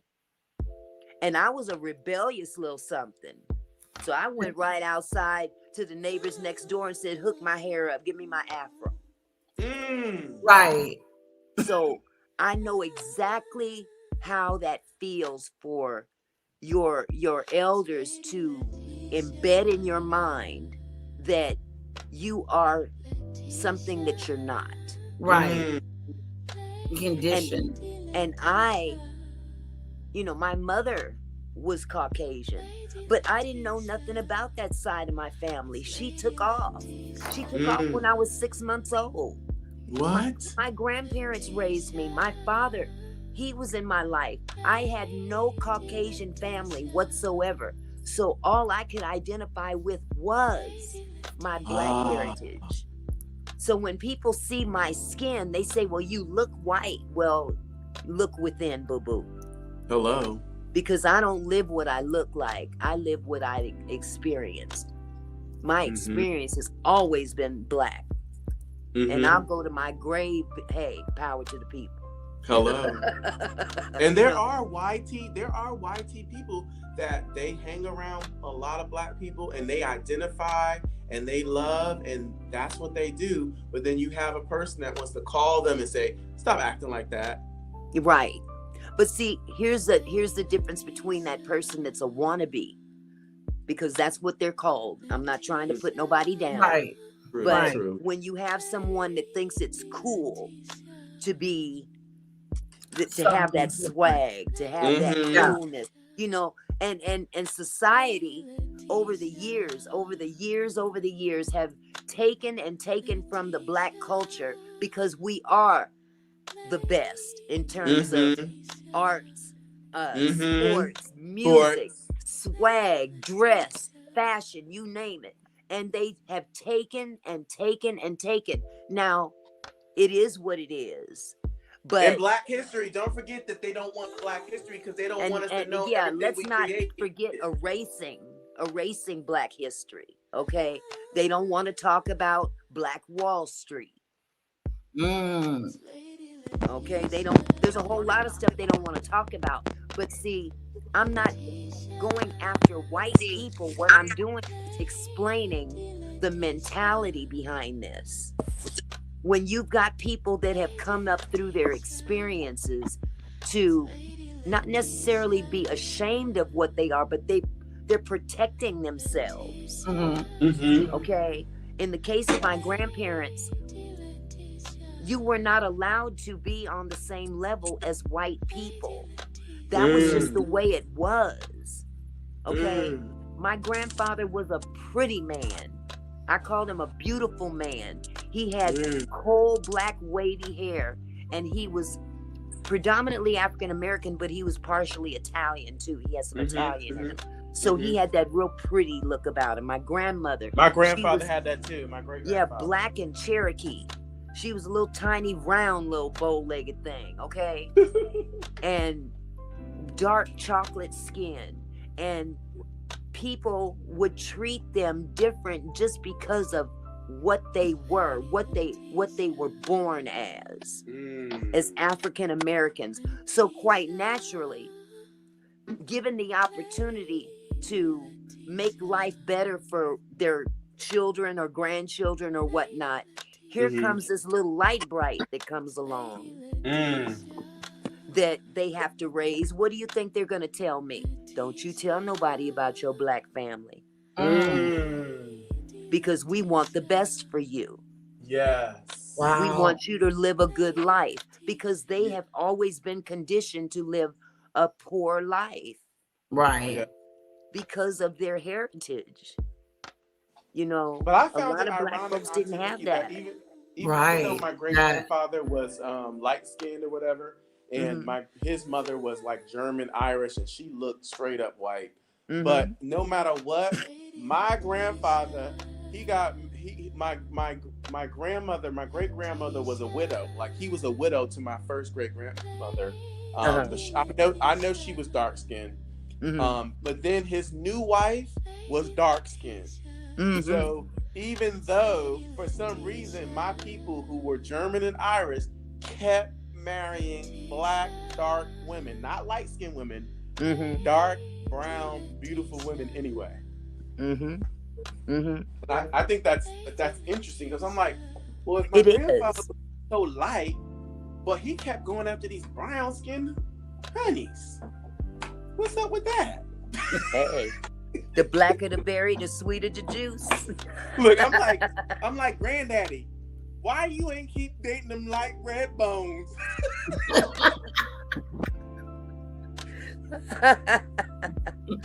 Look, but I mean, it's true. Because I would have been really... red bone. It's true, but it's really unfortunate because this is what America is. We're a big melting pot, but we don't melt the same. We don't. We don't melt the same because, and I hate to go back to the beginning of this country, but listen, this country was stolen from Native Americans. Auntie, There that's what happened to me was- yesterday. It sure was And black. stolen. They sure There were did blacks take it. here too. Auntie, Now Zelensky now Putin trying to take Zelensky's home. People, why they trying to take people's houses, their countries and stuff? Evil. y'all, yesterday I was on my TikTok and a person from Navajo ancestry popped into my chat, right? And I have my chat set up so that nobody can come up on my live. Nobody can even say anything in my chat unless they're a super fan. And I said, hey, so-and-so, you look like a Filipino. I'm about to let you up. When I let this guy up and I asked him, was he Filipino? He said, no. I said, were you Mexican? He said, no. He said, I'm Navajo. I was like, oh, wow. I have never met someone who was like straight up Native American. We all have met our family members who tell us that we have Native American ancestry, but I have never met or spoken to someone who is pure Native American. And I was so honored yesterday to have this guy in my chat. I know, right? And he was teaching me words from the Navajo language. And he was explaining how people were taken out of their homes and put into schools. Like they doing now? And made to forget their ancestry and their language. Yep. They're doing that right today. They're trying to change people out of their beds, programming, out of their homes, and they're sending them somewhere, like to Cuba and to different parts of the country. It's weird. Well, I've always felt like whatever is built on a foul foundation will never prosper. And this country is still very young. A little over 200 a lot of people years. around the world, Auntie, are waiting for this country to fail because they have been saying that this is an experiment, and everybody is laughing at us because they said that we're trying to be the model for the whole world and we think we're better than everybody. And now everyone's got their popcorn and everybody's got their sitting back everything, watching the show. and they want to see us go down. They want to see what it's going to end up being like. Yeah. And that's the craziest part about it, is because, like I was trying to say earlier, first of all, Europeans came and stole this land from Native Americans and Black people. See, they don't say that, you don't hear that often, right? If at all, that there were Black people here before Europeans. They were cohabitating with the Native Americans. So we've got a land that was stolen from the original people that lived here. Then they went and they stole Black people and bought Black people from Africa, brought them over to build the land that they stole. Okay? And then to make matters worse, now they're taking advantage of the Mexican community, the Latino community, because they're such hard workers. They're treating them so bad. I mean, they're such hard workers, okay? And they are. Want to kick them to the curb. You know, nothing built on a lie is gonna stand. I don't care who you are, what color you are, where you come from. If you stand on a lie, it will crumble. And that's what this is built on. I know I'm an American. But I didn't ask to be here. And for somebody to come and tell me to go back to Africa. No, I can't go back because I was never there to begin with. Right. Right. You were never there to begin with. Black people are the only people that did not come over here by choice. Right. Now, they do now. They do now. But I'm saying back in the establishment of America, in building America, Black people are the only people that were brought here against their will. Auntie Mickey, say Nobody something? else. The Black countries, the Black nations are now saying that if we were not taken from their countries, that their countries today would have been different. Absolutely. Yeah, more better. Absolutely. That, you know, they took us out. Who's to say that if that never happened, how powerful these African nations would have been to this day? Exactly. Well, think about it. The people that they were stealing, they weren't just people running through a jungle like Hello would like for them to would like to perceive them to be. These were doctors. These were carpenters, architects, people of high intelligence. They were bringing them here to work as slaves for free. For free. Wow. And people wonder why Black people are so resilient. That's why. Say that. Say and that. matter of fact, I might piss somebody off by saying this. Adam and Eve was Black. If you really dig into research, even where was that post? It was on Time magazine. Look, the cover Auntie, of Time magazine many Yeah. years ago.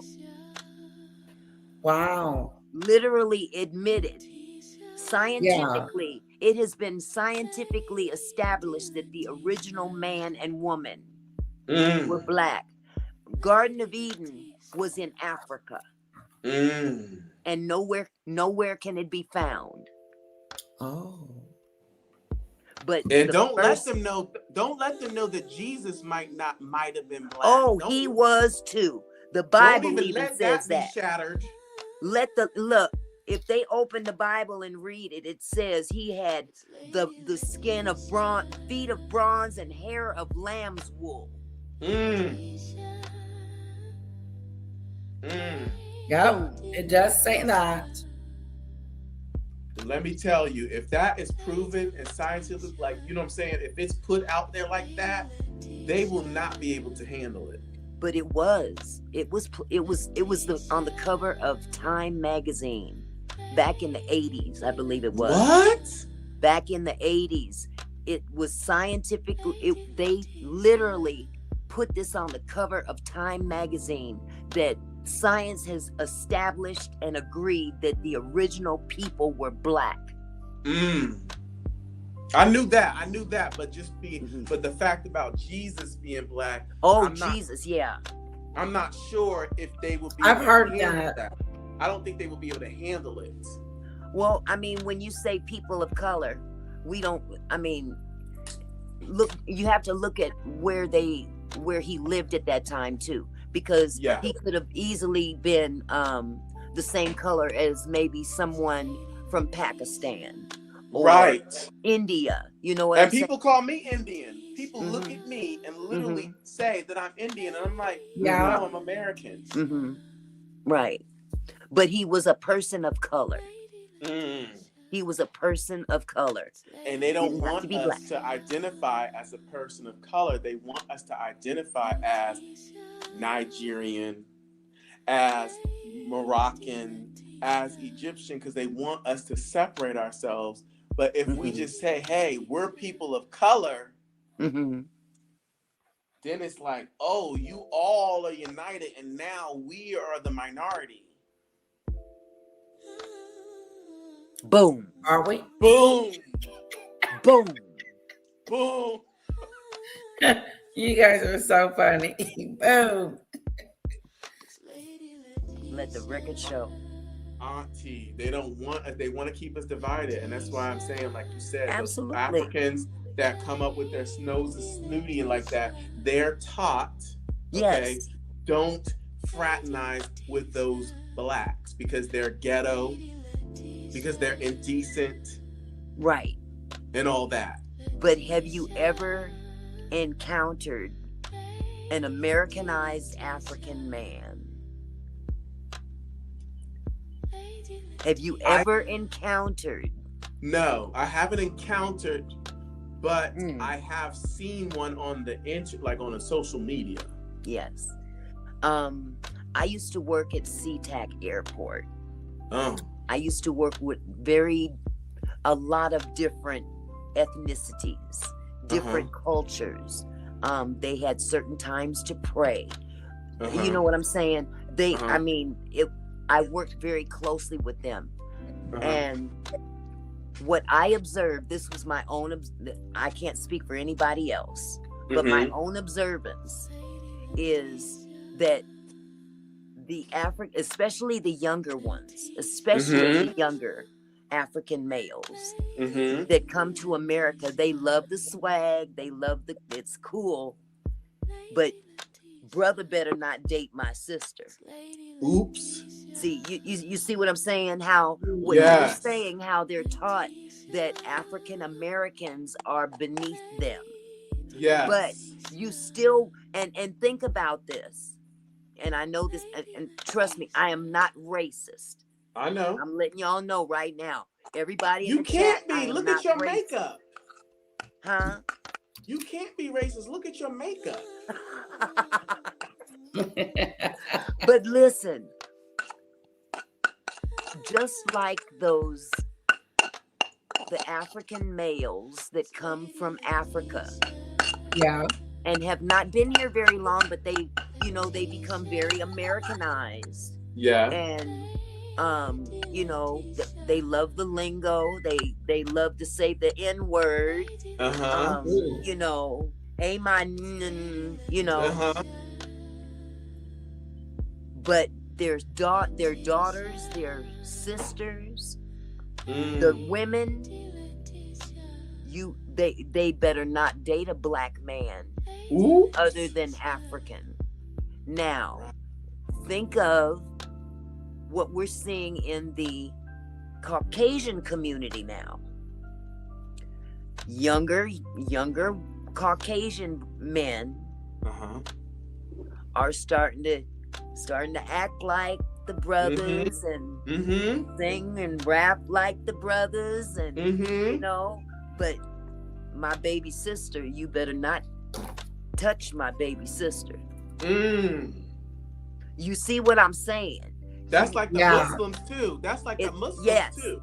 It's always been you want to be us, but you hate us. Yes. You want to be us, but you hate us. Yes. And why do you hate us? You know why? Because you can't be us.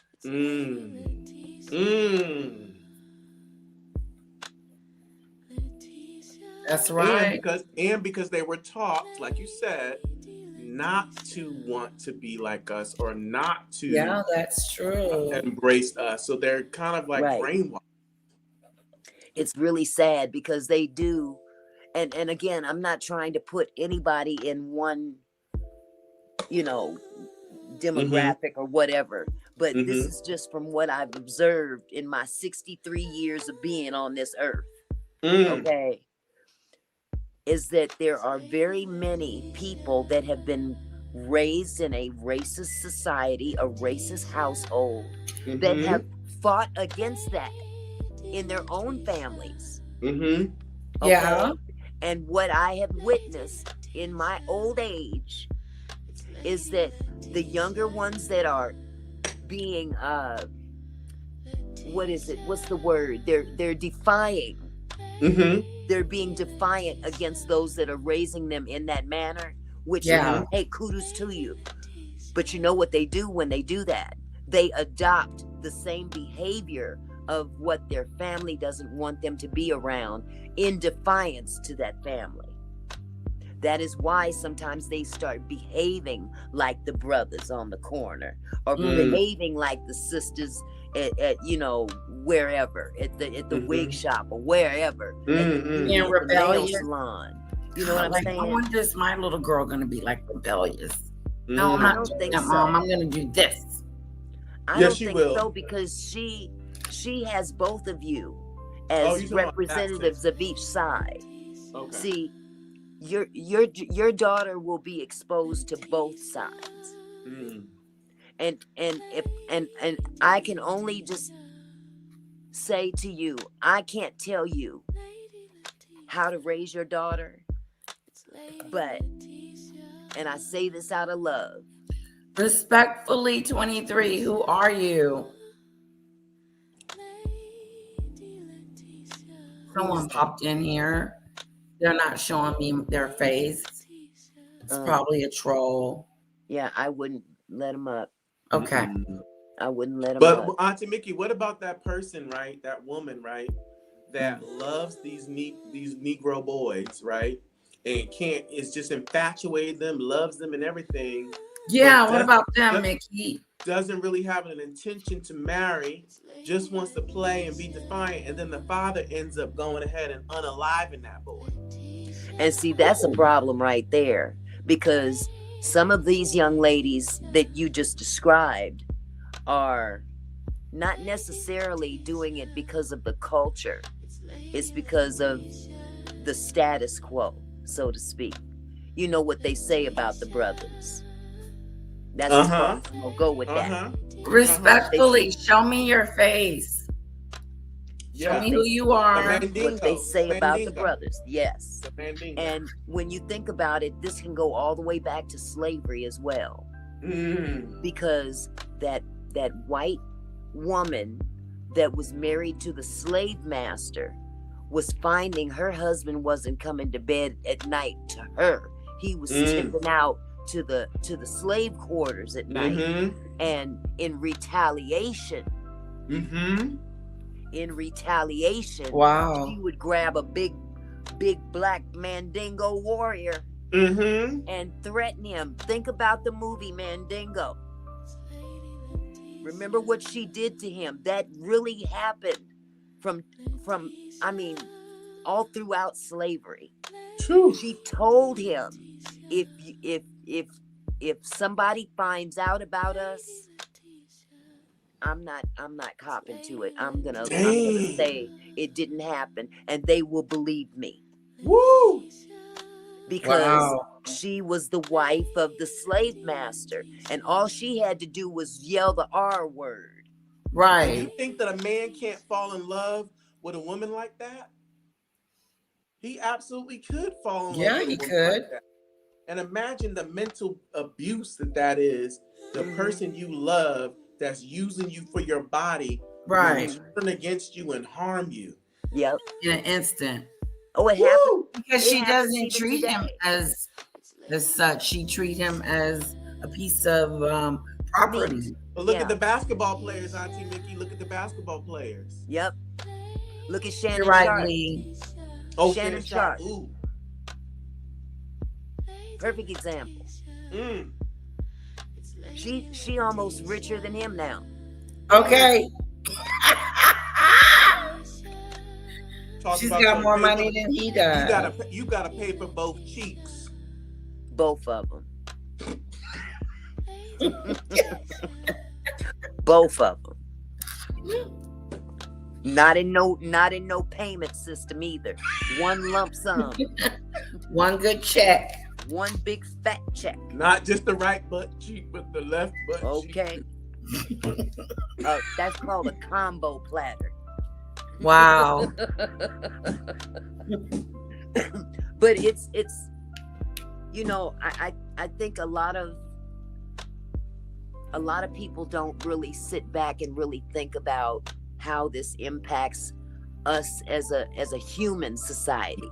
Yes. Because there's so much division even within certain demographics, and it's not just the black race. There's division in the white race as well. Oh yeah. There's division in the Muslims. There's in the Indians. You name it. There's division. There's some look down on others for one reason or another, whether it's money or status, but whatever it is, there's division. And our division, we can start right here with the light skin, dark skin, good hair, bad hair, you know, and that has been a detriment to us for a long time. Long time. But I really encourage our young people to not just look into U.S. history, but look into your history of where you come from. And you will understand why you are the way you are. And it's not just about the physical, but even the emotional. There's so much that we harbor within us from how we're raised, the people that raised us, what they went through, and what their people went through. All that is passed down from generation to generation to generation. Shrine said something. Little bit won't see color as she has both of you. Exactly. Well, And you what know, I the wanted other to day, say- she's so cute. She says, Mom, are you brown? What color are you, Mom? And she says, Mom, I'm like Daddy. I said, yes, you are. I said, and I didn't know, I told her brown instead of black. As she gets older, I'll say my color is considered black. I'm in the black race. So I'll try to explain it to her a little bit more, but she was so cute and so innocent with it. And Yeah. it happened recently. She was like, and that's precious. It was. And I encourage you to, whatever you do, and you don't have to take my advice if you don't want to, but being biracial, this is just coming from someone who's biracial. Your daughter is in a very fortunate position to have both of her parents, and she can identify with both of you. She's going to take a piece of you. She's going to take a piece of her daddy, and whatever she will be is what she will be. But let her decide. Let her decide. Let her decide what to call herself. Because look at Mariah, Auntie, look at Mariah. Yeah. He wanted her to be white so bad. Yep. And she's just like, no, this is not me. And it's amazing that Mariah came out the way she did because her mother is who raised her. Right. Oh. Her mother raised her. So, I mean, that part I is think her amazing. mother was very supportive of Yes. embracing that side of you. Yes. And her mother was an opera singer. Yes. Amazing. Yes. Wow. I mean, it's amazing that Mariah came out the way she did. For real. It really Because anybody else would have came out denouncing being black at all. Hello. You know, but I thank God for what I was born to be. I thank God for my parents, my grandparents, my father. Auntie Mickey, I didn't even know you were biracial. I always thought you were all black. I never knew you were biracial. Yeah, I'm biracial. But because I have people in my family that look but like I you, identify. so I don't consider myself, I don't consider us biracial. But at the end of the day, I do have German, Irish ancestry. But I guess I've just been so conditioned to not even acknowledge that part of myself and just to say that I'm black. Because it's not your experience. That's why. Oh. Because it's not your experience. Your experience is exactly what you've experienced. You have always been a black person. Yes. In terms of your experience, your life experience. The other part, you didn't identify with that because that wasn't your experience. Right. Okay? So it's the same thing with me. I wasn't raised with any of my mother's family. I didn't meet my mother until I was 18, 19 years old. You see what I'm saying? I met my mother when I turned 19, I believe. Yeah, I was 19 years old when I met my mother for the first time. Oh, wow. She now, to give you some history, she left me at 6 months old. She walked away, literally. Now, this is why I say Sorry that Black about that. people are some of the most nurturing people that embraced everybody, regardless of how you treat them, how you act. I mean, Black people have always been the ones to embrace and nurture everybody. Okay, let's talk about the maids raising the master and you know, the master's children. There were slave women that were nursing their own children on one titty and the master's baby on the other one. Wow. This is where we come from. We come from a nurturing demographic. So I say that because my mother walked away, physically walked away when I was 6 months old. And when my father got a phone call at work, okay, he got a phone call at work from one of the neighbors saying that your wife, they weren't married, but she left and the baby's still there. I was 6 months old and she left me alone. And she didn't come back.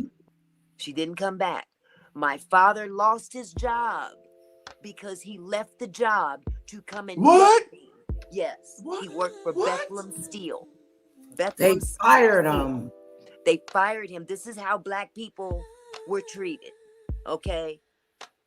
Boy, you better not leave this job right now. You know it's hard for you people to get this kind of job. What's wrong with you, boy?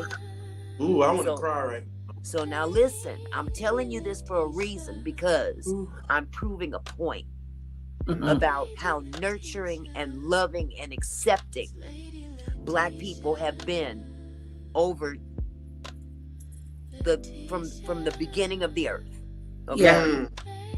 My father left his job. He came home, found me there alone in the crib. Oh, she's still gone. I don't even know if she ever came back, to be truthful. But he took me to my grandparents and he said, what am I gonna do with her? What? Yeah. What am I gonna do? He didn't know what to do. He's a single dad now. He didn't raise me either. Whoa. His parents. Your grandmother. His parents. My father's parents raised me from the time I was 6 months old. And I never met that woman until I was 19 years old. As a matter of fact, she never kept any of her children of color. She had 5 children. Two of them before me were full white.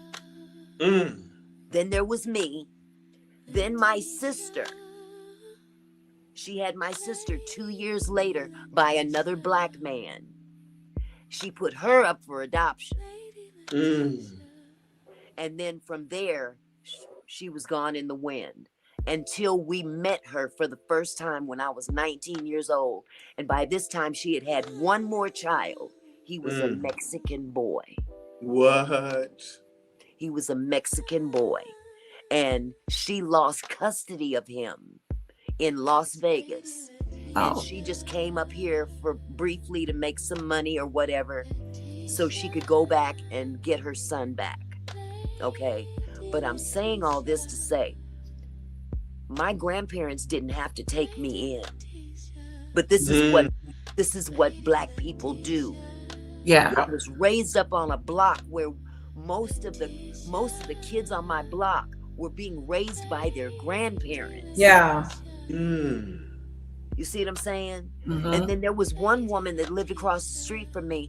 She took in kids that were left behind just because mom was on crack or, you know, dad was an alcoholic. And she would take those kids and keep them. This is what I'm talking about as far as being nurturing people. That's just an example of where we come from. Because they had to survive. You're right. They had to. They had to accept whatever love they could put on anybody else just to feel worthy. You know what I'm saying? It was instilled in Black people to be that way. And wow, that's a beautiful story. Lil Bit is very blessed. Yes. And Lil Bit has both parents. And both of you are a positive role model for your child. Let her decide. Demon Dictator too, lady, We will let her. They call her quarter people or something like that. Quarter something. If you have some portion of white in you, you'll consider a quarter or something like that. Oh. And somebody in the chat is asking Demon Dictator, did she have stepmother? Yeah. Whew. Did you have a step? Who's Leia asking that to? I think she's asking Demon Dictator. Oh, a Demon Dictator. It must have been very difficult for you. Wow. How are you doing though, Auntie Mickey? Yes. With all of that. In terms of what, hun? Just what you know about your childhood. Oh, I wrote a book. Is that the one? Is that the one? Oh, yeah. Here, well, then I will check out the book. I was supposed to be getting it. You know what? This is my one and only copy. Oh, that's beautiful. But what I'll do, because I don't have any more books, but I will make a copy for you. Oh, just one more. Okay. I'll just I'll get in my Oh, office. thank you. And you can have a copy of my book. Oh, thanks. Because I'm not selling it. That's beautiful. But it's been a roller coaster ride, but I thank God that I am what I am, because I can identify with a lot. You know, I can identify with quite a bit, but I stand proud as a Black woman, despite the fact that I'm high yellow, red bone, or whatever, because Black has always been my experience. Always has, you know. So all I can say is that, you know, I just hope that we as a people, not just Black people, but white people get it together, Filipino people get it together, Chinese people get it together, everybody within your own demographic, get it together and put all that I'm better than you aside. Because there is no good me and bad you. Hello. Everybody's the same. Auntie Mickey, can I say something? Uh-huh. My great aunt was high yellow, right? And she's not the same aunt on my grandmother's side that has German, Irish, or whatever. But my great aunt, my mother's father's sister, was very colorism, right? And I was the first son, and I behaved better than my brother. And my brother was the younger, and he was darker than me, right? Okay.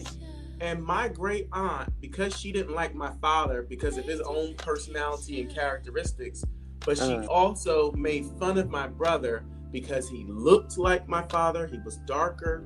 And she, one time in my presence, and I think my mother was standing right there, called him a nappy head ninja. And they would always compare me against my brother and saying that I'm the good son and he's the bad son. Wow. And I That's think unfortunate. he had animosity towards me today and contention towards me today because of how he was treated as a child.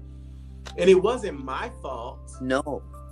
That I was lighter skinned, and actually he had more beautiful hair. And I'm not saying that because of, you know, dark and kinky is beautiful. No, he had more curly hair than I did. But automatically, because he was dark skinned, he was called a nappy head ninja. And I'm just like, it's funny how sometimes in anger people say things that can be very hurtful, but they say it and it's too late. My father got mad at me once, and called me po white trash. Oh no. Oh. And I was a kid. I was like 10. But I had heard it. I'd heard this said before, not to me, but I'd heard my grandparents and my dad talking, you know. Oh. You know how growing up and Yeah. you hear the older people talking, and I hear them having conversations about what went on the day or that particular day, and you know, they just in just casual conversation, yeah, that old po white trash came up here and said so and so. Well, my father slipped and called me that once. Oh. And I looked at him like, damn. And I was 10. Oof. I was 10 years old. Mm-mm. But I understood as I got older that it wasn't me. It was what I represented. Yeah. It reminded him of my mother. You see what I'm saying? It was, I reminded him of my mother. Yeah. So when he got upset with me, I guess her face flashed in front of him, and that's the first thing he said to me. I mean, of course he apologized, but you know, to harbor something about your child like that, and I don't think he really meant it to, you know, toward me, right, in a permanent way, if that makes any sense. I don't think he felt that that was me, but in his anger he said something like that, and it was like, huh? Right. You know, and I was, my grandfather, he lost his head when my dad did that. Oh, they got wow. into a big argument. Sorry to hear that, Demon Dictator. It's just, you know, it's just, this is what we deal with, even within our own race. Yes. Like You my know. mother, they told her that she was too light to be black and too dark to be white. So Right. literally as a child, the black people would say this to her: you too light to be black and you too brown to be white. And they would just make fun of her. Oh, well, here's the part that gets me. Why you acting so white? Yeah. Oh, my father said that to me when I went to go visit one time. Because I moved to Virginia. I moved to Virginia and I was around white people, and the black people in Virginia were talking proper. And so I had no choice to learn this because I'm learning in school with other people, and I'm in an environment where everybody is speaking properly. So when I went back home to go visit my father's church, the pastor, who was a teacher, used to boost me up. You speak so good, son. And every time he would ask me to read Bible verses, he was so proud of me, right? My father's pastor.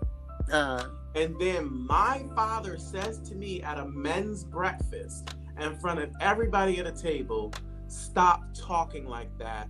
You talking like you're not from here. Well, at least he didn't just outright say, quit talking like a white person. But still, I felt it. I know what you meant, though. I know you understood what he meant by that. Yeah. And I was like, isn't that really, crazy? Dad? I was like, really? Your pastor is praising me for speaking so well and reading so well and encouraging that in me. Yeah. And your ignorant ASS is, I don't know what it is within me that you don't like, that you have to say that to your 12-year-old child. It's amazing. As if a 12-year-old is consciously choosing not to be black.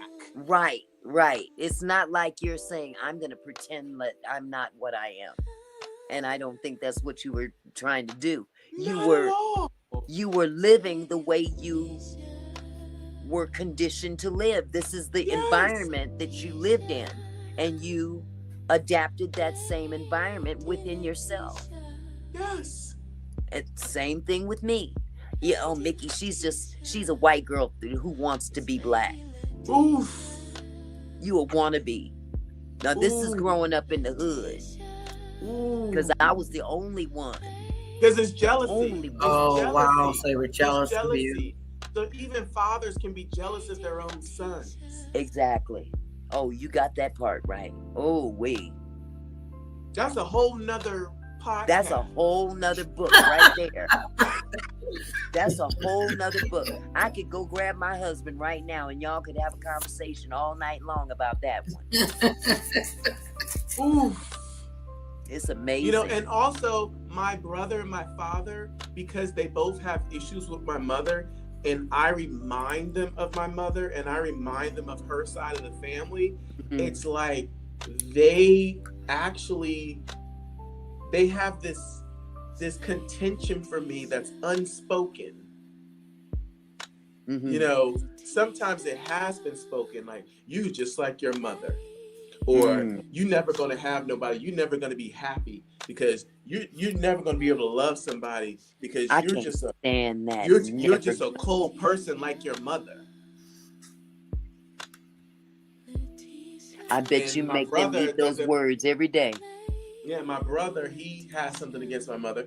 So it's almost like you have something against me because I remind you of my mother. Because you're mad that my mother left you because you was no good. And you had nothing to do with it.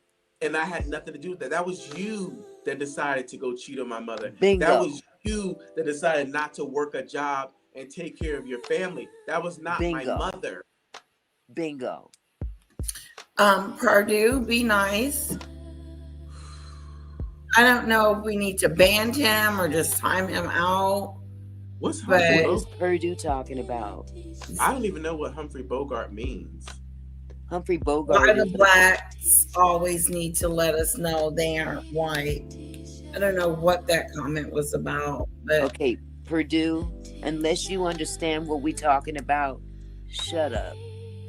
Get off the school table. I'm a teacher, Purdue, so I'll be on the school table all day. Purdue needs to go get a clue. Yeah, you're gonna have to leave if you're gonna be. You gotta buy it. If you gotta rent it, you know, maybe you can Purdue check chicken. one out at Go the ahead library. and go ahead and cluck away, Purdue chicken. Cluck away. It's Humphrey Bogart. You know, Humphrey Bogart is an old classic actor. So I don't know what that mean. I'm gonna look that up. Yeah, Humphrey Bogart. He was in that movie. Oh God, what was that famous line? Play it again, Sam. That was his famous line. Dang, I can't remember the name of that movie. Oh, so who's supposed to be Humphrey Bogart? I don't know. Let the priest teach Purdue some manners. Yes. Priest can teach him some manners. I sure could, but I stopped letting people get me upset because I learned that when I do that, it gives them power. Yeah, but you know what? I've been giving out a lot of power to people lately. I was giving out some power on my live earlier. Were you? Oh yeah, I gave somebody else some power when I was at the casino. I've been giving out all kind of power for free. How was the casino? Oh, I lost. I lost. I have a little casino game on my computer that I play with and I buy into and I'm losing. Oh, see, I won't get a casino game at home because I would go broke. I'm gonna get ChatGPT to help me out and tell me what is so significant about Humphrey Bogart because I don't understand where this person is coming from. So what's the significance of Casablanca? That's the name of the movie. Is he black? No, he's white. Casablanca was the name of the movie that Humphrey Bogart starred in. He was a great big movie star back in the, I want to say 40s and 50s. So is he saying that I'm classy and that I'm, I don't know. He just said it's Humphrey Bogart. I don't know what he meant by that. Well, if I'm classy and I'm an actor, and I could be famous, I'll take it. Hey, I'm telling you, he was rich too. Hello, I claim it. There you go. Yes, Leah, the Casablanca was the name of the movie. Play it again, Sam. Do you know my ChatGPT just got into my mobile phone and was speaking through my phone? It was really, you know the phone app? Yeah. It was speaking through my phone app, and I saw the buttons that you push on a screen, and it was talking through my phone app just now.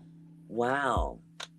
What the heck was that about? You know what? Is this new AI? Sometimes mine do that, and it starts talking.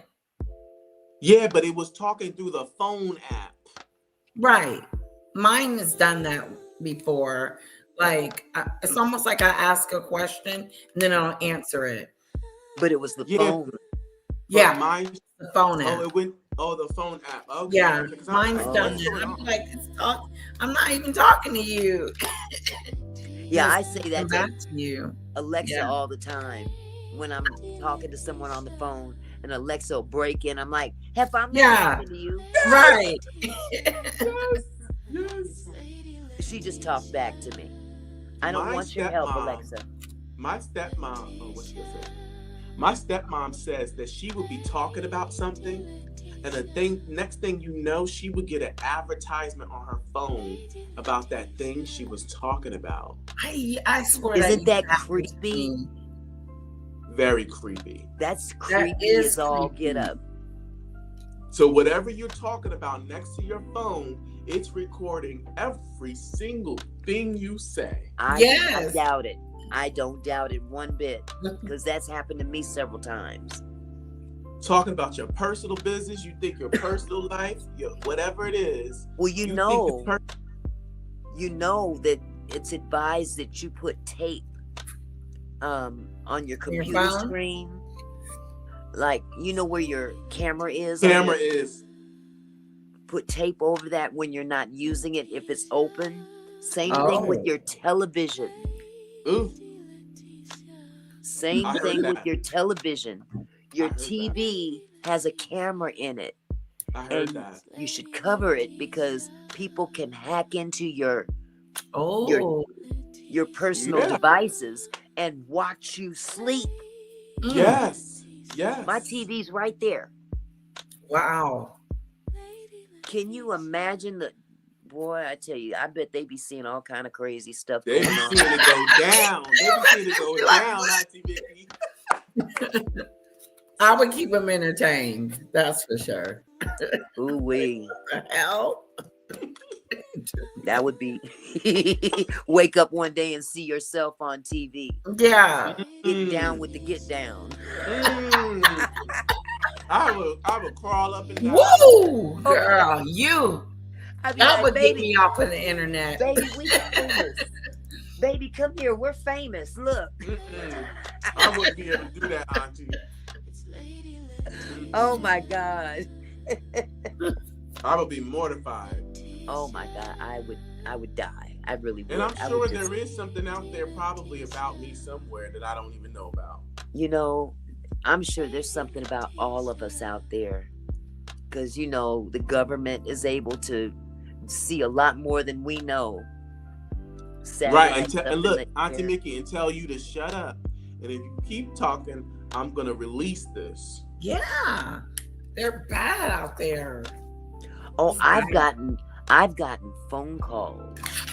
Wow. Threatening to release personal information of me in my bedroom if I don't do this, that, and the third. It was a scam. Oh, okay. But imagine how many people have fallen for that. Right. I know, right? Send me this money or something like that.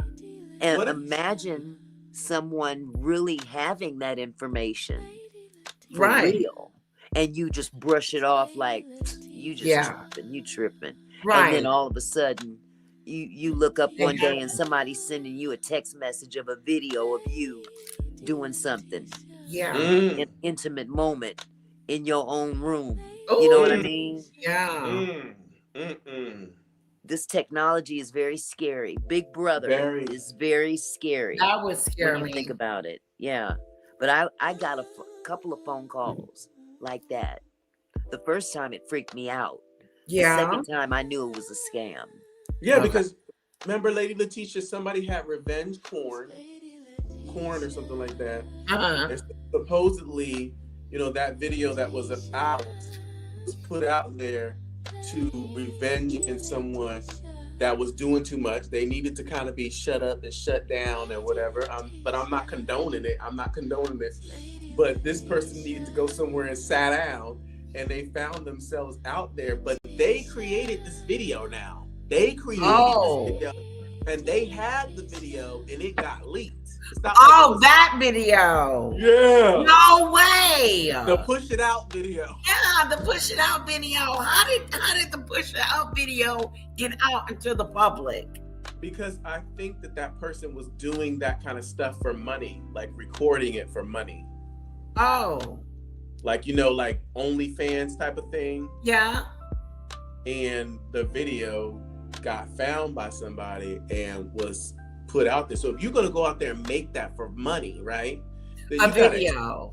You got to expect somebody to be. Oh. It wasn't like that was a personal video that the ex decided to leak to harm. No, it was out there. Like it was out. I think the person was selling that kind of content. Come on now. Was this a content creator? Yes. Oh my God. Dunkin' Donuts. Yeah. What's her name? Showed the clip. Danny. Wait a minute. Whoa. Someone in the sector. Mm-hmm. Somebody leaked a video of someone in the sector. Power driving someone. And yeah, and telling the person to push it out. And the video was leaked. Oh my God! I screamed at the top of my lungs because I wasn't expecting to see it. Like I wasn't. That was not what I was looking at. Like I was like, I she heard was this like, reference "This singer is gonna made. be gone in 2 minutes," and she put the video out there. And you went and saw it, and I was like, I was scared. I was scared the whole time. I was like, what's going on? What's happening? You were like, what is happening? Was it blurred out? Did they? No, in your face. Okay, straight up in your face, like a straight up. This couldn't have been on YouTube. This couldn't have been. She needs to do it again. Somebody said stuffed turkey. But wait a minute. Wouldn't that jeopardize her channel though? No, she didn't put it on there. She put it in a Discord. Put it somewhere else. Discord. Twitch. Yeah, you can do and that. then it disappeared after so long. But no, it wasn't on her. You know, Oh you have God! to click the I was link. gonna say, You oh have my to. God. She said, "Click the link." You click the link, and that was it. I know exactly who you're talking about now. Oh, Because I didn't understand what push it out meant until now. yeah. Well, I know. Yeah. Push it out. I said, "Oh, it's happening. Oh no. Oh, Doolittle." You wasn't ready for that. I don't even think I watched it. I had to turn it off. It was too much. Imagine if you were at work and that just You were at work. And it popped up on your screen and everybody's like, what the heck are you watching? Yeah. Imagine sitting in Crazy. church. Imagine sitting in church watching it. Right. That would be hilarious. All I hear is Danny, push it out for me, baby. Push it out. Oh God. Oh God. I wasn't expecting that. I was never, no, that was not what I was clicking on. And I clicked that, I was traumatized. That's traumatizing. But you know, the thing is, And they're telling what you gonna see, Auntie Mickey. it was supposedly the person that person was living with or was with. So then again, maybe it wasn't OnlyFans, but sometimes couples do OnlyFans to make money. True. Oh. That's true. Well, it is amazing what people will pay to see nowadays. Okay. People got toe fetishes. Auntie. Yeah. Foot. A whole foot. Fetishes. No. I know you saw TT pull out her TT. No. You saw it, lady. No, I saw the boot. Oh yeah, that. Yeah. Okay. No, I didn't see it. You never saw that video? Is it still out there? I It was in a believe so. Discord. It's in King Payne's Discord. Or Y'all Patreon. have That wasn't sexy at all. That was disgusting too. Y'all having fun in these Discords. Honey, she pulled that big old watermelon out.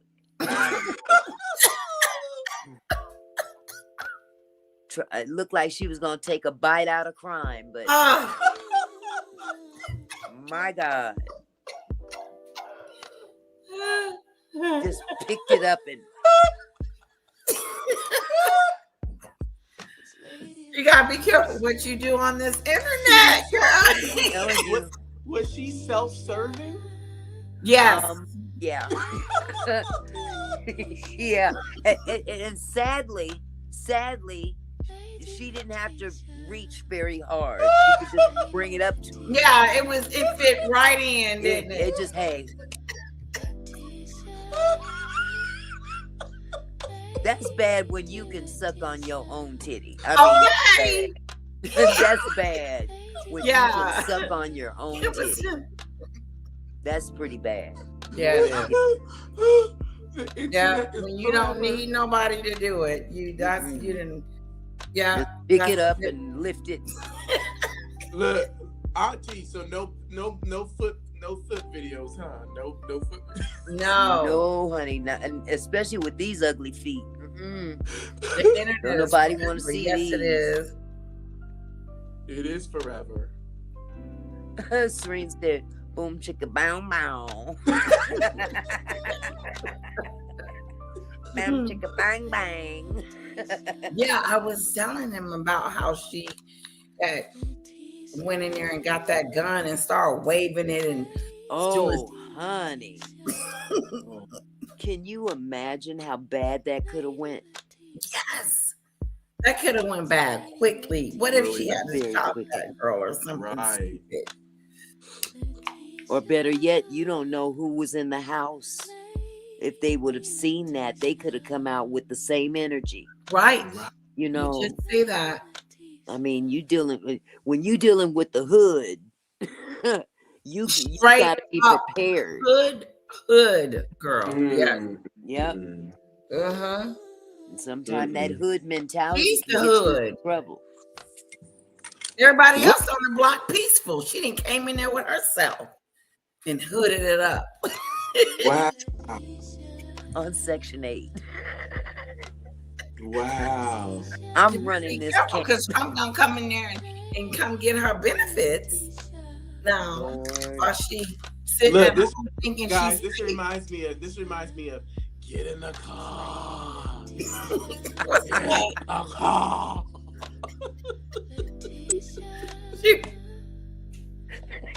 She will never go hungry.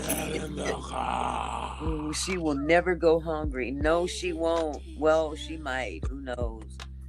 I don't think she's nursing anymore. That's. I think those days are done. Lord. Might get some powdered milk, but that's about it. A little dusty. Lord. Some dusty, huh? Ooh wee. I better not look, Lady Letitia, on second thought, I don't think I'm gonna be doing content creation.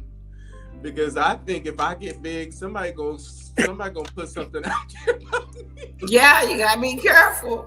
You're gonna have to be very, very careful. Just look straight ahead. I'm gonna be done. Look, I never in a million years thought that YouTube was gonna be like this when I decided to get into I content never thought creation. either. I was not prepared for this, and I'm still not prepared. It's a lot of work. But you can always claim insanity. Nikki, I want to know how to give me an intro. Yeah. Okay. Why don't we tomorrow? Why don't we set up a time? You don't have an iPhone though. You have an iPad? Shireen is cracking up. No, I got a regular laptop, yeah. We could do something. Do Google Meet. Google Meet. Yeah, if we could have some kind of a Zoom call. Okay. We can watch each other. I can show you. Do you have Canva? Yes. You can do it on Canva. Really? They have all that? That's what I did. I did mine on Canva. Danny provided the music. Right. I did everything else. I did the video portion of the the couches and everything. How did you get the voice? Which voice? Just you singing. Me, my voice, the outro, that was AI generated. Did you do that or did she do that? No, that particular one I did. I found an app called Zona. Zona? And, yeah, and I don't think I even wrote the song this time. I did one other song from Zona, a song I wrote for my son. Okay. But that outro was written by Zona and created by Zona. I just told them what I wanted it to convey. And Zona made them set up the lyrics, and I told him I wanted like a old school R&B kind of flavor to it. Yes, and I love it. It creates it. Yeah. But they'll create. How do you spell Zona's that? a good app. Zona. Zona. All right, now you know, Lady Letitia. So yeah, the music part is the easiest part.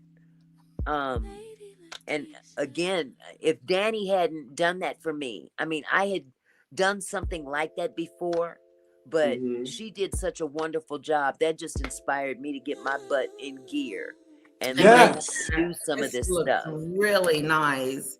I love that. I did that on Canva. Yeah.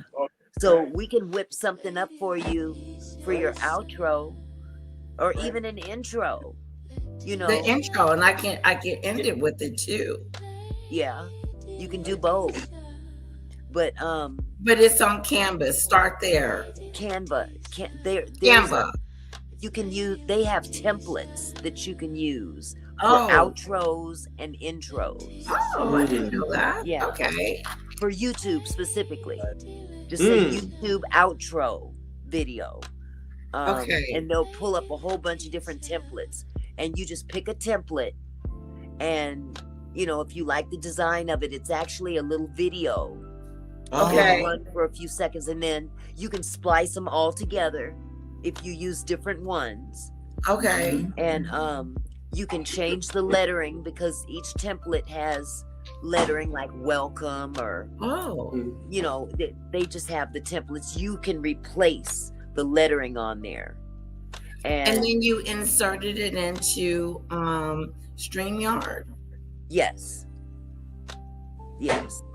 But what you do is you would upload the music to Canva as you're creating the video. It puts it together for you. Then you download that to your computer and then upload it to StreamYard. It's like CapCut. CapCut, yes. Okay. Yeah. Okay, so you can use CapCut as CapCut as well. Yeah, CapCut. You got me saying it too. CapCut. CapCut. Baby, come bring me that cat cup over here. But yeah, you can do it on CapCut as well. But I'm not a big fan of CapCut. Yeah, it's a little complicated. The CapCut. Oh, is it? Okay, and we won't Yeah. use that. CapCut is a I little need something user friendly. Okay. Yeah, but play around with Canva. You'd be surprised everything you can do. Now, if you can't do what you want to do, you can use my account. Because I have to pay an account. I paid for an account, so you can use my okay. Oh, that's I have so the nice Pro. of you. That you is can very do nice of you. whatever you want on there. And yeah, you'd have fun. You'd have I fun doing love it. I love your energy. Oh, wow. I can't wait. Okay. But you probably can sing like that too, though, can't you? I used to. I can't sing like Oh. Because I could tell that you could sing like that. that. I used to. One of these days, I'm going to dig up an old DVD Yeah. from a funeral or something where I had to sing at a funeral.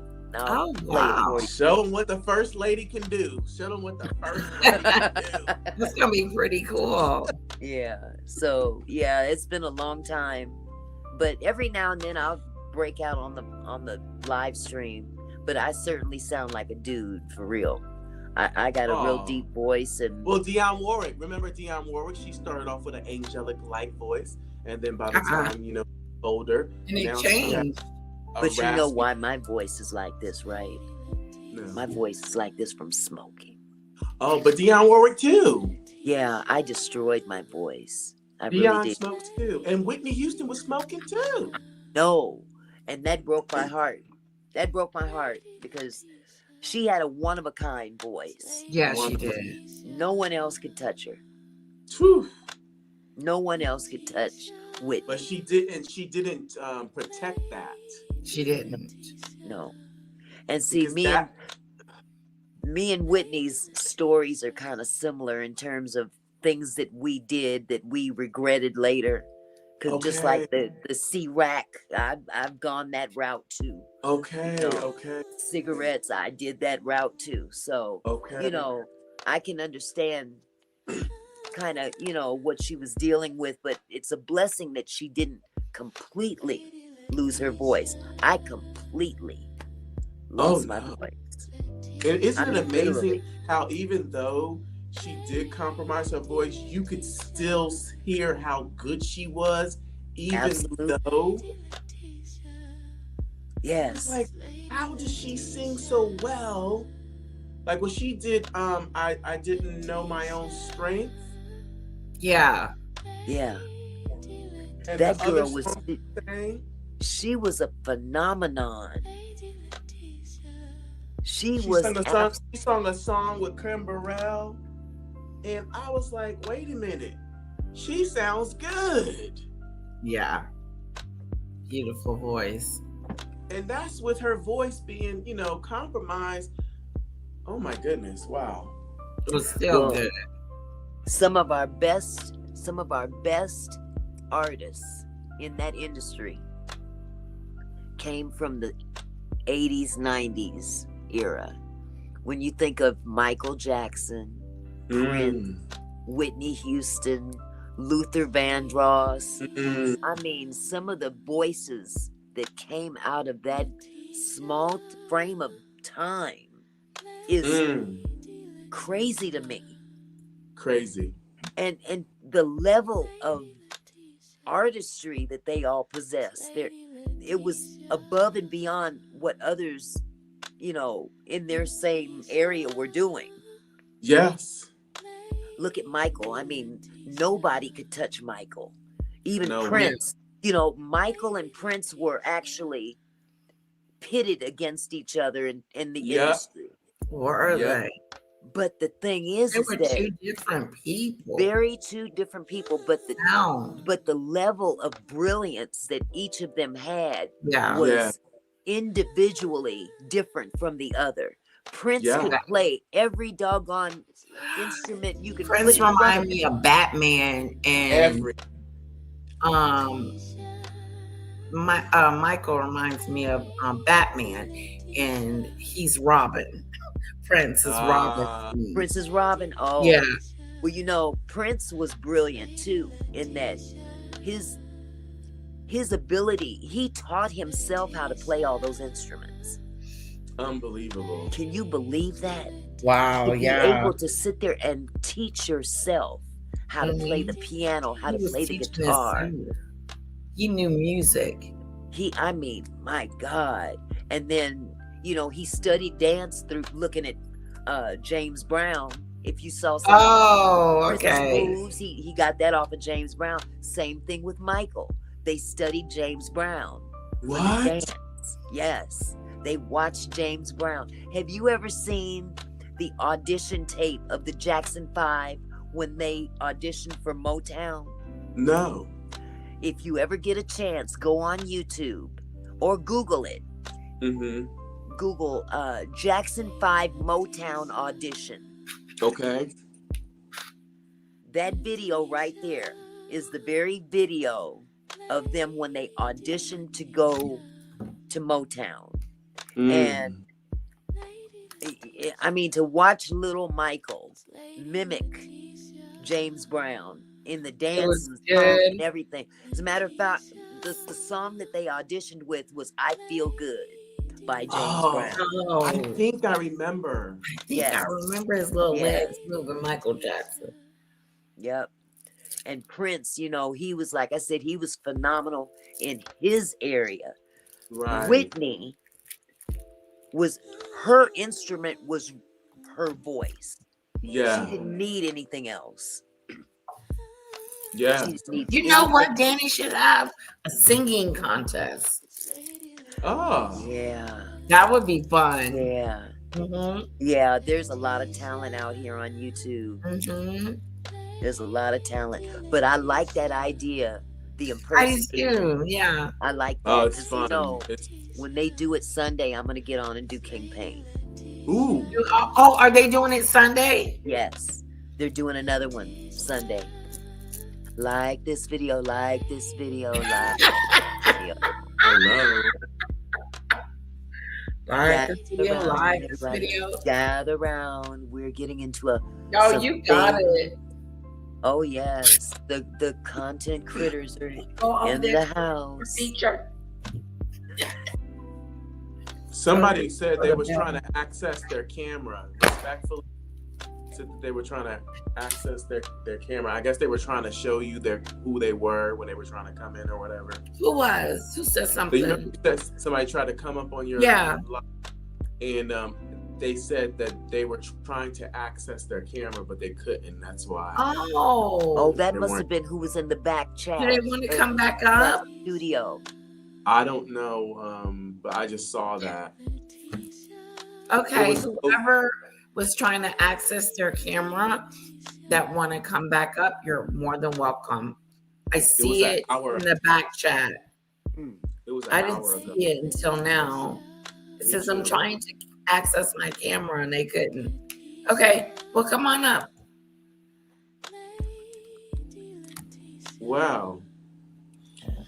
Ay. What time is it with Valar? We just said that at the exact same time. I know, we probably need to shut down. Are you ready to? I can. Yeah, I can. I'm just, for some reason, I'm up. Me too. I took a nap. That's what happened.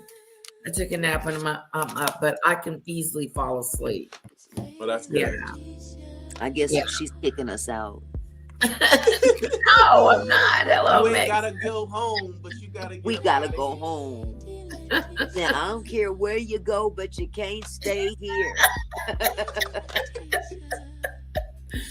Well, I probably said more than I should have today, but that's me too. That was fun. I enjoyed you guys. Thanks for coming and hanging out with me. I enjoyed being here. That was amazing. I enjoyed it. Yes. It's always nice to see Priest. I don't get to see Priest very often. He comes every now and then. Yeah. So when I do come, I have to stay a while. Yes. Okay. Yeah. I will. Next time we'll bring something to drink. Oh, please. Or something to smoke. I got something to smoke, but y'all don't want this. This I want ain't. it. You want no? This is these. Oh, sometimes I want those. I can't do the other stuff. Ooh. Now you Oh, want a man. good Too laugh. much. That's a Yes, good laugh. good laugh. I want a good laugh. That would be if you guys ever saw me smoke some, you know what? Yeah. Yeah. Would have the most entertained evening of the entire year. I'm here for it. Ooh, I me act a plumb too. fool. I act stupid and I'm here for it. ridiculous. I'm paranoid and I'm scratching. paranoid. We can put that on the members only. And one thing is for sure, I won't be pulling nothing out. Right. Okay. You ain't got to worry about that. You won't be taking off those shoes. Ooh, Ooh, girl, yeah, no. that was pretty bad. Oh my God. Oh God. Well, I'm not going to hold you guys up any longer. I know Lady Letitia wants to go night night.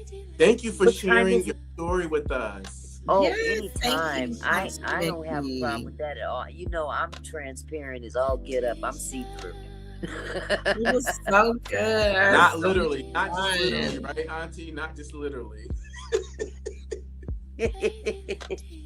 But we'll get together again too. We'll That have to make sounds a great. date. We'll have to Yeah, put a we date. have to do another panel moment. Yes, Please, yes. please. Fun. Now, do you ever go? You go live, don't you, Priest? I do, and I'm actually trying to start my own ministry, like online. And so, yeah. That's gonna be good. I'll come over. Hi, Donut. Yeah, so you know, I want to get that I started. did not. I want to get into like the gospel sector. I think it'll be a fun Uh-huh. sector. And I sing, so I've been Oh, singing. you he comes do? to see you. Carl did not come to see you because he doesn't come to see me. Oh, well, that's an honor. But yeah, I do sing Auntie Mickey on TikTok all the time, and I've sang for 5 hours straight before. What? Sang for 5 hours straight. What was it? A marathon? The thing that stopped me was my AC started burning. Oh my God. So the smoke started coming from there, and somebody told me it like shorted out because I had it too cold and I had the fan on low. So then it kind of overheated, and then there was smoke coming through. So I'm singing live for 5 hours, and at the Oh, my last moment goodness. I realized that my house was on fire, and I'm like freaking out, trying to find out where the smoke is coming from. Oh my God. And I think that live I had the most likes and the most everything because of that one live. But I couldn't believe that I could sing for 5 hours straight. But that's what I did. That's amazing, though. That That was is crazy. amazing. 5 That was straight crazy. hours. That was crazy. And what did you sing? I was singing Turkish music. Uh-huh. I was singing Arabic music. I was singing Italian music by Andre Boricelli. Wow. Oh my God. I sang Aretha Franklin's Vestio something, some kind of Italian piece that she sang before. The one that she did for oh God, the guy that was supposed to sing opera and he couldn't sing, so she stood in his place. Yeah. I know he's talking about. If you guys I get know a what chance to you're talking listen to it, it's the most Ave amazing Maria. song. She goes in between. Yeah, Ave no. Maria. This one was another one. No. This one was another one. It's singing about love. about. Okay. And it's singing about like maybe a forbidden love or whatever like that, but it's an Italian piece, and she goes in between like Italian opera to like soul in the same song. Oh my God. And also I was singing jazz, I was singing Luther, Oh God. I love singing Luther because you If don't you have could, to man, do if you can sing some Luther, you can sing to me all day long. That's all you. Look, you want to hear it? Yes. You can sing it, but you can't I'd play the rather have instrumental. bad times with you than good times with someone else. I'd rather have hard times together than to have it easy apart. I'd rather have the one who holds my heart. Oh my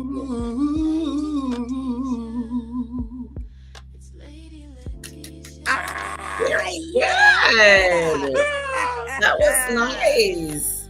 So Luther is Enjoy really that. easy to sing. For me, Luther's easy to sing because he sings like that gospel music type of thing. Yeah, he does. Listen, I want you to work on this is a Luther song.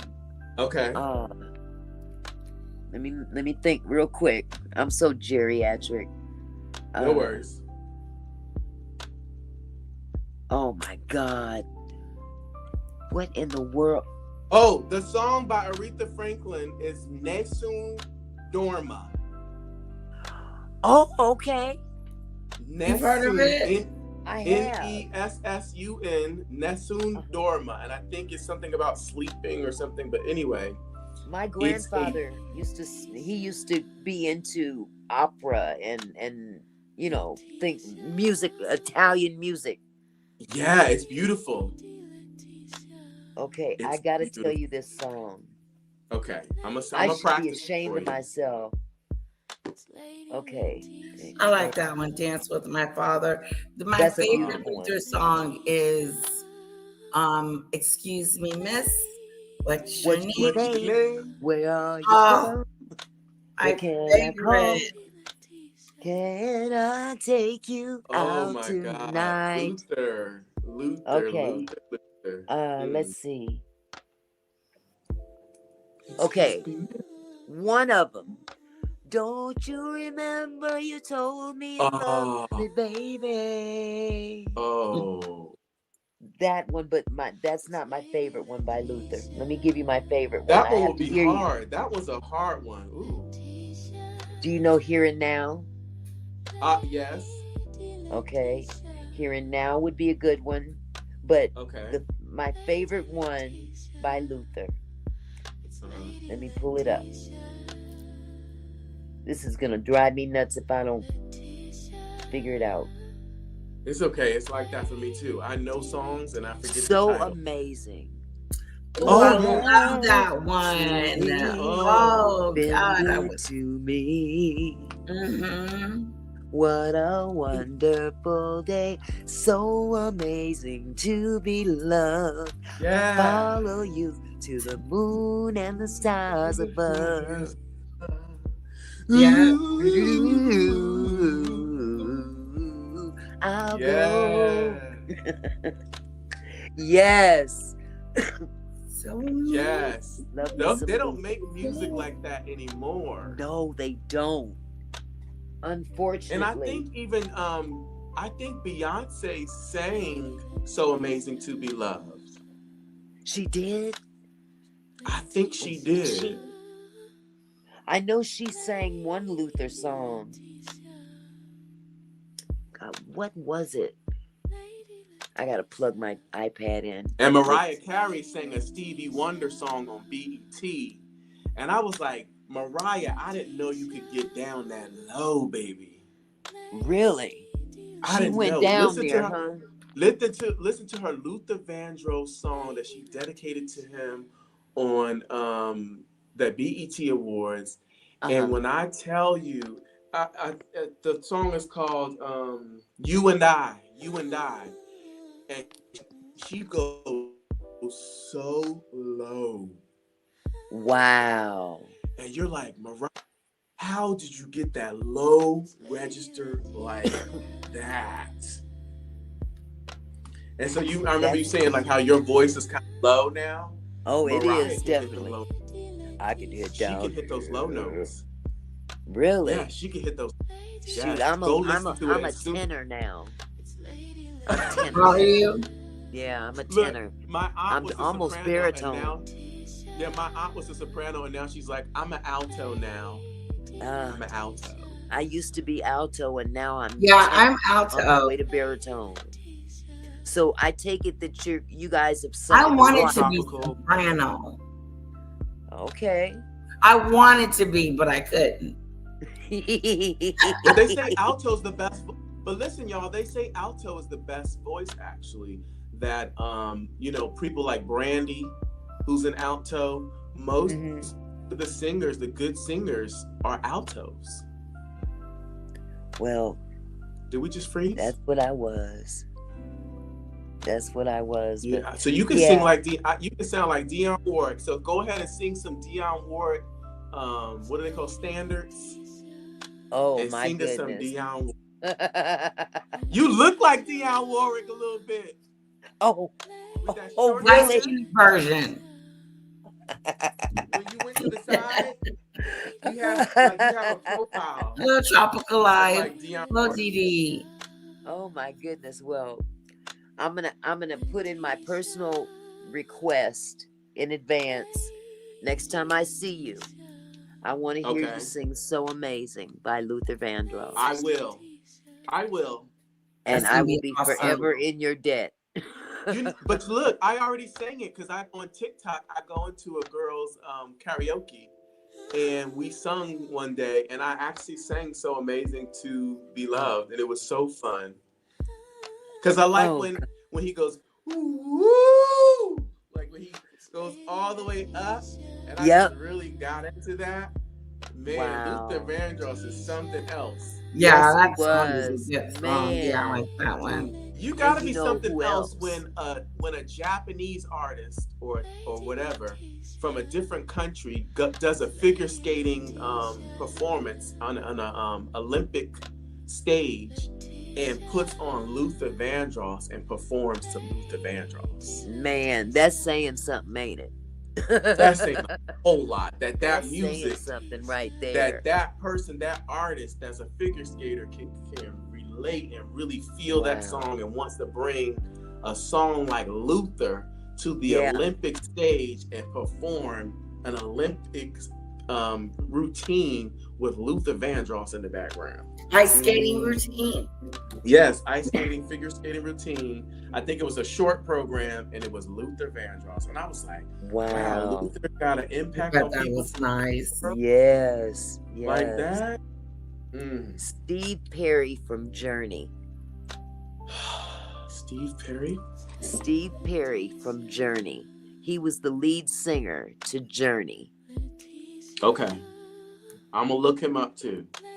Definitely. Or, matter of fact, anything Journey from back in the 80s, Yuri. 90s. And Stevie Wonder. We can't forget about Stevie Wonder. Oh, no, we can't. But let me tell you about Steve Perry. Steve Perry had a phenomenal voice, and then he got sick and he could no longer perform with the band. So they found another solo artist that sounds exactly like Steve Perry, and he's from the Philippines. Oh yeah, those Filipinos, some of them have some really good voices. This guy sounds just like Steve Perry. If I close my eyes and listen to this guy sing, I would think that I was hearing an old Journey song. Phenomenal voice. Somebody said, "Dance with my father, wish I could sing. Daddy was the second tenor. I can't carry a tune on a sheet of paper." That's okay. Look, you can use AI. Okay. Use AI. Hey, my outro is AI. You can do it. So that's you singing, right? That's my voice, but AI Right. generated the singing. Oh wow. Yeah. I like. They took my speaking voice and turned it into Oh, that is too song. cool. I want to It- do that. yeah. That's gonna be so You got to fun. do it, Lady Letitia. You got to. Yeah. Yeah. That's on Canva. No, that was on Zona. Zona. Yeah, that's That's the your song. homework. That's the That's one. your homework, Lady Letitia. Okay, Your homework I better get is to getting it. onto Zona. The second homework assignment is getting that driver's license name Oh. changed. Yes. Uh-oh. Uh-oh. I And got what's that the on the third list. homework assignment? Auntie, My what's the- homework what's- assignment is my what's the driver's third license and my marriage And- license. So get my married Marriage. name on my driver's license. Married and driver's license. And then go to Zona and take a look What at else did the we say? sky. Oh, and you're going to your wedding. You're going to the wedding. I'm going to the wedding. So I need to start looking at my plane, my Amtrak ticket. You're Or going to your a plane wedding? ticket with the Yes, it's in Florida. See, she lives in Georgia, but I guess she's going to Florida on a beach to have it. Oh, wow. A destination It's a wedding. different. Yeah, I had no idea she was going somewhere else, but yeah. And then I'm just gonna rent a car and drive the rest of the way. Okay. It's Church of Light Truth on YouTube. Church _of_light_truth on YouTube. Yeah, we gotta come check you out. Yeah, I'm gonna do a little teaching. You know, since I'm a teacher. That's what I'm Why don't talking about. Yeah, me too. Why don't I do? Well, I just use my skills. I think Janai you were in wants one of to my know where lives your too, channel is. I'll pull it up. Let me pull up your channel. Yeah, Auntie, you were in one of my chats, right? And I was talking about function over feelings. Yes. And you were like, I never thought of that. But actually, I got that from someone. Her name is Zen Barbie, and she's on TikTok, and she's amazing. She's a behavioral specialist or something like that, and she'll get you right. She'll get you right. And that was just a little piece. That was a little piece of what she gave me. And I was able to take that and kind of expound upon it and kind of go places with it. So when you're a teacher, absolutely, you can just do that. So I'm like, it's in me naturally, you know, to preach, because I could just take my little lesson plan and get my little quotes and everything and from break the it Bible. on down. Next thing you know, I'm Priest Carl, Pastor Carl. Okay, let's pass the plate. It's time for offering. Yeah, the offering is open. I want $1,000 only. This is Priest's channel. Good morning. And then I'm gonna post the link in the. But it's going to be online only, and one day I might muster up enough courage to do something and, like, you know, to start a physical church. But I'm only 46 years old, so, you know, honey, I think you are look, you are the perfect age to do what you got to do. You're exactly where you're supposed to be. Now that is Carl's channel right there. Okay, I'll think about that, but I'm gonna start off on YouTube first. Absolutely. And you know what? That might be the only route you decide to go. Right, because then I can live may be wherever I want. I can live wherever I want on your terms. And yeah, you are already subscribed, because I think I was doing something one day, and Danat had popped in and was like, "Show your face," but at that point I was covering my face, because, you know, the way I was praying may not be acceptable. So where I am, so I was just like, okay, let me put that on.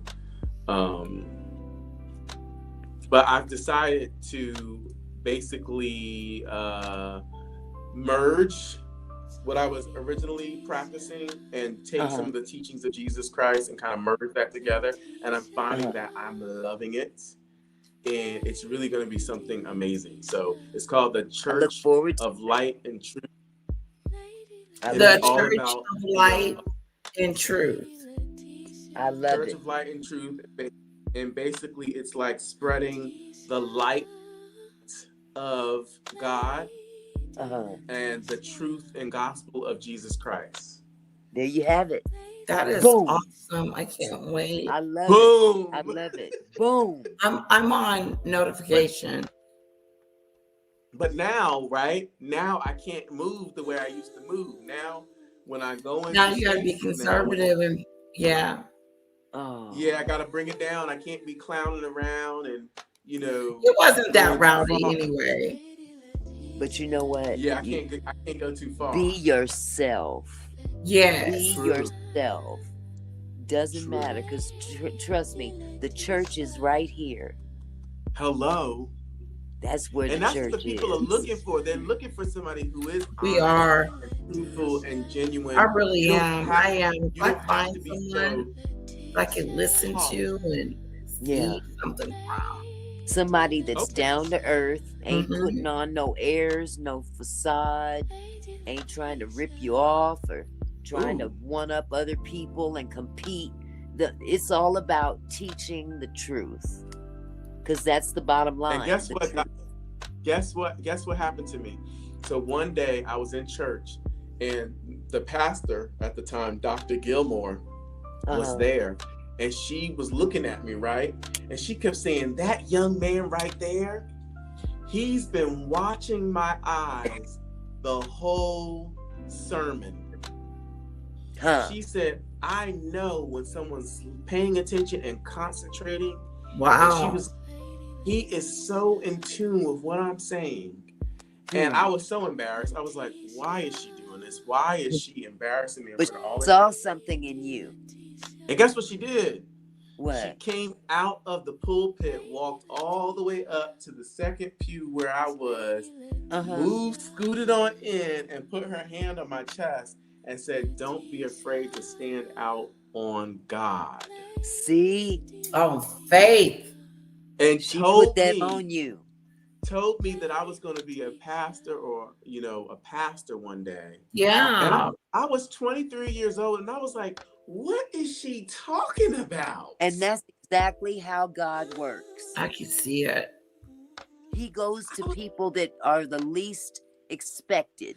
He goes to people that Yes. are like, "Are you It's serious? not expecting it.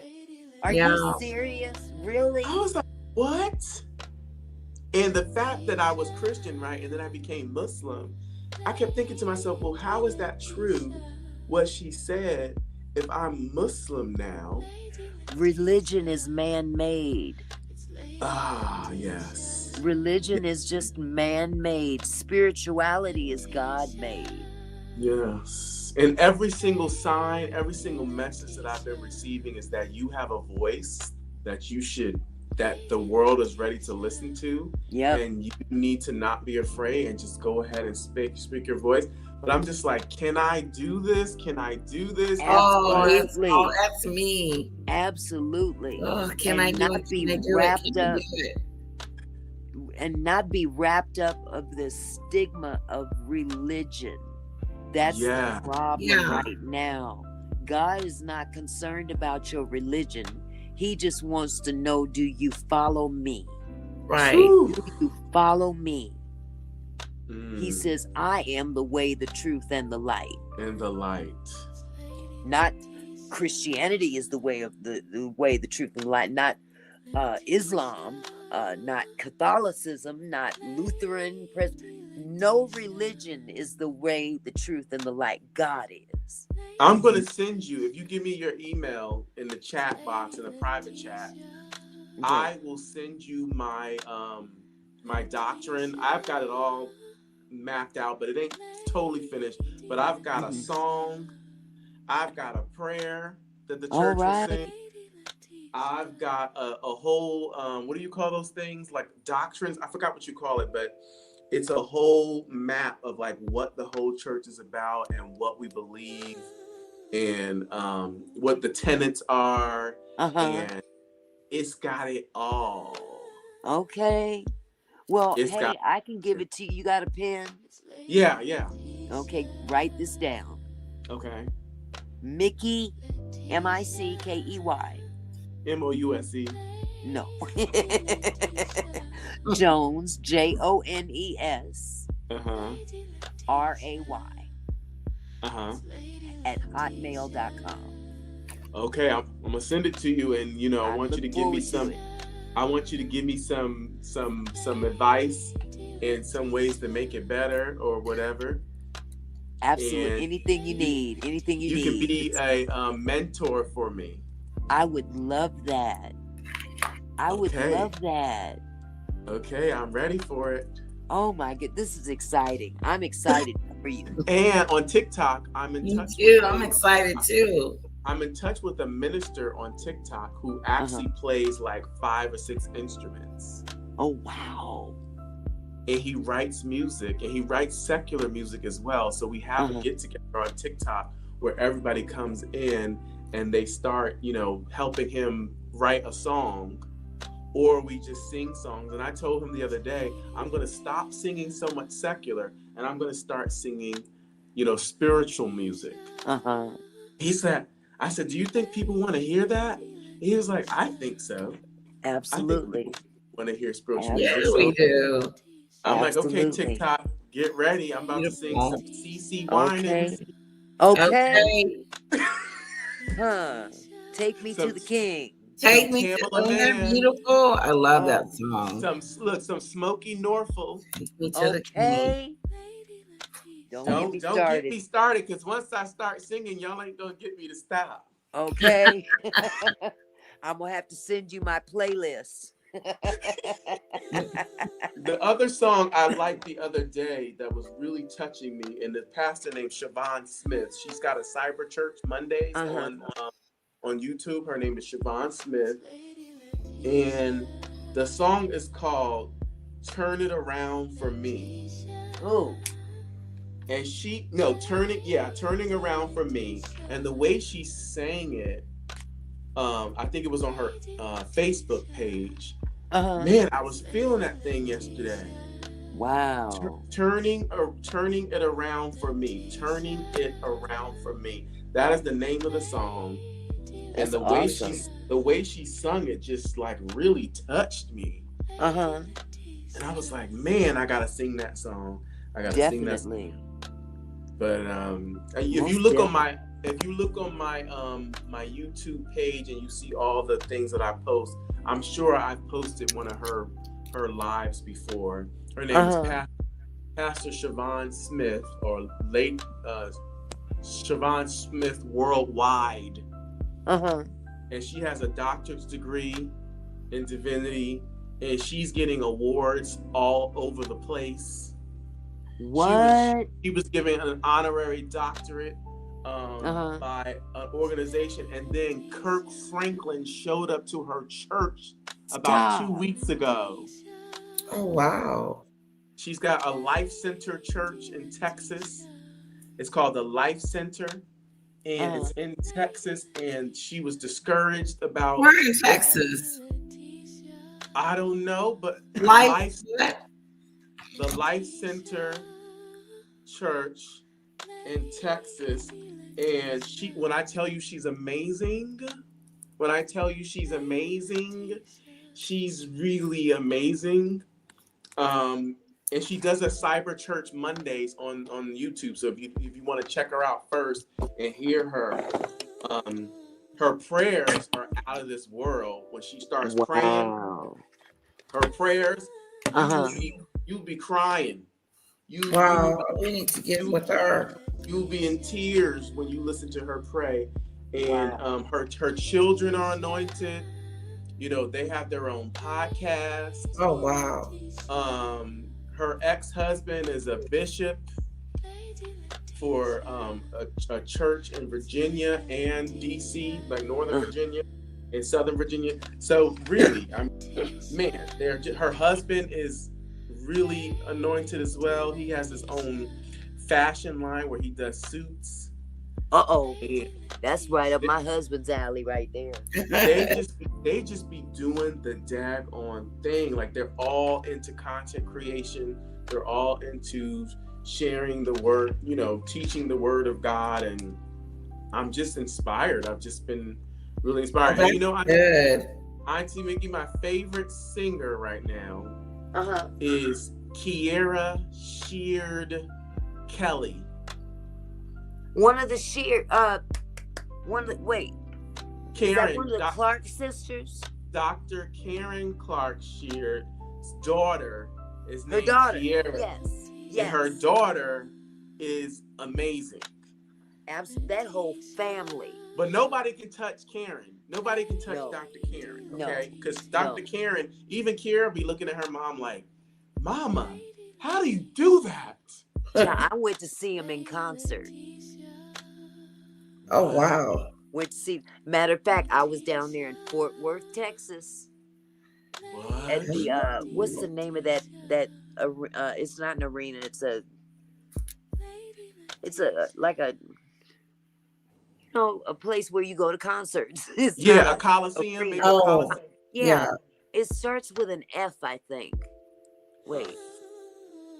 What's the okay? So, lady, you live down in Dallas, in the area of Dallas Fort Worth. This was a place in. It was the Kirk Franklin. I went to see Kirk Franklin. Yeah. And Was the it Clark sisters. the American Airlines Center? No, Or it was a one word. The Foreman. Oh God. Foreman Center. I don't remember now. But it'll come to me when I it's least the Life expect Center it. Church in Langford, in Dallas, Texas. Okay, yes, that's in your area, boo. So you gotta go now. Your other homework. I know. assignment- I need Your to other find homework that. assignment is to go to the Life Center Church in Dallas, Texas, and tell her I sent you. All righty, Tell daddy. tell her that priest from Dubai sent you to her church. That Dubai priest. And she could be like, priest? From Dubai? Life Center Church. Langford Street, Dallas, Texas. Kirk Franklin heard about her church and decided to go visit her church and sat in the back and enjoyed her service. Where is it? On Langford Street, Dallas, Texas. Langford Street. Okay. Langford Street, Dallas, Texas. And tell her you're a content creator and all that stuff. She's excellent. She's doing content creation on Facebook, Instagram, Twitter, TikTok at the same time. So she streams to all those platforms at once. She streams to all the platforms at once, and she keeps up Here with the it numbers. is. And she's like, y'all, my Twitter is low. Share the Twitter. Share the Instagram is low. Pick up the Instagram, and she's able to preach and keep up with all of this stuff going on at the same time. That's what's up right there. To keep up with the comments in the chat. See? She is amazing. It's about 30 minutes for me. Okay. See? That's perfect. That's right on point. And then you can go to a nice restaurant afterwards. Look. Mm-hmm. Do y'all have Thank Golden you. Corral? Y'all have Golden Corral? Ooh, child, Golden Corral. Golden Corral. With them big buns, those nice buns. Yeah. Butter, the honey butter. Child. Golden Corral don't make no sense. Golden Corral really doesn't make Golden any sense. Corral is a sin. It is. A lot of food. Look, and if you don't eat pork, you might find yourself eating some. Okay, that you'll be porky that day. Wink, wink. Man. Look, I went to a hotel in Tennessee, and I had never had biscuits and gravy before, and I had heard people really raving about biscuits and gravy. So I was like, yes, I'm gonna get some biscuits and gravy today. So I go ahead and I get my biscuit and I get my gravy, and I'm chomping into that thing. And I said, wait a minute, let me ask these people what kind of noodles. I was like, is there pork in this biscuits and gravy? And they were like, yes. You said, oh well. No, I was with my family, so I had to actually put it down. But let me tell you, when I said that joint was good, it was good. I It was know in Tennessee. exactly about It was that. in Tennessee too. It was good. Tennessee. Lord have mercy. Well, you know what, you guys? My iPad is about to give up the ghost. Yeah, and I am too. So Well, we gonna guys, do thank you again. so much, Auntie Thank Mickey you for having us. and Carl, for coming on here. Thank And you. thank you, Side Chat. Those of you in the bushes, thanks for hanging out with us. And have a wonderful, wonderful night. Be blessed. Be blessed. All of Good y'all. night. Peace out. Bye-bye. Bye-bye. Bye.